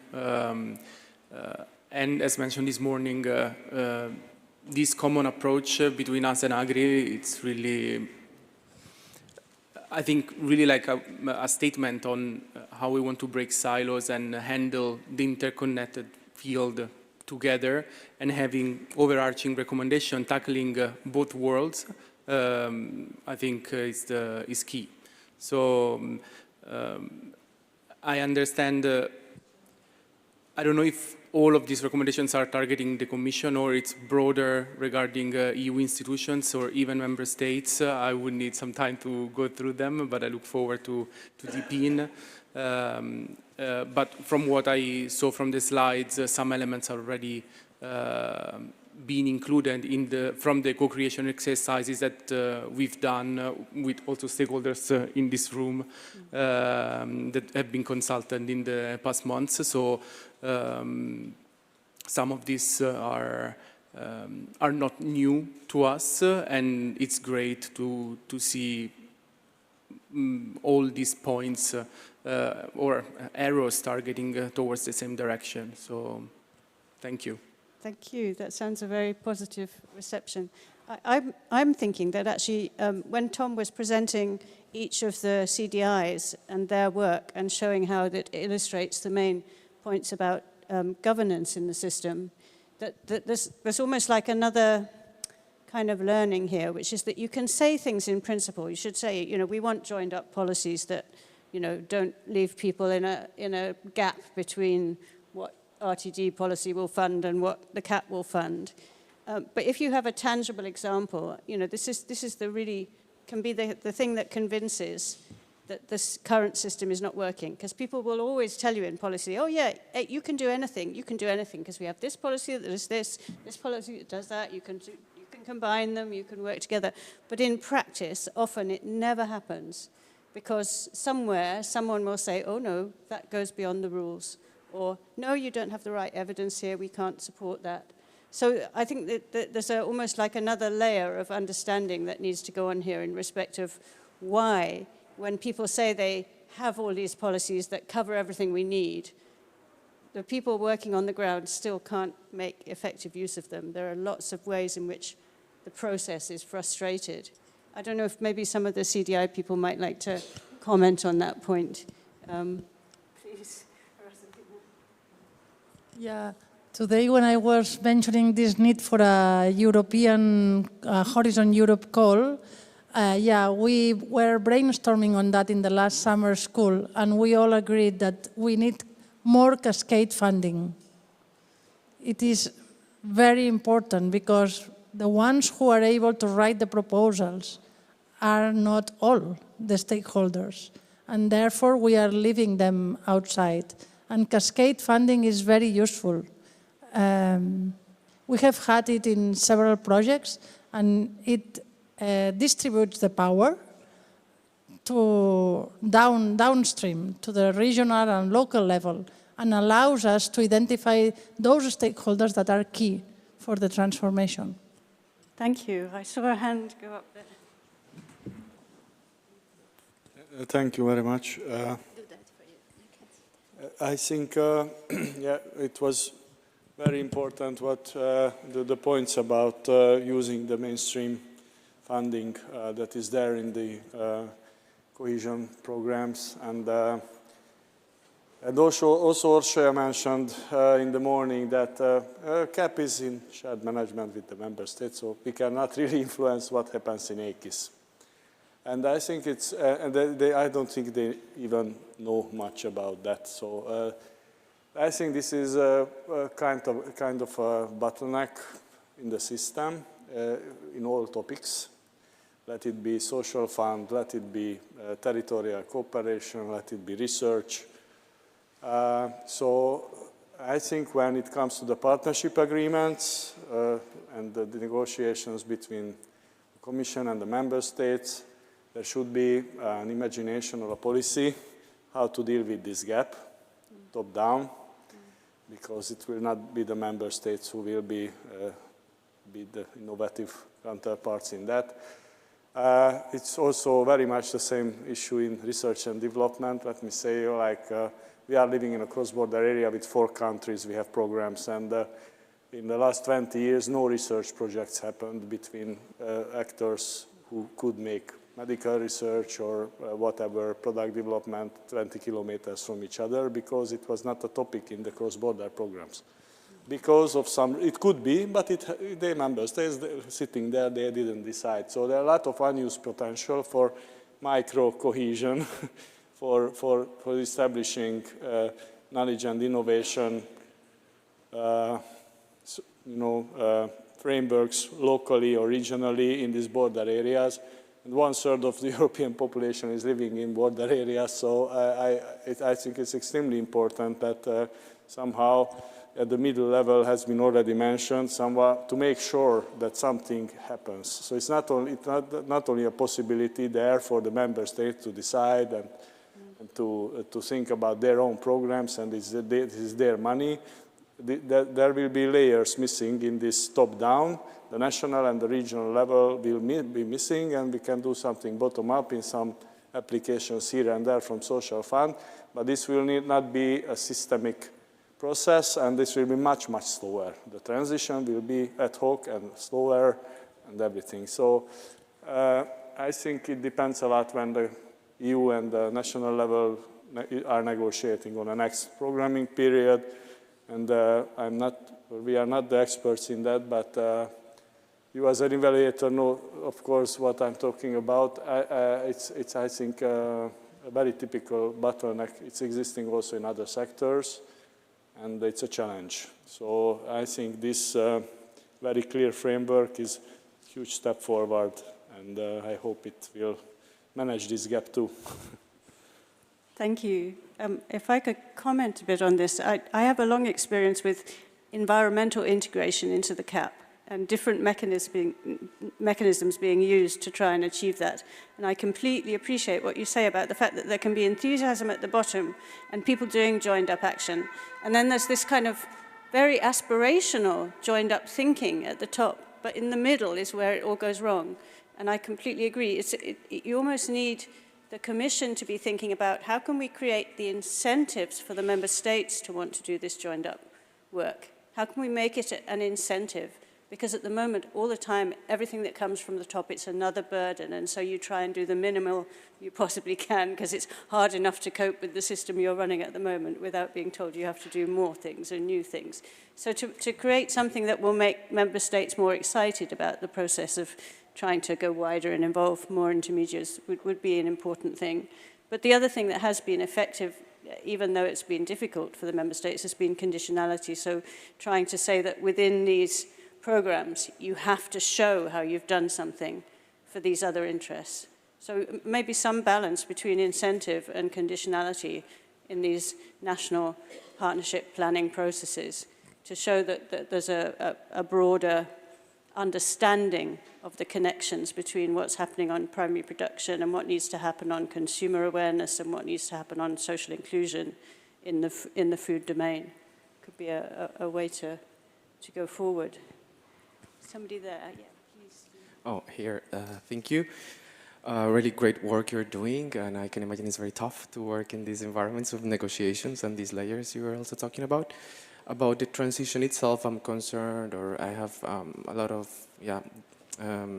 things regarding what are we transforming, because a research published in Nature a couple years ago showed that 80% of the CAP goes directly or indirectly to animal agriculture, while legumes, very nice legumes, or nuts, like the proportion is like 600 times less funds for these crops, while they are very climate resilient and they provide a lot of benefits for human health.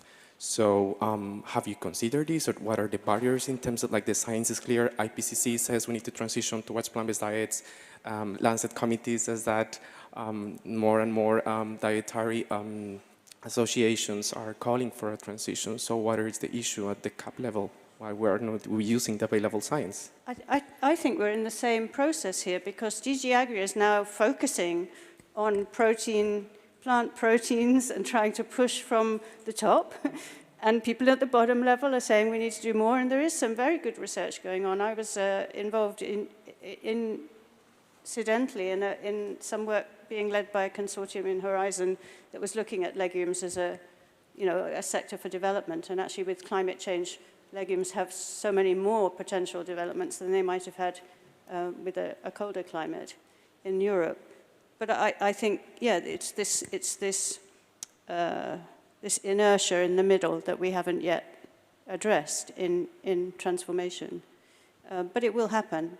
We're starting from the top and the bottom, and we're working towards the middle. But you have to remember that livestock means a lot of different things to different people. So, in livestock, you've got everything from the intensive broiler production to the extensive beef on the high nature value landscapes of many parts of Europe. So it's difficult to say, it's one thing or it's another, because actually within these production systems there's a huge amount of diversity, and there are things which some of us might feel were very unsustainable, and other things which some of us might feel is very sustainable and very culturally valuable. So it's not black and white sometimes with these choices. Can I add to that? So we make references to the CAP because part of the knowledge, because CAP funds a knowledge instrument. There's an ACIS connected to the CAP, and that is our main reference point for why we mention it. I think that we have to stay close to our evidence. We haven't done a food policy analysis in Foster, so we cannot justify statements that there needs to be a rebalancing of spending within the agricultural envelope. But of course, what we can say is that it's important that under the the Agri-Food 2040 agenda, that there's adequate research on, let's say, scaling a plant-based action plan across Europe, or a shift towards plant-rich diets with everything that comes from it, in consumption and in the processing and in the retailing and all those sectors. And at the same time that there is that there are sufficient research attention and funding for livestock transitions in livestock systems that are currently rightly so challenged in terms of their environmental impact. Okay, so I think it's our job to make a plea for a balanced research agenda that looks. I mean, for me, I find always the X curve a good way of thinking. You have to support both the upcoming of the new, but you have to also really investigate. And thank you, Sigrid, for always making that point. The outscaling, outphasing of the unsustainable practices, which doesn't mean get rid of livestock, but it means reorienting the position of livestock in the whole system.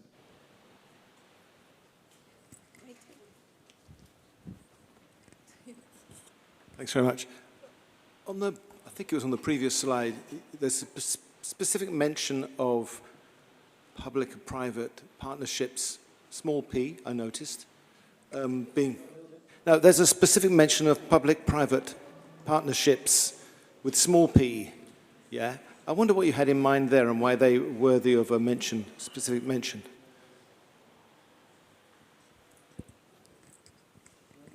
So were you contrasting the big P with the small p? But I don't think that was intentional. That's just because they're...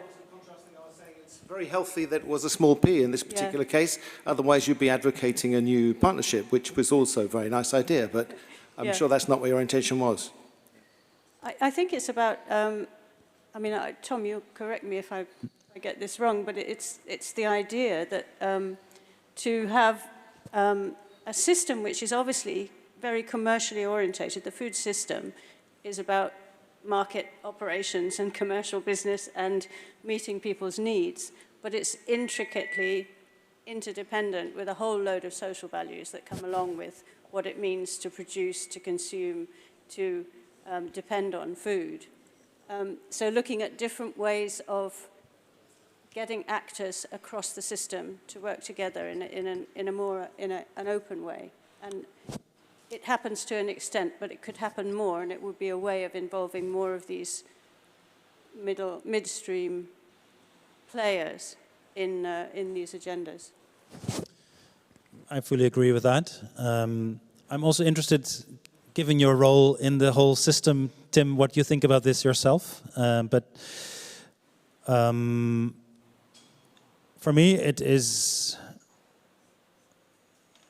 I made this statement already this afternoon that there are big pockets for doing food systems, food-related research in Europe, and those research pipelines are used for product innovation.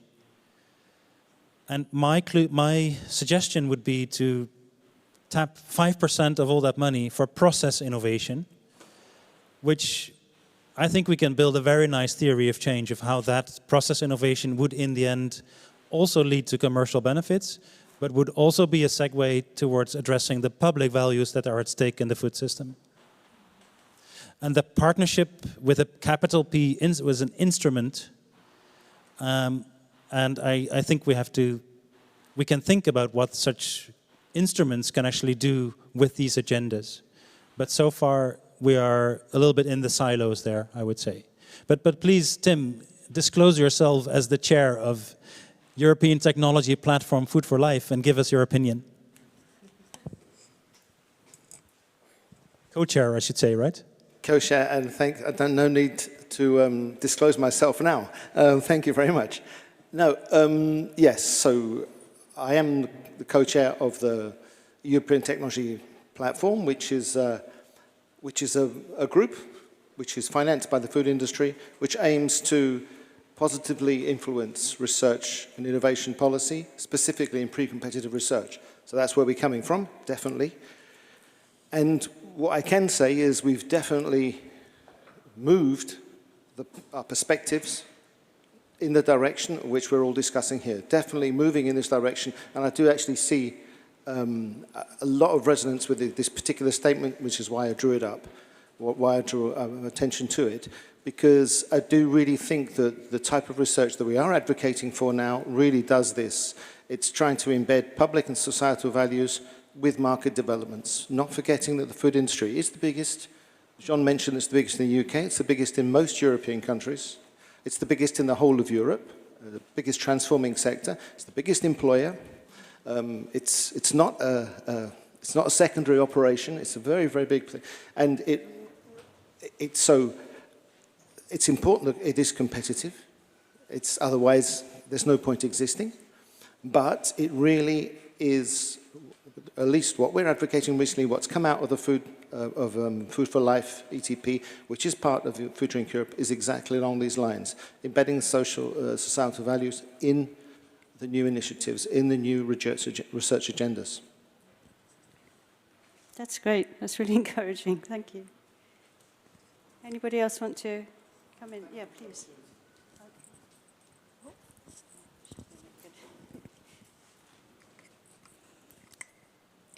Yeah, I just want to react on a public-private partnering, which is lovely in most cases and has some problems in other cases.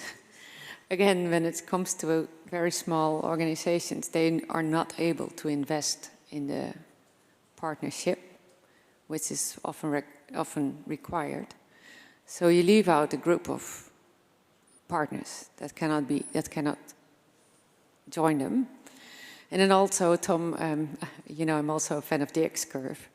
We are now working with lots of partners in the protein transition.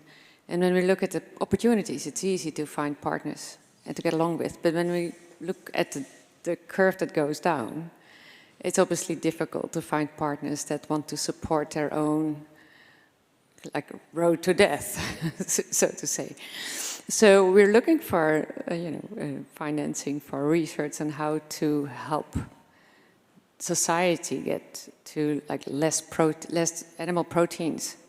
But obviously we cannot find any partners to join that trajectory because who would want to? So if it's always necessary to have private partners, then you leave out, or paid private partnerships, then you leave out two very important parts. So I think there's a scale issue in here, though, isn't there? Because there are a lot of, as Tom said, there are a lot of SMEs and micro businesses who are commercial, but who are very socially oriented. So it's, this is, if you're talking about the little NGO meeting with the massive food processing company, I completely take your point. But there's lots of other opportunities for partnering with like. And also, it's often the case, in the UK, it's actually the case that it's the big NGOs that have a lot of power in governance and decision-making in this field at the moment. And that's an unequal situation too. We shouldn't always assume that these things are the same everywhere. And I think that public-private partnering can be very equal and very respectful and very social oriented. It just depends on the partners. And when you were talking about the difficulty of working with what we might regard as unsustainable private enterprise.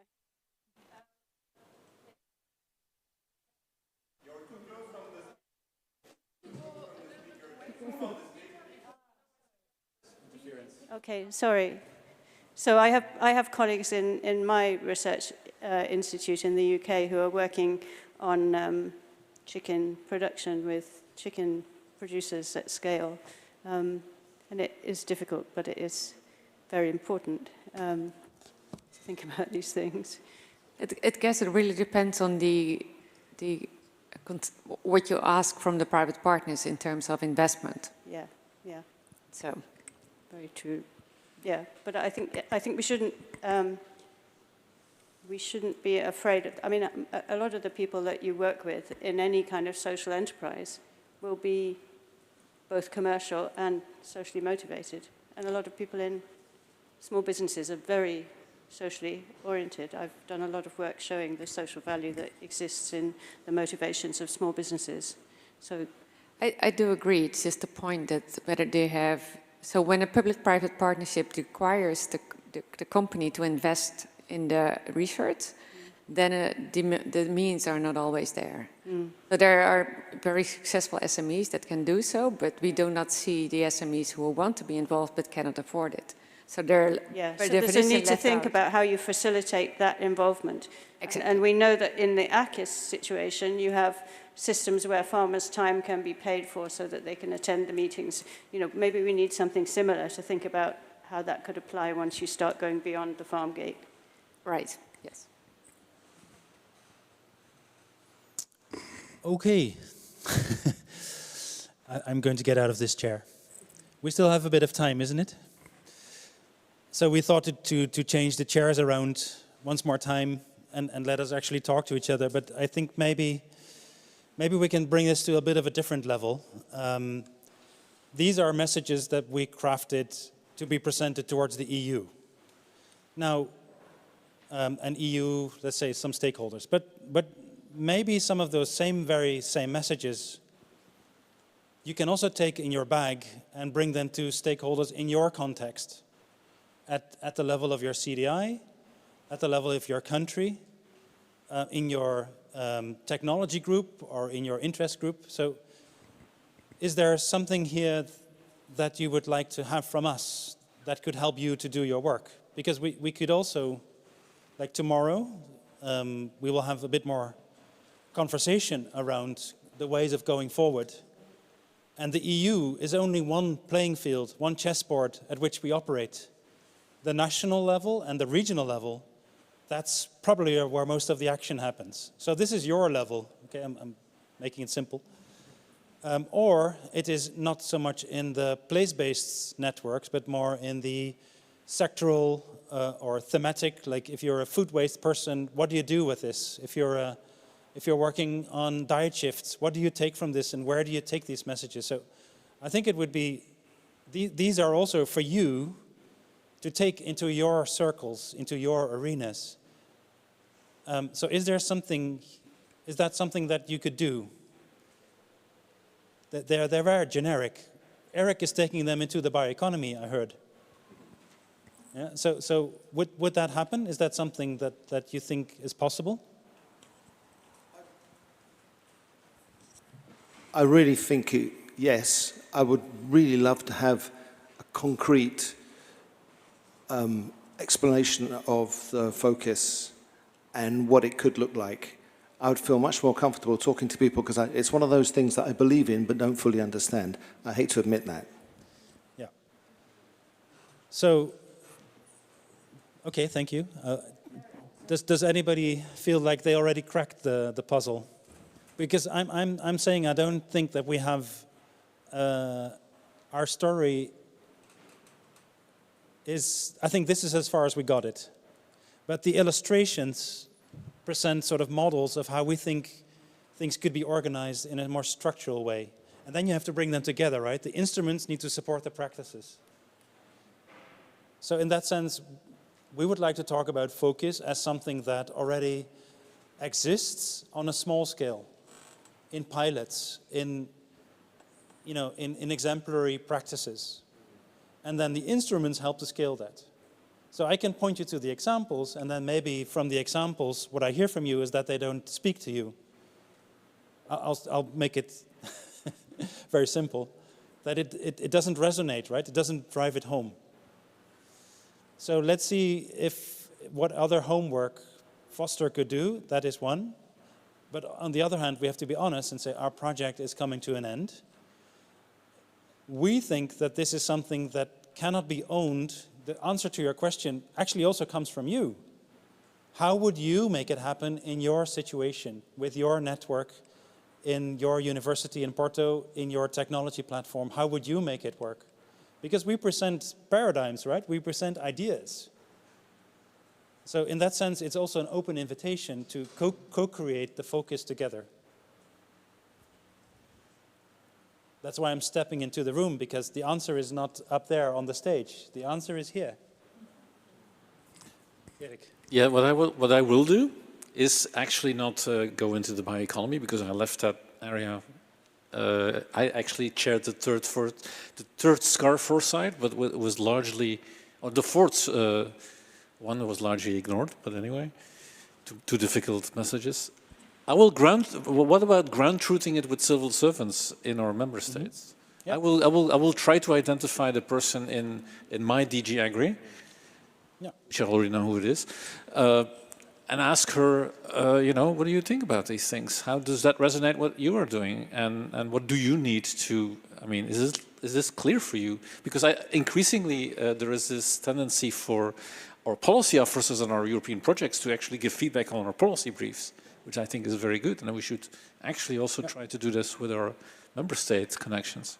So that would be my proposal. Ground-rooted with policy officers. I think that's a very good idea.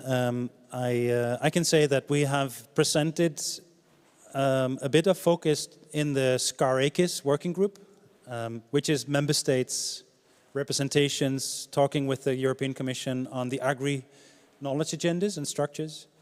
And this was part of a sort of a conversation on how food systems and ACIS can be better connected. So there were some policymakers there. I can say that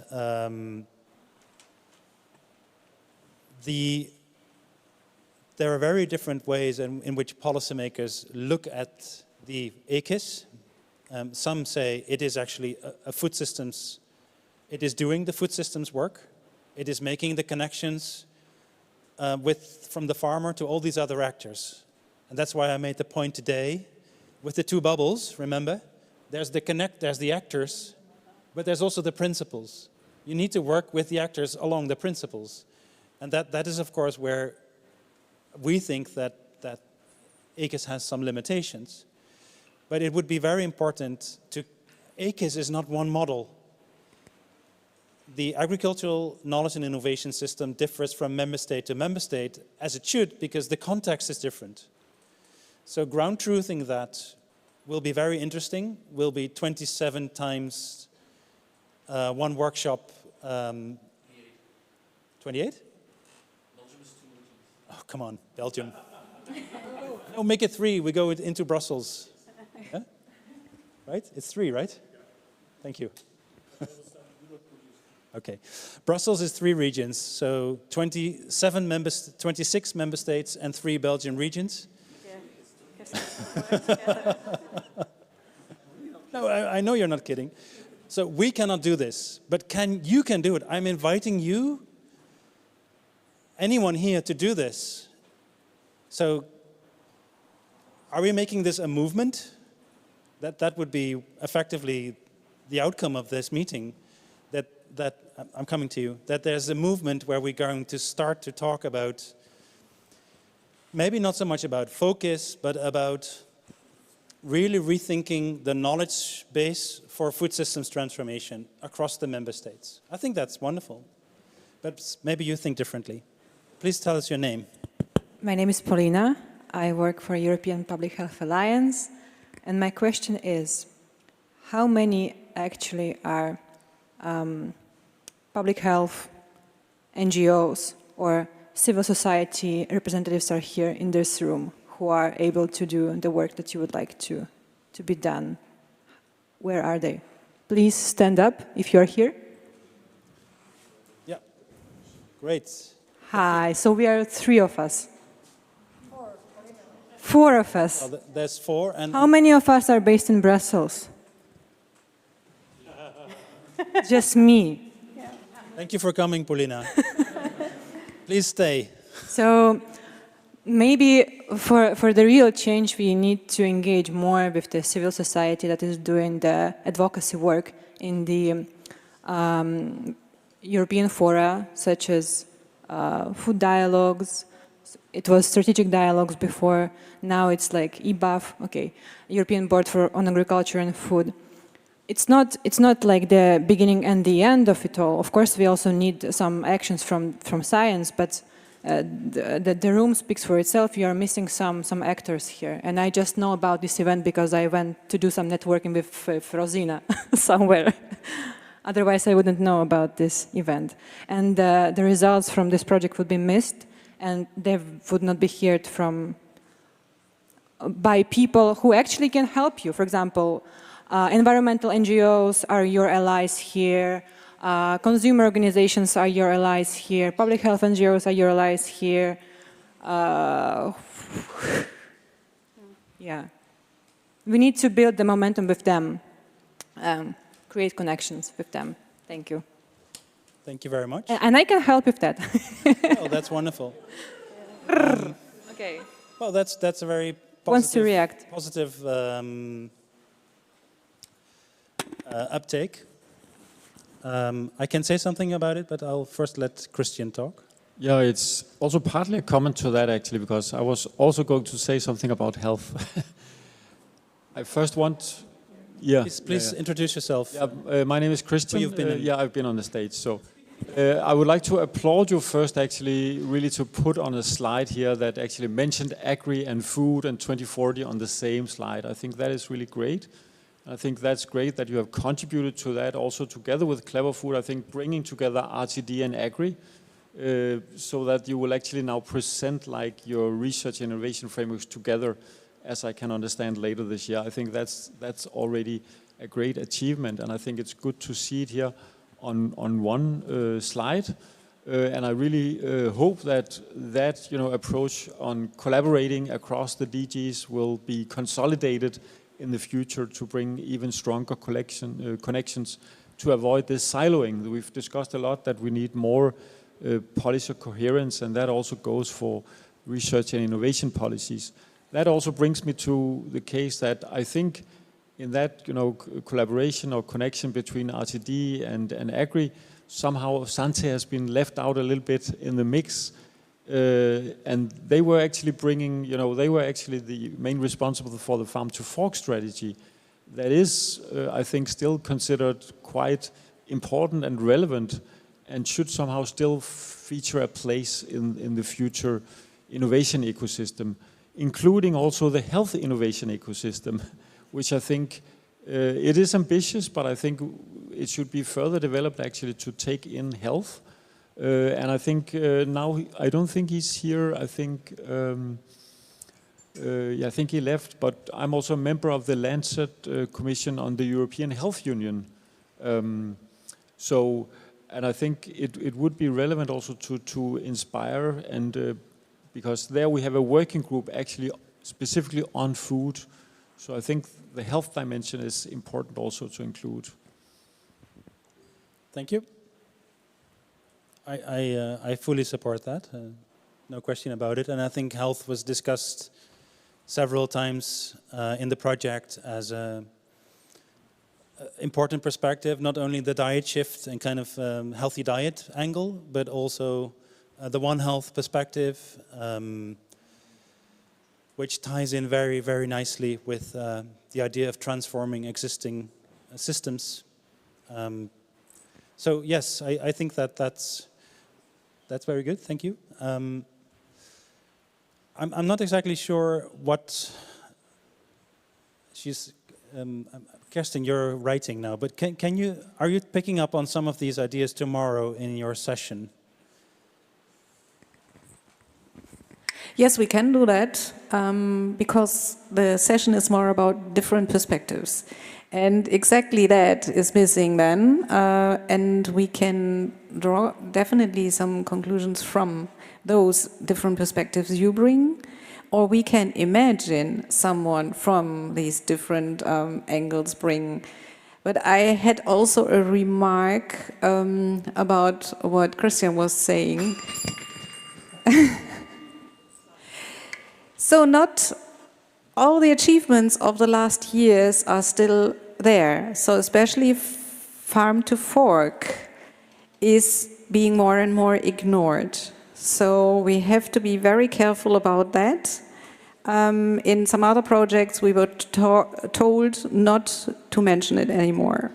So that is bad news. On one hand, it had different reasons for that, but just to be realistic, in some of these features, we have to know what is going on there on EU level and bring this perspective also on board.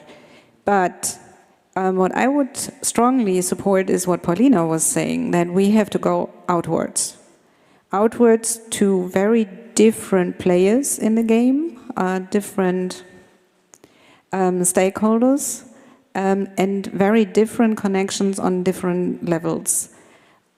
Foster will not do that anymore. Foster is running out, but we need other networks, and some of the networks that are existing might take over. We hope for that. Yeah, thank you very much, Kirsten.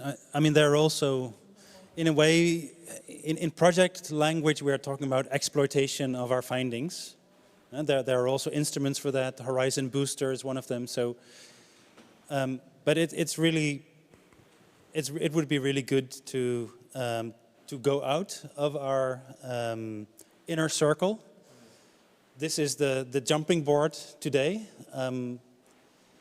And see where the ideas resonate. And then when we go out, they will also change. So they will also be molded into different perspectives and views. And I think that's only very interesting. So I conclude from this conversation that you feel confident as addressing the group here. I mean, this is a Foster consortium and friends now. That we can be confident to take these messages out. I think that is a really important conclusion to take from this from today. How we take them out is to be seen, but don't forget that there's also a second day of this conference, which is looking forward. And I thought about that maybe now is a good time to invite you, Peter, to tell us a little bit about how we take these ideas forward, not only the conclusions, but everything from Foster tomorrow. Thank you. Yes, very shortly and perfectly introduced by Tom, we have to go out. And the first step is people like Tim, yeah, which is embedded in a structure which already exists, which is EDP Food for Life. Yeah? We learned today we have structures which may be adapted, but there are also elements which are just missing. So this is a room full of partners which already are in a structure. Tomorrow, the first session will be, we call it high-level policy panel. We have invited one MEP, and we have invited the CEO of EIT Food. We have invited Rosalina Scalia, which is from DG RTD, and they will be confronted, maybe invited with 4 open questions. And the idea is not to address the answers to you, but also to make them think about how can we work together, starting from this end of Foster forward. Yeah. At the end of the session, this is the first session tomorrow, we have 10 good minutes for questions out of you. And you could address questions exactly for that, how to move forward. And it could be structures, it could be instruments, it could be requests for embedding new kind of partners, whatever. Active questions would be welcome. That's the first part. And the second part is, as it is right now, we will have 3 thematic rooms. So this will be the first time we will divide in 3 different groups, as it is planning right now. One will be, let's say, hosted and facilitated by Kerstin. Another one will be by Tom and myself. The third one is by Kerstin and Anne. Yeah, it's about focus, maybe on a European level, maybe on a national level, maybe on new elements. But again, here we would like you to ask you, give us inspirations or give ourselves inspirations beyond the obvious. Yeah. Today we learned, yes, we need funding structures, and okay, setting that's new, we know this right now, but this kind here of impulse, how to connect with other partners and building new alliances, coalitions, even in very small and even in a very early stage, that would be driving the car beyond tomorrow, because tomorrow is the second and the end day of the final conference of Forster, and it wasn't for Forster. Yeah? And we had learned they're already on a CDI level, alliances, coalitions starting to emerge, which will exist also the next year, maybe in 2 years' time, 3 years' time, something like that. And that would be the perfect outcome for tomorrow, to go beyond the obvious, to have new ideas, new connections, and maybe some kind of agreement, yes, we will keep us together for what kind of conference or event ever, to continue this travel. Yeah?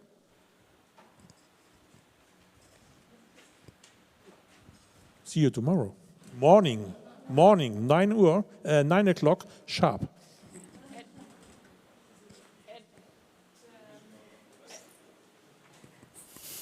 At 8:30 tomorrow morning, that's your chance to meet the people again that you met today, or meet some new people. Coffee will be served again and some cookies. So that's the networking time, and make sure to be in time here at 9 for this policy dialogue that Peter just introduced. We're really going to start in time to make use of this valuable time that we're having with them. And yes, now we still have a little exercise to wrap up the day, where you one last time can talk to someone next to you. And I have 3 questions. What was your highlight today? What was something that surprised you? And what is one question that is emerging or growing inside of you? So one highlight of the conference, maybe it was knowledge, maybe it was meeting someone, maybe it was, I don't know, the food, up to you. So one highlight, one surprise, and one question that is emerging. And you can talk to your neighbor with this, about this, and afterwards we're going to move to the room, I think, where we had the lunch. There will be food served there and drinks from this organic supermarket that is also part of this place here. And it's local and regional products that we get to taste. So this will be what follows your discussion of the 3 questions. At around 6 o'clock, food is being served. So one highlight, one surprise, and one question that is emerging. And then we see each other with drink and food over there. Enjoy. And a big thank you to Tom and Janet as well for hosting the last session and bringing up these discussions.